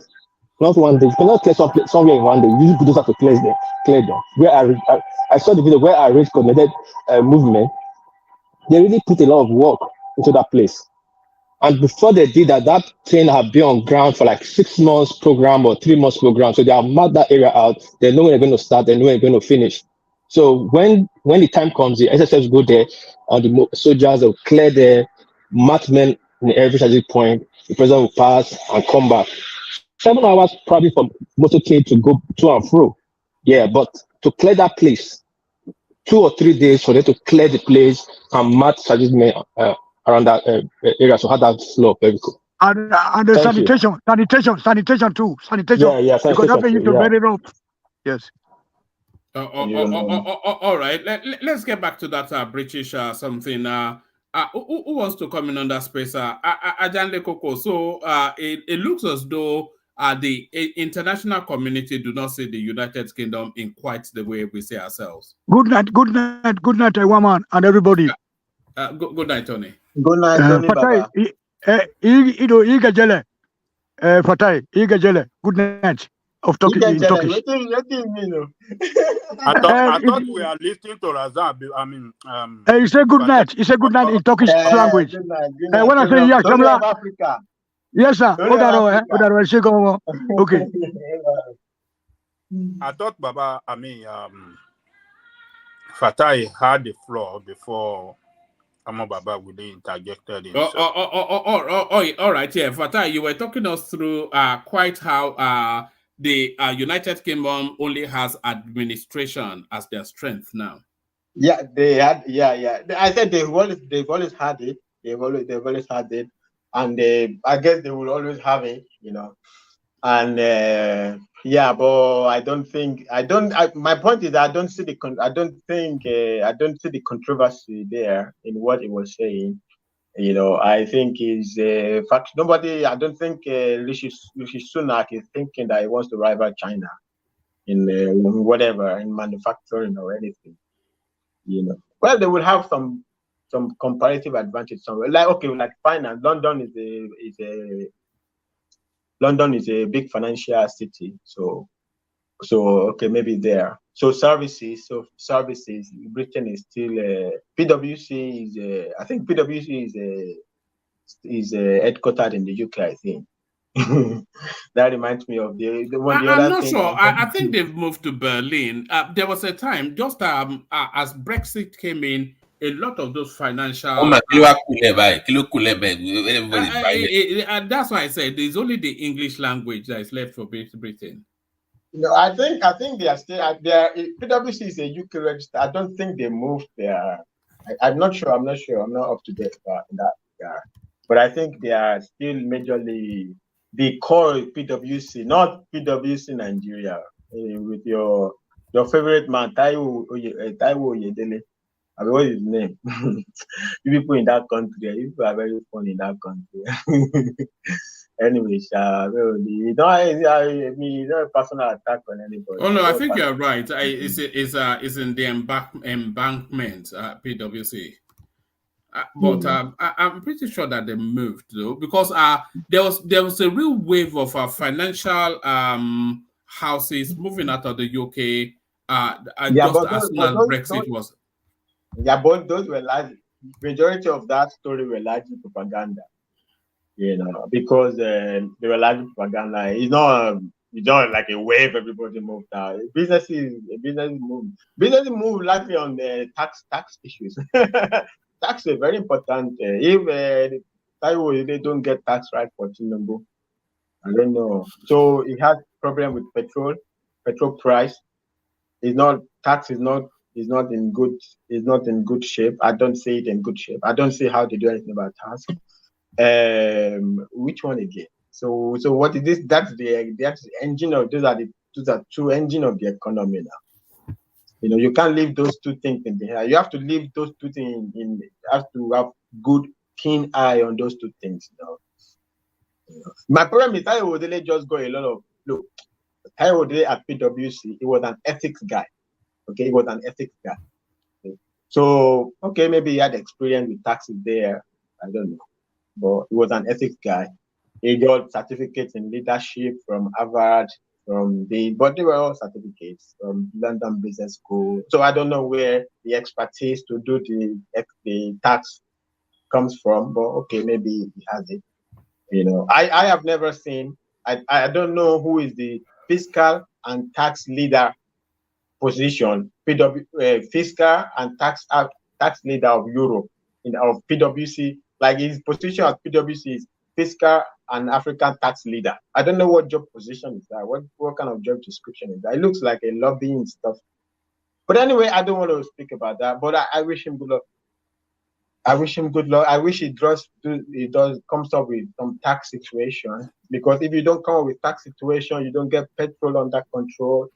I don't know how the people. Who do you think is the best performing minister in the administration so far? You can't judge people. You can't judge a book by the cover. I don't know. I'm not the employer who gives them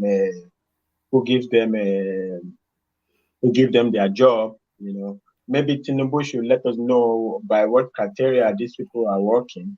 So it's difficult to judge anybody. I mean, I was listening to that episode today. The only thing that didn't interest me about that is if you say Wale Edun gets an F, but Taiwo Idile is excellent. I mean, I don't understand that kind of grade. It was actually Tunji Ojo that the people were saying was excellent. Yeah, a lot of people say that. I don't know. But what you see, Wale Edun studied developmental economics. Okay, so we should be able to know what, because developmental economics basically you study the branch of economics where use different economic terms in whatever human history, whatever, what it was responsible, what they did, what they didn't do, whatever. But I think it's a good fit for the finance ministry, you know. Well, I have always said my only two people in the administration is Wale Edun. I mean, no, Cardoso and Gbajabi Amila. Those are my only two people there. So I don't know how to judge the other people. I don't even know how to judge Wale Edun. You understand? But I can certainly judge Cardoso. No, I mean, because my person. How do you judge him? I mean, anyway, it's not really done anything that is judgeable, is it? Has he? I think the only way I will judge him, I will expect him to reform the CBN. You know, I think all these they are running after exchange. Yes. There was something that was. I thought you would come in when we were discussing it. This Jim Obaze and his report. Oh, with the man, his name is not Jim Obaze, it's Obaze. All right. Obaze, yeah, Jim Obaze and his report. Yeah, but the problem with that report is that it's not finished with report. So all these are basically leaks. I'm not a fan of leaks. You know, you haven't given the report to Tinubu. It's supposed to be confidential if you have not reported it and they publish it. Where are the leaks coming from? So I don't know. So I don't know. I think he has submitted this report to Tinubu, you know. I'm not questioning it. I don't know. There was a lot of mess that went on there, you know. So I'm not questioning, but generally I'm not a fan of leaks. You know, government. Why are you leaking here, little here? You know, I'm not generally as a general principle. Not about this specific one. So because it's leaks, right? We don't really know exactly what they claim to find in specific. They came up with a lot of different things. Maybe all of them are right. Maybe 90% of them is right. Maybe whatever. Because what you do is you give the other guy a chance to be saying, no, they are just trying to get me. And which is what the Mayfield is crying, that they are trying to get me. And all of them actually be right. But it's not like it's done and bam, here it is. So if you want to do it, give it to Tinubu, let Tinubu or maybe Attorney General. Okay, let's say if the Attorney General, okay, if in the US now they investigate you, is the Attorney General, they will hold a press conference and tell us what happened. So let's say the Attorney General hold a press conference and tells us everything that went down. Okay, we know, but leaks here, leaks there. 100%, that guy, I mean, it's disgraceful, everything. I'm not a fan of, I mean, okay, of course. Really, a lot of Tinubu ministers, they don't know their role. Like, seriously, what's the Attorney General doing? By now, we're supposed to be seeing that Attorney General on TV all the time, telling us one case from the other, the proceed and all that. Actually, that Jim Obaze leak is not from Jim Obaze. Obaze does his report, submit to the presidency, information come out from the presidency. But as you said, it's supposed to be coming from the office of Attorney General. What is his function? Yeah. Nobody knows about Nigerian Attorney General. Even as you said that it came from the presidency, it's not like anything official. So it was it's a leak. The way I saw it, I stand to be corrected. It came out from, even if it was from the presidency, it was like a leak. They leaked it out. I agree with you. This information is supposed to be coming from Attorney General office. It was not official release. So how do you hold it? There was also the release that what is the designing embezzled or what, a letter from EFCC, and the next day EFCC pulled it back. Was it $9 billion? That was actually on EFCC's website or their Twitter handle or something. So it came out. It came from them. They deleted it. They Yeah, deleted they deleted it, but it came from that story came from them. You know the EFCC, that EFCC. So one man, you did a story, or one man also one thing I don't really like about, and I'm happy to say I don't like about it. I don't really, me personally, I don't. I mean, if we all accept that Nigeria is a criminal country, why am I wasting my sleep? I should be sleeping now. Why should I be losing my sleep about a criminal country? So they came out. They said 70% of Nigerian students or whatever, or Nigerian student. I think I heard the story that they are 419 internet fraudsters or whatever like that. I mean, that's not a disgraceful stuff. How do you? What is your 70? If indeed 70% of Nigerian students are criminals or whatever, internet fraud, they should shut down the whole universities now. 70%, the old generation is destroyed. The whole country is destroyed. What is their definition? He pulled that back. What is the first? What we said? What one man? I said he pulled that back. The EFCC guy. Come on, that is great. What is your definition of internet fraud to begin with? Everything is internet fraud. Every money, the way if to go by that report, it would mean that everybody who has actually ever made a transaction on internet is a fraudster. Because that's a wide net to capture 70% of all Nigerian students. That's what the definition would be so wide. It will capture everybody. It will even capture you one man that you're collecting super chat if you were a student. Because how do you capture 70%? How is that internet fraud? That's what I mean. The definition will be so wide. It will be everything will be fraud. I'm not saying it's internet fraud. I'm saying to capture 70% of Nigerian students. Everybody will be a fraudster now. I'm not saying there are not a lot of fraudsters, but what's your definition of that internet fraud that captured 70% of Nigerian students? That's these are guys. They didn't tell us how many percent of corrupt. The EFCC hasn't released the percentage of corrupt people in NNPC. They will never do that one. It's the weak people. It's the people they can punch and they think is optic. So they have not told us how many people in the federal ministry or whatever who are corrupt. I mean, what is the percentage of corrupt people, of fraudsters anywhere? Corrupt people in NNPC, in this federal ministry, that federal parastatal, or whatever. But it is the people that cannot fight for themselves. They are the ones they want to quickly. They go to the television or whatever, newspaper, and tell us they are all criminals. And why do you have to even arrive at that figure? Just to say, if you say we caught this number of people and 70% of those group of people are fraudsters, that's even like okay, but 70% of Nigerian students, hey, they have to shut down all the university. What's going on in the university? That to make that such a claim is incredible. So that EFCC is like whatever. Is his name EFCC? Like, but they are part of even this Tinubu's problem. So they said they want to go fighting when the ambassador was there. They didn't even do their homework. Maybe you have a claim, maybe you don't have a claim. You go and take a man and you get a bloody nose. Hey, where's that professional? They care anything. They attack everybody. They go after everybody and then they pull back and say, what is that? So they put up a story that Designing embezzled or whatever, a letter from $9 billion, or was it 9 billion or 900 billion? I don't even know. Some ridiculous amount of money. That $9 billion. Oh my God, that's a. I hope that wasn't true. If that is true, only that one person. In Minister of Petroleum for maybe 8 years or 4 years. Oh my goodness. Oh, I hope that wasn't true. If that was true, that would not be small money. I mean, I don't in our country. Anyway, hopefully it wasn't true. Hopefully, so that's the EFCC. So they can run very well a story of design, but they want to run the story that 70% of Nigerians are criminals, and without defining for us the line, the boundary of that crime. What specifically on the internet is the crime that you are talking about that captured 70% of Nigerian students?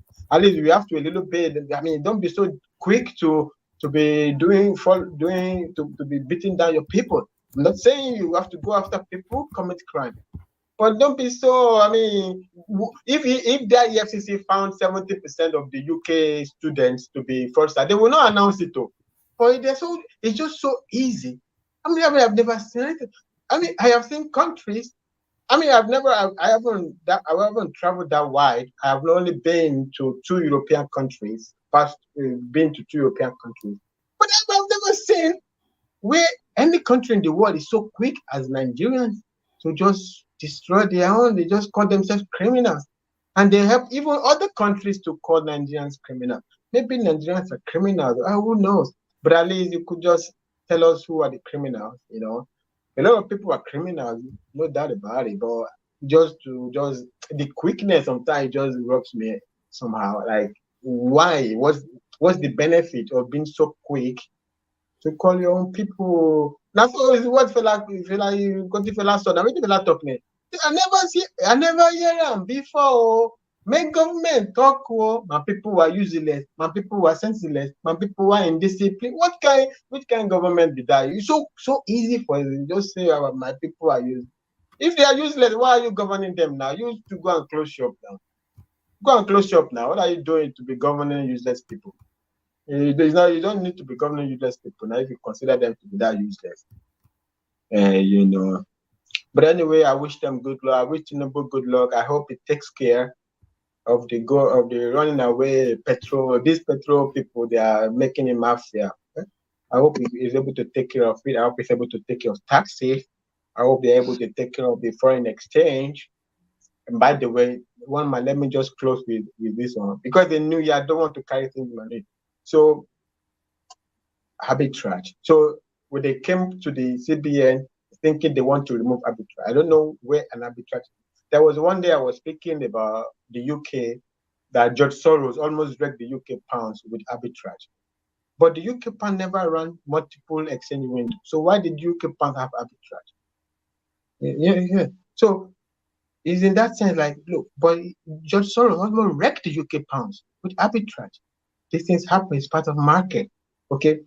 The Tinubu did not remove arbitrage because today there's arbitrage. You can buy your Naira in the official market and sell it to the black market. You can buy it, I don't know, whatever they buy the 800 or thereabout, and you sell it to black market for 1,000 something. That's arbitrage. So how did Tinubu remove that? Remy, you don't understand. Oh my goodness. The double. So I think Akim wants to come in. Sorry, Thomas, are you there? I want to know if Thomas is there, so I know what I'm doing. Thomas, are you there? All right, carry on. The multiple exchange that the CBN was running in the previous administration, there's no arbitrage there. You don't buy from CBN and sell back to CBN. You have to make profit or price differential to be talking about arbitrage. So whether the price at the student price at the student window is less than the price at the importer window, you're not selling it back to NNPC. So what is the arbitrage going on with NNP? What is the arbitrage? What is the arbitrage? So Tinubu came, he says he wants to have only one window. What is that? How is that removing arbitrage? From where? From the CBN several windows, because the arbitrage was happening between the CBN rates and the black market rates, and that was never removed. That is still going on. It's not the different windows that Remy, look, the CBN is not setting any rate anymore. So it is now being determined. It is now being one man, can you hear me? Yeah, I can hear you. I was trying to unmute. My screen just get frozen. Maybe because you guys are being racist to Australia. Are you driving? You sound like you're driving. Yeah, I'm driving. Did I say CBN is setting rates?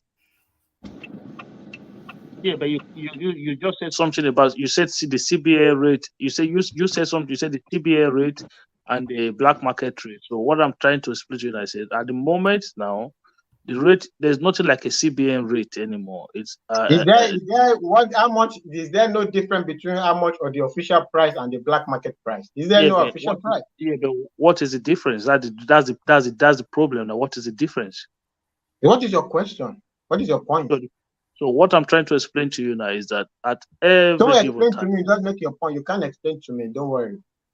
What's your point? Okay, Just say your point. At every given time, the difference between the official market, which is the I&E window, and the parallel market. It's not even called I&E. You no longer call I&E anyway. By the way, you don't even know what is it. Is that another name?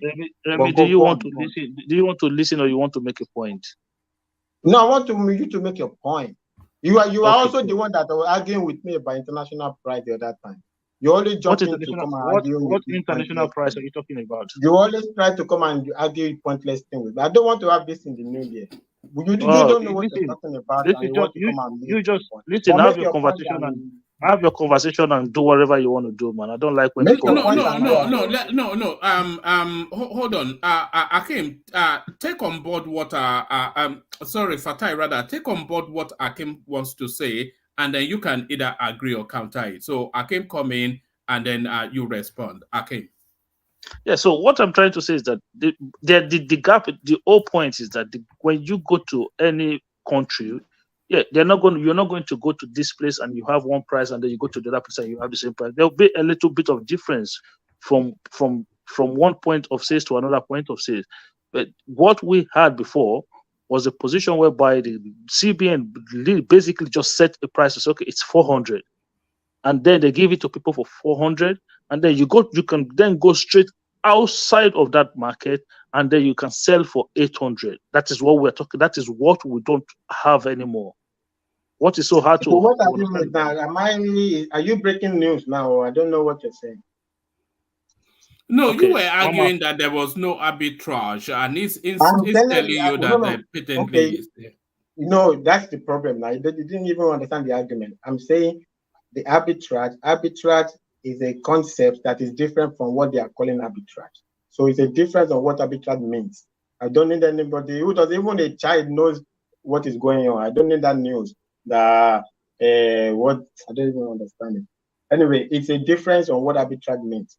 Tinubu did not remove arbitrage. What it did is unify whatever is the official rate. Have one official window, which is market driven. What it did was to make a market driven window, right? By no means removes arbitrage. Arbitrage, you cannot even remove arbitrage. It's a market phenomenon. It just happens on its own. In fact, sometimes arbitrage is desirable so that because it helps you to understand imperfection in market. And arbitrage also is a situation whereby these things, equilibrium happens. So you had a situation where there was never any equilibrium happening. It's just a price fixed at this price, and that one fixed at that price, and they traded forever there. So that even technically, that was not even arbitrage. That's the point I was making. And if you're claiming that Tinubu removed arbitrage, but what do you explain the arbitrage that is currently going on?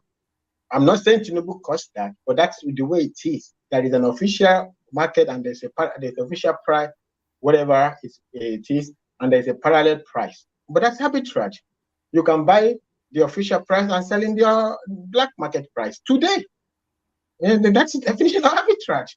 So I'm just saying the definition or sense of what is arbitrage, or there's somebody doing arbitrage. It was never supposed to appear in Tinubu's speech. It was more the speech writer should have written in his speech in bold letter, subsidy is gone, rather than writing arbitrage these are normal stuff now that nobody is not. If you have an interest in making money in arbitrage, some people are specialists in looking for arbitrage in market. Some people are, in today's world, it's not so easy to find arbitrage because this market technology has made it quickly in seconds. You have to have supercomputer to be able to detect. Even to today, you can find arbitrage in dollar. Exchange rates in New York market and London market, you can, if you have the resources, whatever, you can dictate with super micro nanoseconds, whatever differences, you can detect it. So it goes. So it's not. It is what it is. It's the thing about arbitrage, right? It's just the really I raise it up is that you see when you are designing policy, policy implementation, the ideology, the perspective at which you have come at it matters a lot, because these are things that take a life of their own. If you start off with something thinking it's nothing, thinking it's something else, you will be implementing things that will wreck you. In the end, when the whole thing is become a giant big something, you will not even know where the problem started from. You just see there's a problem. You have to go and unpack it to be able to even know where the problem started initially. Baba Ja1L Koko made a greatest suggestion. So you have so much diaspora money. Everybody sending money to their people. Why don't you trap that money? Why don't you trap it? You are looking everywhere. Go to Saudi Arabia to give you money. When your people are sending money home every day to their people, why don't you develop the formula to trap that money? That's billions and billions yearly. But you are looking to Saudi Arabia to give you some billions. But you have billions with you. Baba Ja1L Koko was probably working for U.S. Federal Reserve. He's hiding his true job. I think he was working U.S. Federal Reserve before to make that point. I heard it. I was like, wow, this Baba now for him. He just lied to us. Baba Ja1L Koko let him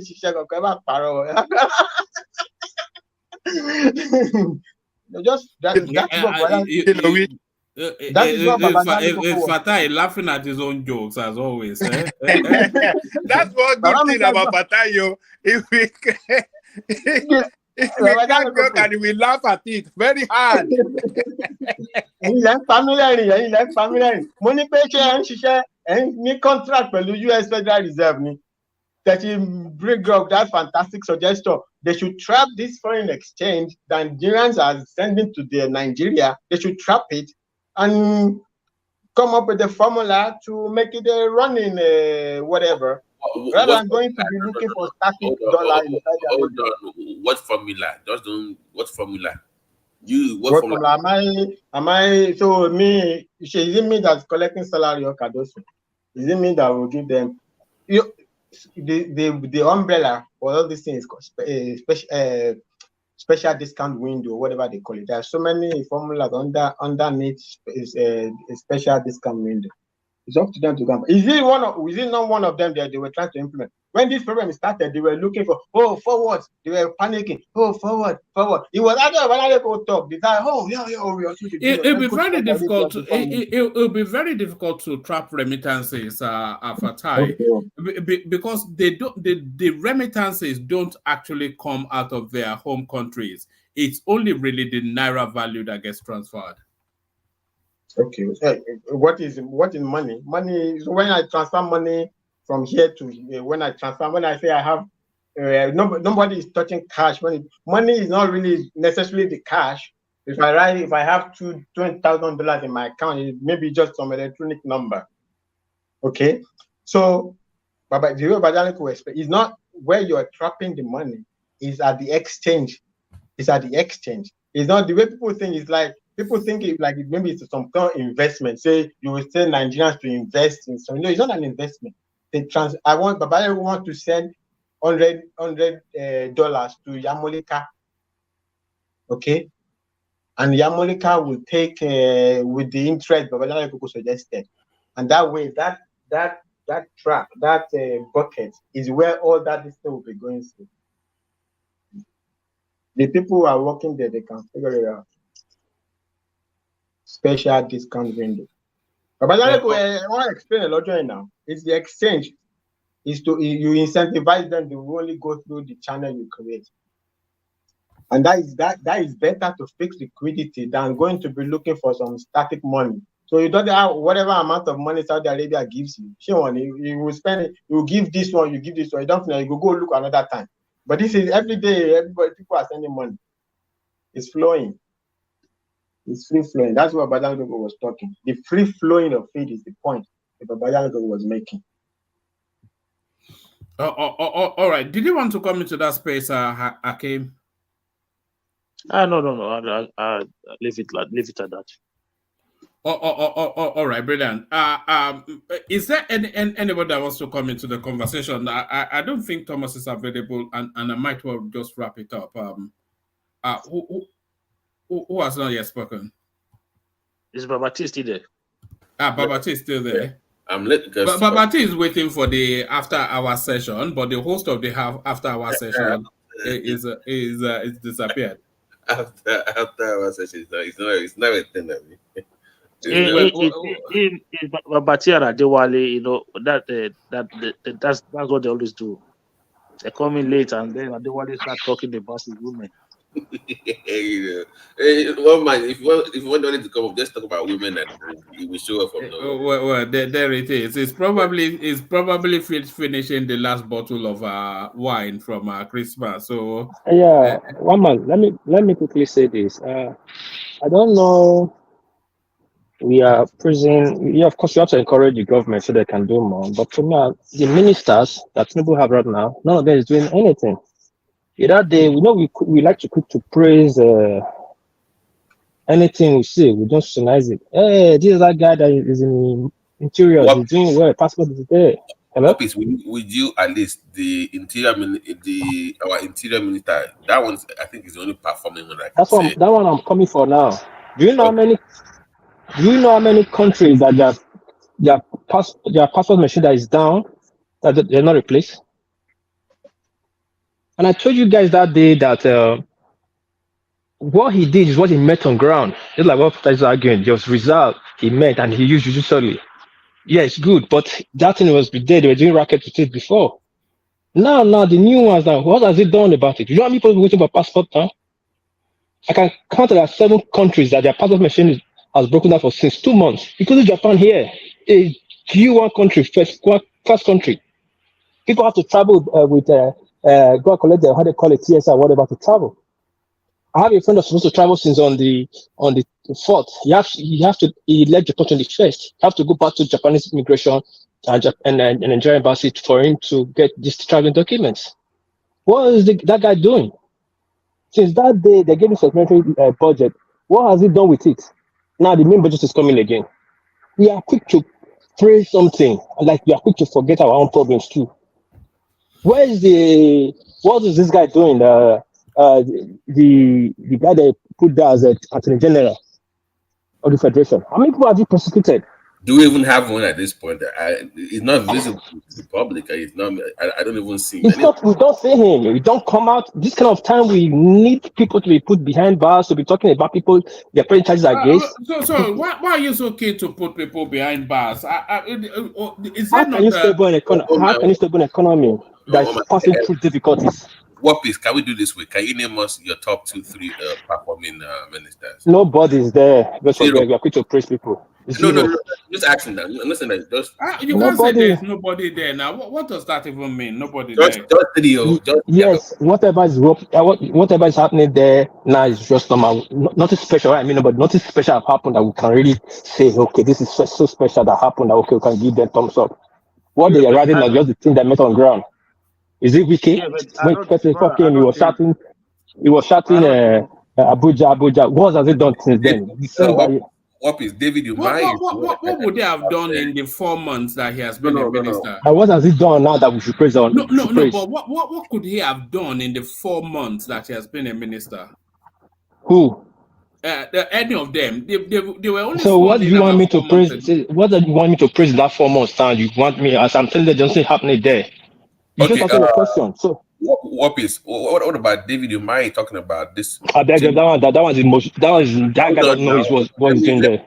Hold on. He said he wants to change the policy, like going forward now. Those major roads he wants to use, we should be done with asphalt. We should be doing what's it called now? This cement. Cement, yeah. Cement. That's what. So for that ministry, it's a change of policy from asphalt lane to cement lane. Because he wants, so that is something significant, right? You see our problem about here. You said it's like, not doing. Let me tell you something. You are a doctor. You are a doctor. When you want to operate on a patient, there's what they call the manual emergency operation, right? You don't need anesthesia. You just quickly to save the person's life, right? Go ahead. Can you hear? Okay, now, then they will not be talking. Then you'll be talking about a laser operation machine that you have never trained for. When somebody is dying, we need the operation now. The ask father of changing cement to this thing, that is something for later. Yes, we will need that. But right now, our road needs to be fixed. The guy collected how many billions? Supplementary budget. Do you know this Christmas there's no road in Benin roads? Do you know Benin have almost the intercontinental interstate connection? All messed up federal road. Where's the money collected? Not even passing roads. So it should have fixed the road in 3 months. Pass the road, not all the roads. The intercontinental roads. Yeah, but one piece the guy is doing is try that supply road has been contracted out now, and they've started. Are they working? Before I say I can. Yeah, they started. No. I'll tell you. I'll give you most of the roads. People are still rioting and campaigning for the roads. Right now, what's just going on the roads? The people, the Lobasiki tried to do something. Then the people of that area, yes, he has contracted. Yes, we saw that.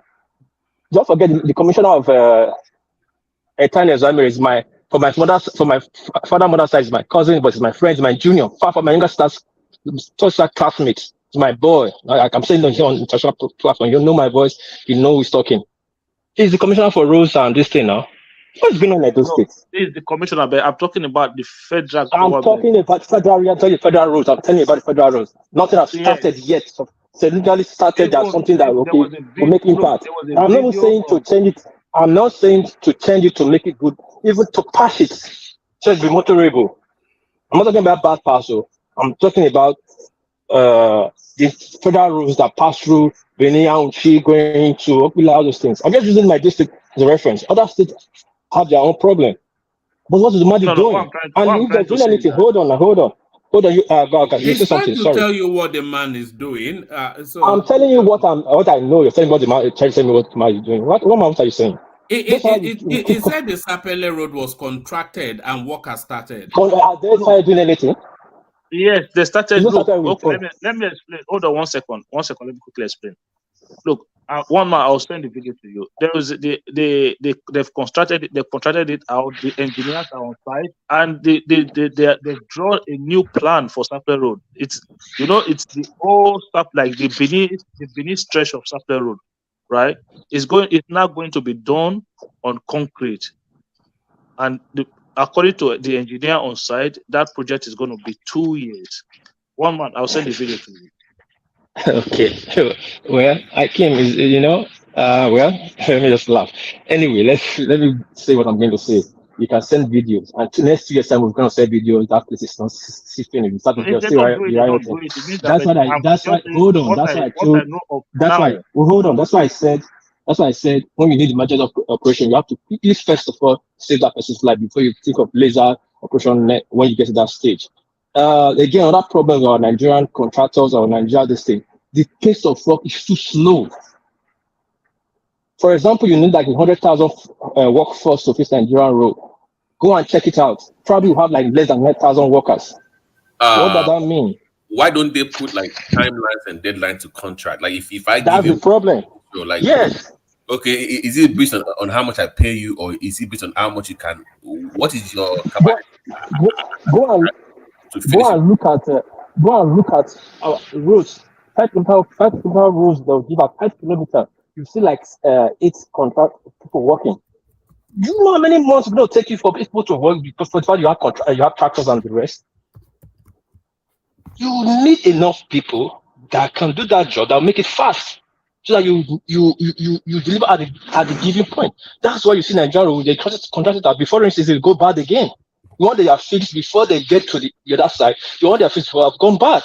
God, the workforce is too slow, too minimal. They will say, "Oh, they contracted this thing out. We gave it to this thing. It's bad road." All right. So sorry. Let me bail out. Hand over to Thomas. Carry on with your conversation. Thank you. See you tomorrow. Thomas, are you there? It's here, I think. Yes, Daddy. They say that they are released from prison. You know, they say Australia is prison. So the Wale Adu, the other guy in the mines that is just going around talking. That's what he's supposed to be doing. àwọn ẹlẹ́wọ̀n ló ń ṣèjọba lé àwọn támọ̀sì lórí. Really? àwọn Really? àwọn The other ẹlẹ́wọ̀n.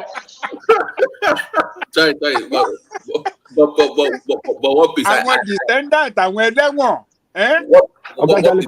Oga Jalekoko, I know we are joking now, but this time around it's serious. Let's talk about something serious. What piece? To me, that Lagos Ibadan should have been finished within a year if you have multiple countries. Okay, just go there and you see like 5 people working on one corner. Ridiculous. I get your point. We should be able to finish things within 2-3 years. All those kind of major roads should not take you that long. Look. Babati, I think you're not stupid. Even the America where you are, there's no way they finish an express road within a year when they are constructing more than 100 kilometers of road. I'm saying that for it to have taken that 10. I mean, for how many? That's for how many years now since OBJ days. Yeah, they won't take a bit longer. Since OBJ, no. Since OBJ days, we've been fucking Lagos by the expressway. No, that's not true. The construction actually started under Buhari. Oh, forget all those ones. No, that's not true. Remember OBJ? Come on now. Lagos by the expressway, they've been doing that since OBJ time now. Come on now. They did not do anything during OBJ time. Leave that thing. They awarded this is my point. They awarded those contracts. Now, if they stole the money for something else, it's something. But they actually got approval to complete those roads. They never did. Our roads, it takes too long to fix. So the time they finish completion, where they started from the beginning has already gone bad. They'll go back again, and it's the opportunity for them to lose money. Now let's drop this guy. Let's go to this guy on mines. What they say his name Ojo or whatever. Is it Ojo or be like that? What's he doing there? Every day talking about license. Is that what you are meant to do? Take action. This guy on Mr. of Mines and whatever. The man said the man said that the people controlling mines, they are powerful men in Nigeria. So that one I've given up on that one. He said that he can pretty much the man told him, pretty much the guy is telling that those people stealing our good and mining stuff, they are powerful men in Nigeria. He refused to Babati, sorry, man. I just want to correct something. You see that Lagos about the expressway? Yeah. I remember 2018 was when it started on Lagos, in Lagos. I was there in 2018 and I started it. And I was telling myself, like, I was there. The awarding of the contract. No, I'm saying the construction. I was there, like, when from Lagos, ready to take off. I saw them starting right there. In fact, they closed one side of the road, walking on the other side. That's when it started. And now they've done it all the way past by themselves. So, I mean, Buhari did a good job. I'm sorry, on that one. He did a good job. Okay, Mike, but sorry, my what piece? But what I said, the guy said the powerful men and women are controlling the mine. So pretty much, I've given up on that guy. Forget that mining sector. That guy should be arrested for that statement. He's not supposed to be in that position. How can you say people think that our gold and silver are powerful men? That in Nigeria. That's it. People that stay inside one room, that talk to who know commissioner or who know chief of staff, you are saying that the people is stronger than you, that in power, that controls the military and everything, and you have international influence. I don't know how people think. Please 1 second, please. Robert T, you say you're on X, right? The what now? Yeah, I say you're on X. I'm on what? X, Twitter. Yeah, I'm on X, Twitter. Okay, just go follow Dr. Bosu Tijani. You mean our tech minister? Yeah, exactly.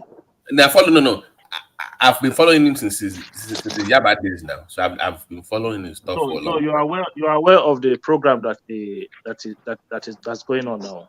Yes, I know. In terms of he wants to train a lot of people, but also to export talent as well. So yeah, I know about his. And you are aware that they've taken the first batch of admissions and stuff like that. That part I'm not aware, but I know they opened something in Lagos. He wants to do Lagos, Abuja, and one other state.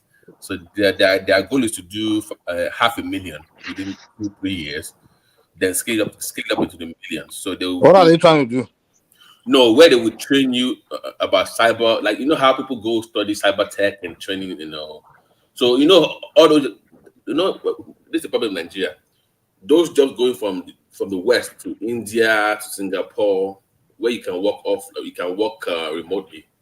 Remote work, like so now you work remote, yeah. Work from Nigeria and get paid in Nigeria. Yeah, they will train you in Nigeria to work, but if they need you in those countries like in the UK or US, they will also train you to go there and learn and also work there. But you will have enough in Nigeria to work for those companies. So that's our doctors living, they could still be using them while they are overseas. You know that, right? Doctors really don't, even my doctor here, most of the time I meet him. We meet virtually. Yeah, they do telemedicine and telemedicine. I say people, you know what? Listen, people, the way people just talk about certain issue, right? So to me, Bosun Tijani and is one of the best performing ministers. I mean, I really like what that guy. I really like what Bosun Tijani is doing. That one, you will go on X and you will see testimony from people. Wait. Not open it up to the state. Akin, there's something. There's something peculiar about any country that is moving out from stagnation stage to a processing stage. That you start seeing things not successful processing stage. That start seeing things working. Let me use China for you, an example. China in the early 90s, we were pulling out. In the 80s, they came up with a program to pull out 400 million Chinese out of poverty lane, not to become billionaire, but just pull them out of poverty lane to be a middle class. And when China started progressing, you don't need to go to one person's world to know what's happening. It's visible to the common man. That's how you know a country that is facing the right direction.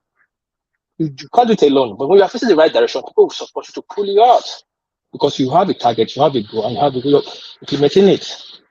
Other challenges you are facing, people will support you.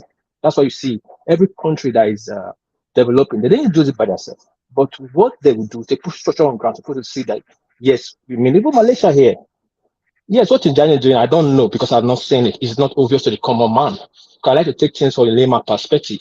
Because you are that advanced to go to Twitter space. How many people have the time to go to Twitter space? But by the time people start getting jobs, people get a job or you buy a car, which should they work? If they do it, and like computer read. Or what is Hold on now. That is about 2 years to even see those things now. You can't see I know, I understand. Hold on now. Now, like I said something to you guys, our information is very slow in our country. Too slow. That's why we get no positive results. Tijani Yusuf are fine, it has a information. Lagos is a big hub. But this is supposed to be, you have to put it down to every state. One state is not supposed to run that state. Break it down. Either it's in university, college of education, everybody have like they call it like they have different type of interest attachment to the train people. In Japan, they have what they call where we work. You have that you put it in one college of education or in one university, but in a central space, everybody can come and learn. Even if it's 20 people you train in one state, it's something very great. This is the problem we always get in, even to our military recruitment, police. You put recruitment in Zaria. How is people going to get to Zaria? You put police recruitment in Lagos. How are the rest of people going to get to Lagos? Everybody must have a cyberspace, a unit where everybody can go and learn. You are doing Lagos, Abuja, and maybe just. So what about people in Warri, Port Harcourt, Ogun, Osun? So there is a kind of learn. It's not one place. Okay, 1 second. It's not through the state. It's across the country. But the thing is, the program varies from different states. You know, the programs vary from different states. So it depends on what program you want to study in that space. So in some states they don't cover certain programs, while in other states they might cover certain programs. So there are people who would have who got into the program in Ekiti State, and in that same program, if you go to say Zamfara State, they might not have that same program in Zamfara State. So if you are in Zamfara, you apply to do that same program, you might not get access to it. So it's more like an e space whereby everybody come online, regardless of who you are, what your background is, it doesn't matter. So what it does is that at the moment, the infrastructure that they have is not enough in all of these states So they are not able to provide every single program So in Lagos every and state. we have the upper hand because of what they already have. Exactly. So those states what whereby they have more infrastructure, we have more programs on ground. That's all. See, if what you are saying, if you are saying there's an e-program, then what you're saying there is the not add up. E-program, you don't need infrastructure. All you need to provide people is a laptop and a computer. And so a laptop, iPad, because everybody's going to log into the iCloud, meet teacher like a Zoom. But what is that is not for all part of Nigeria. They don't have that much penetration in some part of Nigeria compared to others. You get the point? The e-program you're talking about is the registration process. Like everything is done electronically. So they will give you all your costs, everything like through electronic means. But they still have people. You still have centers where you go to, where you interface with people. Anyway, I'm not going to dwell about this guy department only. I've said what I'm going to say in that department. Let's then move to the woman, the head of the one in what's it called, female affair. What's she doing there? People are mystery. What do you call it? You mean pancake lady, Abby? Yeah, what's she doing there? that one should be fired. That one should be fired. Is he humanitarian and human affair? Humanitarian, look at people dying. No. You mean the younger one or the older one? I don't know, but anybody that's in that department, what are they doing there? The woman one is that she should be paying taxes. That one, the women affairs. Humanitarian is that not better? That one is younger one. That is the younger pancake lady. The humanitarian, what's she doing there? People are dying in Libya. People are. You know what's going on with Nigerians? And you're sitting in Abuja. You're speaking what you're not supposed to be speaking. This is the problem. When I say you're lacking jobs. I mean, what is not fairness? I've seen her around, very visible. She goes to all these IDB camps. She comes up with programs. Because our job description. I'm not talking. You just see me talk about IDB camp. No, because our job is humanitarian. It covers a lot of things. Yes, I know. I'm talking about. It's not a high time. Where have you ever seen when last did you see our Minister of Humanitarian Affairs touring around the world, critical area where Nigeria is affected, to go see their problem and try to liaise with the authorities there to try to create kind of illegal distance? Foreign Affairs Ministry now. She has a lot to do in Nigeria, but she has, come on now, she's in Nigeria. Do you know what she has to do in Nigeria? You have foreign ministry to handle that. You can't expect humanitarian affairs. Well, I just tried on that point to you. We can be defending or not defending those people. That woman, I don't know what she's doing there. My point is that our job is tied to many ministries. So one day you will see how it was on Tijani. Because remember, even when the interior minister was talking about the passports, she was there because she was there for trafficking issues. So our job is tied to many ministries where they were trafficking women through the borders. So she has to show up with the interior minister.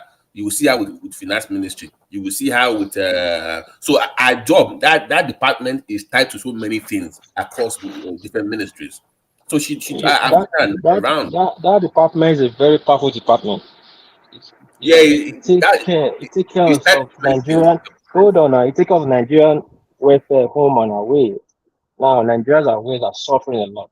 Now even these UK coming out to deport people in Britain. They're saying that she's holding a meeting with the UK ambassador right now. Talking to them to come at least have a deal for a stalemate or at least give the Nigerian soft landing. How do you think other countries they respect countries? Your people going to work. Minister of Interior will go into work. Humanitarian will go into work. This is the problem. These people are deported back home. How are you going to feed these people? The one at home, you're not able to tackle it. They're deporting other people back again. You have to go with it. You're not going to stop another country from deporting your citizens. No. It's your people that are deporting. You have to go into actually talk to them. They're not starting yet now. They are just going to tell them. I'm telling you, I've seen her do that. Remember when they were deporting a lot of people from the African, like Libya, whatnot. I saw her with the interior minister because it had to do with immigration issues, and they were talking about how to fix that problem where people were getting used for sexual crimes in those countries. And I've seen her do that when it comes to that. So I've seen her in that. See, listen, what you're saying, I get what you're saying. Why is it that she has to act at the point that when the act is taken time, maybe when the deed is done? Why can't she act before then? Now we are hearing news every day. You can also deport. How many times have you heard in the news that the Because material what officer is I hold job on. things Eh? like humanitarian Eh? affair. Like example, she wants to deal with the issue of trafficking of children across the border.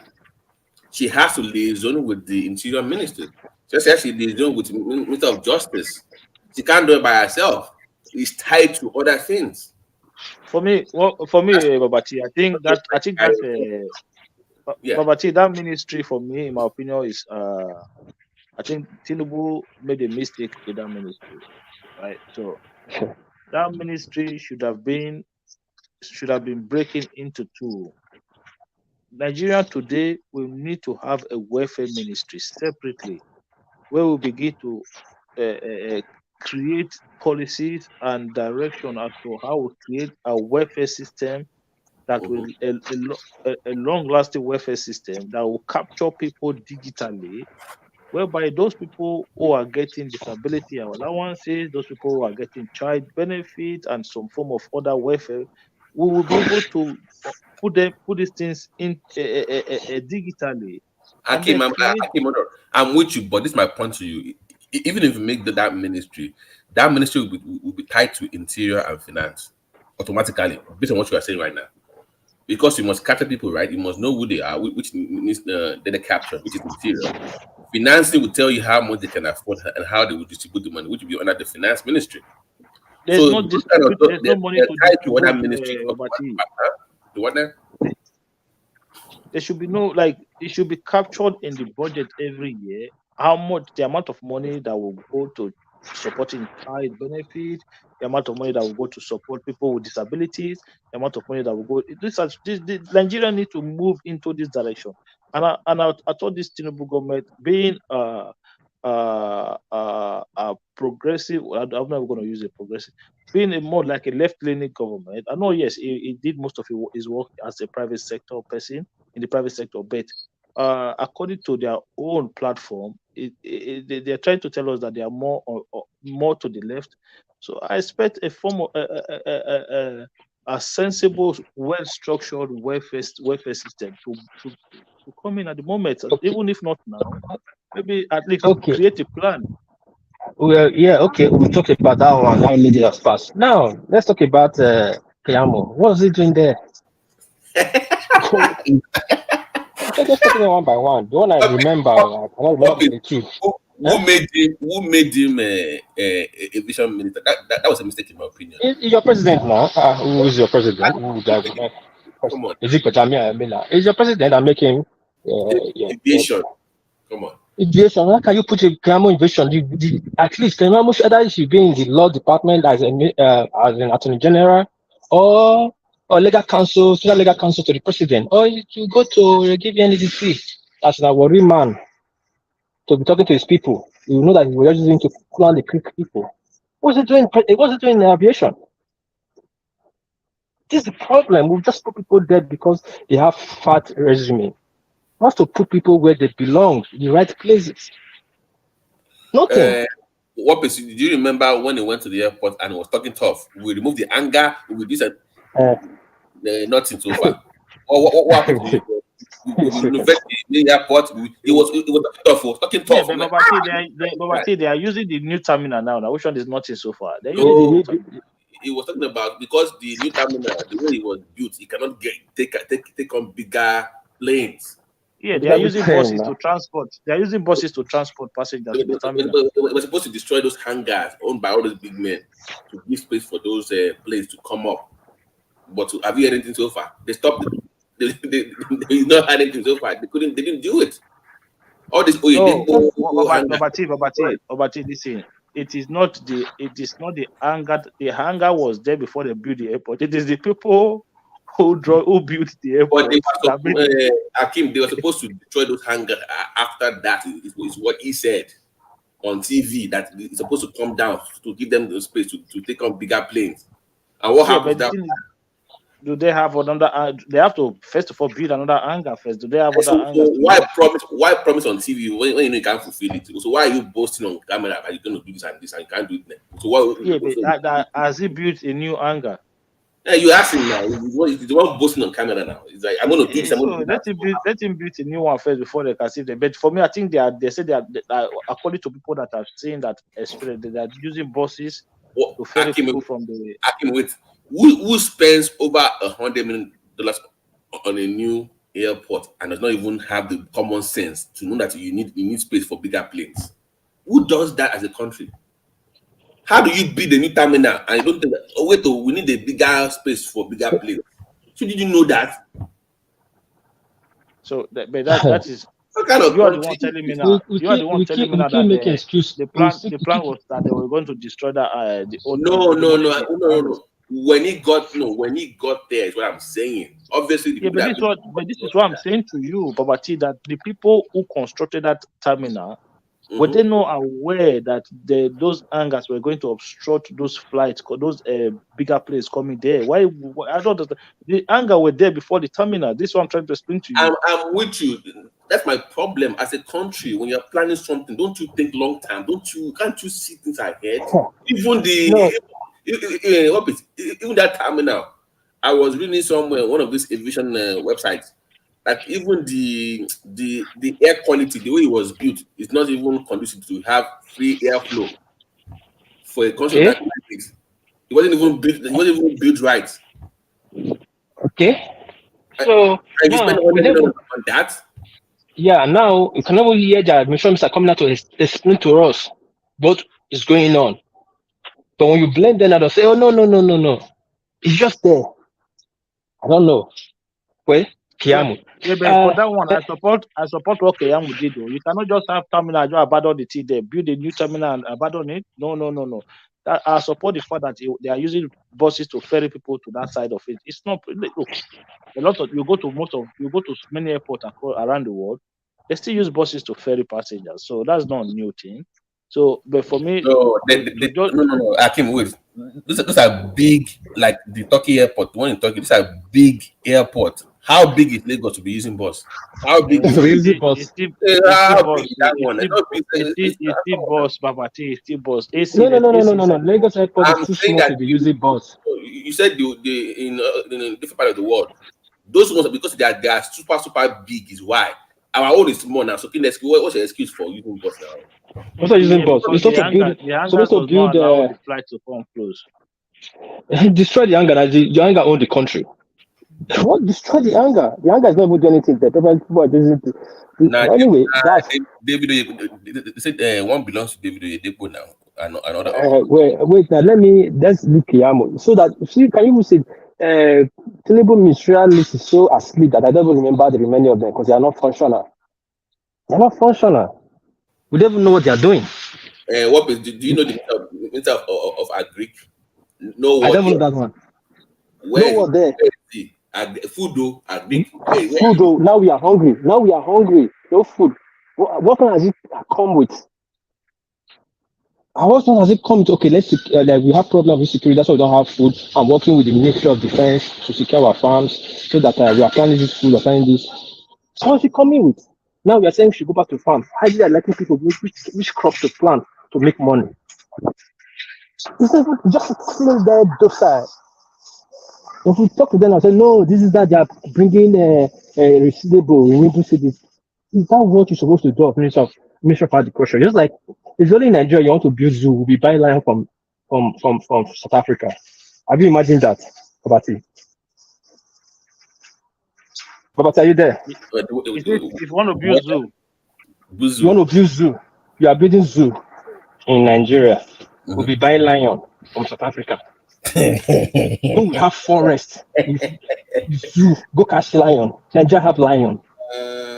Indeed, we'll be buying lion. That's just the way to describe the Nigeria problem for us. You want to build zoo, you will buy antelope. When we have enough in the bush.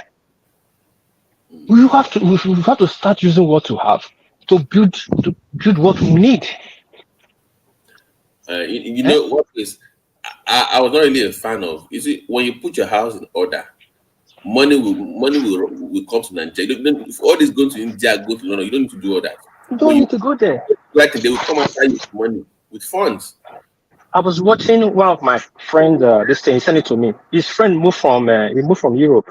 The guy is he has a farm in Ekpe. He has to pull order his friend. That guy have farm. He have from piggery to everything. We're just talking like, yeah, you cannot do plant hunting in farming. But one thing that struck me so much, that guy makes money from, is pepper. This we've been able to call it poko. Not that it's normal, the round one that we always use, the spicy one. Scotch pepper. Scotch pepper. He said that pepper you harvest it twice every 2 weeks you harvest. That's first of all money for you first to pay your workers, take off yourself first. And when you are able to pay your workers and pay hunger in your business will flourish. Pay for logistics and expenses. And that pepper is everyday demand. It's consumable. It's everyday demand. Everybody wants it. They have leaves, all these pumpkin leaves. We talk what we use to cook soup. We have them in the farm there. Look at this leaf, mighty, like almost an acre for leaf pepper. Then you go check is a Greek poultry like from pig, a goat, fowl, chicken. This one will take you to 3 months, 4 months. But those pepper you are saying, cassava, yam, those pepper is giving the guy money every month. As a mission for people to come out to let people, guys, go into farm, there's money. Plant this. People need this, You make money for this. What is Akim? Let me ask you guys. You remember back in the 80s, forget the federal state. I remember back in the days. You look at the council. If you have land that you want to farm, they will even be the one to bring the machine to come and clear the land for you. They have the machine that will help you clear the land, even do they will find people to help you. Will give you seeds and manure. Remember, they'll give you manure for free, and they even help you with seedlings to help you with your farm. Our councils don't exist anymore. They don't function anymore. Only maybe that was council again. Back in that was council. If I have land back in the day, they will help you with the land to farm. They will pay for you. They will use this manure. They will give you seedlings at discount rate from state government. And our South don't even need manure. South anything grow in South. Throw corn in center of the road, tie road. You see the corn grow by the edge of tie road after 3 weeks. Not even rainy season, After how fertile our land is. The Minister of Agri cannot say anything, but you want to collect loan for whatever Africa Bank of Agriculture, you will be there. You're saying very soon going there with private jets because the money they want to share. After you say Nigeria, we are hungry and we don't want to farm. That's really Minister of Agri. At least I've talked about that. Which other ministry there? Not for the 6 ministers. What are they doing? I don't even know them. What's their function? Let's go to the port. The guy that's controlling port, the chairman port, and the port, port, and the Minister of Transport. And who is Minister of Transportation? Please, can somebody tell me? Who is the Minister of Transportation? Babati. We don't know. I don't know. This is bad. Oh my God! At least we knew who this guy was when he was there. Amici was there. Amici was there. We know. Who is that? Amici was a very well-known figure now. Wait, no, but where is he? Who is the minister? Is it Umaye that's Minister of Works? No, the Minister of Transportation? You know what? Minister of Works. I don't know to be honest. I don't even know. Because all we hear with that Minister of Transportation now is like Umaye is not taking the job because they want green road. Minister of Transportation is supposed to be in charge of the roads that is bad that we need to construct movement logistics of that country. We don't even hear him. We're hearing Umaye, Minister of Works, more than Minister of Transportation. Okay, let's put that one aside. That one is gone. The NPA Port Authority, who's our Port Authority chairman? We don't even know. Do you know how much to play a container now on the special goods? The minimum is like 6 million, 12 million on the average container. $12 million. Marine and blue chip economy. That's a Tinubu's cousin, right? Marine. That one. That one is just taking money. That one is sitting on his glass. What does that one know? So most of them are just doing nothing. Nothing. And yet want the economy to move on. We just focusing on the oil and central bank. How can oil and central bank move us away from our problem? Opis, by the way, why hasn't the House of Rep summoned the Minister of Defense for hearing? No, they will not summon them. How would they summon them? Normally, You call the police. You know, in a society, you summon the police and then for public hearing. No. They will not summon them. Why will they summon them? If we can, they did now. The Senate did now. that's seen it now. I know they are summoning them. Yeah, but they will not. I'm just saying that if we cannot know more than 6 ministers for the 6-minister cabinet, then what would the police? What do you send somebody killing for? What would they going to really talk about? Yeah, Now look at our look at our chief IG. Let me What is tell his you job? something. Right? Let me tell you something. You see, Akpabio, Godzilla Akpabio, he must not set a stupid record in that Senate. Okay, he must not set it, because even as bad as people were criticizing Ahmed Lawan, those people passed some serious bill in that Senate. They passed some very, very good bills in that last assembly. So Godswill Akpabio must not just go there and do stupidness, because I've not really seen any debate, any reasonable debate on any decent bill that is going on now. So as bad as people were criticizing Abed Lawan, there were a lot of bills that were passed in that Senate that even contributed to some level of restructuring of the government. So Akpabio, he must continue in that direction. That's all, because as far as I can see Fabio now, is a correct man. What can he do? What does he know? yeah, but That's on even that. if it's He's a corrupt, clown. even if it's corrupt, He's a they clown. must He's pass a clown. bills. He's a clown. You know nothing. You know. Anyway, let's put down. We'll come to Fabio. I'm taking them one by one. The one that is important, that at least the one we can still remember. Now the IG of police. What was he doing? And my own brother that is there, RC, like PROC, whatever. What are they doing? Are they even canvassing for state policing thing? That is still on the table. Even though they are not gotten to that power, that gotten to that section, because probably the people, the interest involved. Right. Why can't you make the police look better to see that you are making an effort? This recruitment of a thing, you have seen the problem we are having in this country is not science rocket. The problem why we see insecurity in certain area they cannot police them, because the certain demography of people, ethnicity, and in this military force than others. You understand? So you cannot send a Aboki man out to go and shooting a Aboki man. He will always have that. You must think to this thing now. Look at the police thing they brought out, screening they brought out. Yeah, but About 400 from the north. this is why the system need to be decentralized. If the system is decentralized, look at the Southwest now, right? When they were coming up with all this S-men and everything, what did they do? They came up with a Muteku, and that resolved the problem in that region. So every other region now, what we need to do as a people is that, let us just for once, I'm not saying it's the right thing, but let us just for once just push the federal government to one side and then put pressure. Do you know? Put serious pressure on those governments. I'm not talking about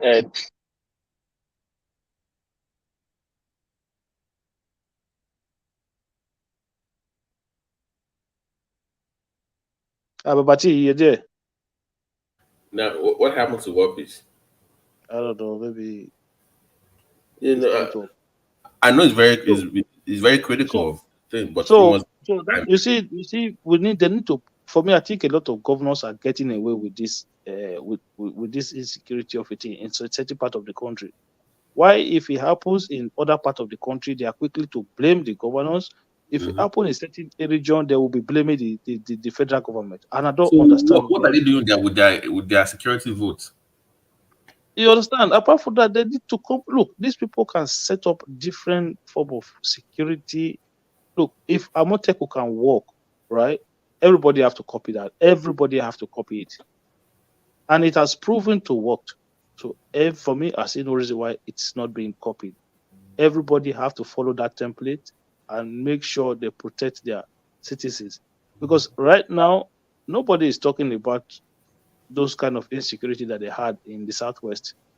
No, that was because certain leaders came out and said, no, we must do this.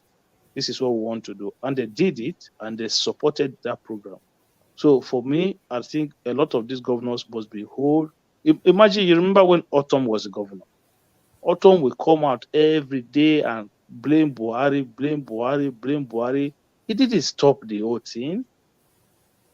It didn't stop the whole thing. You're talking about the situation whereby you are expecting the federal government to secure the whole of Nigeria with this federal structure that we have. My brother, at the moment, it will not work. So let everybody derive a solution. Let us create a solution that we know that are local, that will arrest these issues. If they, in that plateau now, the governor said, okay, this one has happened, fine. Okay, what are the youth in these different communities? Elders of this community, youth of this community. Okay, I want everybody registered. Okay, you're going to have maybe e-laws in each of these community to patrol your bushes, to patrol. Then you guys are going to be trained. You're going to get certain level of weaponry. My brother, that is all you need to do. I was talking. I didn't know my Bluetooth cut off. Sorry. Anyway, the DSSS, who is there? Babachi, what's his name? Bachi, something Bachi, Bichi. He's the one in charge of DSS. Yeah, the one that is there was even in Buhari's time. The commission came that they should not allow that guy to be. He's not qualified. Academically, he's very dull. He's there. They put it there. Security wise is not fit because his mom is that he have double allegiance. His mom, he claimed they say he's from Niger Republic. He said his mom. No Nigerian, they can turn anything. They just actually say he's not in Nigerian. But he now the truth is that they don't say, oh, his mom he's from Niger. His pops. Who is his father? So they nobody know his father. But the one in charge of our DSSS, what was he doing there? Why is he still there? This onslaught that went on, he's going to tell me he didn't get information. He didn't act. Now that they have done it, how many arrests DSS have made? Because this what just happened right now is a national security issue. This DSS job. They are free, not even police. How many arrests has he made? Can anybody tell me? I mean, okay. For the, I mean, their secret service, they might make, but sometimes they don't make it. Okay, let's take that. But that guy has failed, not supposed to be there. Now let's drop that. What about this guy, NSA, Rubadu? What is he doing there? Is it? Yeah, but what is it supposed to do? What is his job description? His job description is to advise the president on security matters. A national security advisor that could not advise the president that there's going to be a serious attack that will affect his administration. And even the people, the locals were saying that a month before now, they'll be hearing it, they all knew, they'll be sending letters to the community that's going to be attacked. They called the military, whatever station that's responsible to go that area. How many calls did they make to them? Is something called? And he said he's there to advise. Do you know the position he's holding? A very powerful position. Yeah, but what that guy is not fit. Look, we all understand how Nigerian operates, okay? We understand how the system works. So if we're talking about a lot of this community are very remote communities. So those information might circulate within the community and then maybe didn't get out to the relevant authorities. It might get out to some of this or some members of the authorities, and then the information gets killed right there. Did you see this YouTube video of this white woman that was driving across Nigeria? Itchy boots. Yeah. You see, I'm like, it's going to be very difficult to secure that country because the rules are just. You see how Nigeria is in that part of the country. It's nearly impossible. So that woman. Yeah. That woman exposed our Nigerian road network. Right. Maya is trying. Maya is doing this. But look at our Nigerian road. Like, how many months? The guy has been there for 4 months. What is he supposed to do? Even though he's there for 8 years, he will not do more than being Lagos Express Road. Is that the only road we have? That's the problem we are facing in this country. We just tend to do the major one that we can see. But the unseen one is the biggest problem. How many of our roads that lead to the farm roads they have done? For No, me, like what I'm saying is that you see all our express road, right? We should have, because like I was saying it on this platform last time, all our express road, we should have a situation whereby you don't have bushes on the side of the road. At least you can see clearly 300, 400 meters away from the road across the entire stretch of that road. That is how it should be. You know, I agree. Akim, that also surprised me. Like even on our major highway, America here, for I think every 20 or 30 miles that you drive, they have stop areas where you can stop, park your car for a while, rest your leg, you buy something to eat. Yeah, thank you. Yes, express where you stop Yeah, it's and just relax. our own. There's Even that nothing. On the highway, just even black. not even relentless things. In some express, there's a place you can park for emergency change of tire, Yeah, like something happen to your car, where you I'm can pull telling you over that to. you can take your hand out of your window and take a grass from So and so pick a grass. now, if you look at the money they collected, and you go and look at the body and the content of the contract, all those things are embedded in it, but you not see them. Now let's look at the money that we're chatting about now that he's doing something. Go and look at the body of those contracts, because the problem of our Nigeria is secrecy. Let's put it out there and let's see. How many of these express roads have drainage? Mike said they just did it, but go and check those express roads. If they clear 300 meters from the road to clear 300 meters of that road, no. Is there any drainage? No. Tomorrow it will go bad. No drainage, no barriers, but yet we say you're doing a good job, and it's in the contract. That makes the contract that expensive, and we clap for them. And tomorrow road go bad. We say it's road now, things go bad. No, you cannot do an express road, a tire road without a drainage. The erosion will eat it up. These are things we should look at. And we're not kids. You're educated. There's a common sense. You do the express road, you will tie, you will gum with the bushes. You will do road that they have been showing they're doing. You will not see gutter by the side. Even the gutter alone, they say it's a dead trap. At least you will not see to channel water away from the road. Every No, I tire road in think abroad, look I at. think they can do certain section of road without, especially when they are like highway, without having drainages on them. All they have to do, like I said to you, they have to open up the side of the road, and then they kind of let the water, the clean water just flow through the side of the road, and they flow down. That's all. It depends on the terrain. The areas, there are certain areas on those highway where you don't need drainage at all. But another thing about Nigerian road is that it's the different part of the country, the weather are different. If you go to the core north now, they don't get rain the way you get rain in the south. So most of their road in the north, you don't really need drainage, because like how many times do they have rain in this area? Well, if you are doing road in places like Guinea and Delta State, where you know that rain it barely stop raining, then you must have proper drainage system across. But how many of them have drainage system? Can you hear me? Yeah, I can hear you, but I think that's the problem. How So it is not like That's the it's not like they problem. But have it's there. We're shut. We're shutting it by. It's there. It's working. It's working.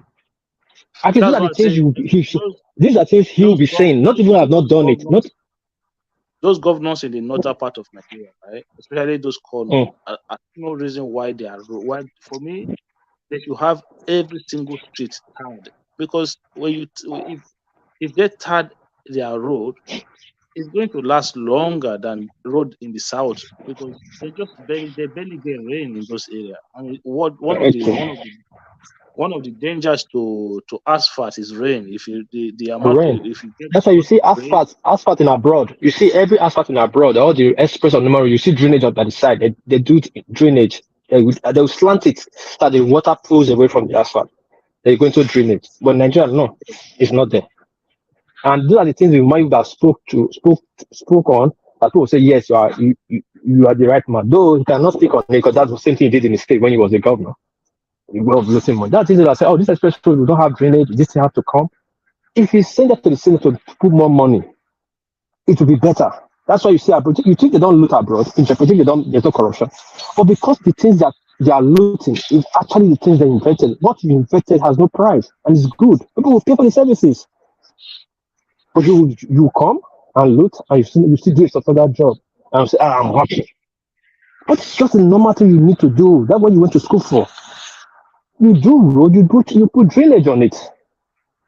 Look at Sakumba Road today. This is one of the best roads in Benin since they have done it in the 60s. Because to Saple Road, where it stopped, the guy did just from Ring Road to that Agoroti Junction, Ted Junction. The guy did that with drainage. Go and check it. To Ted Junction, the guy did it with drainage. That engineer, this guy is dead now. That road, have you ever seen that road down with Harvey Gully?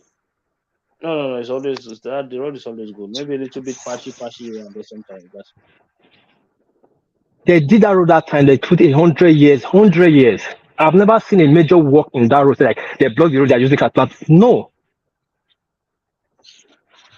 This is the problem. Let's leave those ones. Let's go to the one I said is Lagbaja, the Minister of Defense. This is because he thinks that it's no good Yoruba man that he can just be there doing nonsense. And you allow that kind of statement that the attack of the Plateau is because they want to use to embarrass Tinubu government. No, that's not that's the chief of army staff. It's not the minister. The minister is I'm not talking about Mr. Chief of Army Staff Lagbaja. That's what I'm talking about. He's the Chief of Army Staff. Okay. Is that better? I thought you said the minister of No, I'm sorry. The Chief of Army Staff. You think because Tinubu is the president, he can make that kind of political statement? Babati, are you there? What did he say? He said the attack on. Sorry, what piece? I'm going to take this conversation to the back. I'm not quite sure that Thomas is fully there. Because they're getting attacks over the last couple of days. So I'm going to take it to the back so you guys can Thomas is driving, I don't know, but you can take to the back anyway. If he's okay.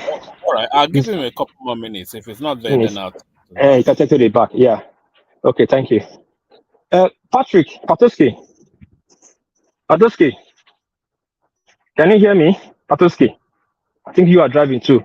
But what he said is that what I heard, he said that the attack in Benue was politically masterminded to disrupt and give Tinubu government a bad government. I just put it in my own way anyway. So how can a chief of staff make that kind of statement? Akim, are you there? Yes, Hello? sir. We have all become politicians now. Yeah, actually, we have all become politicians now. Politicians too now. This is personal.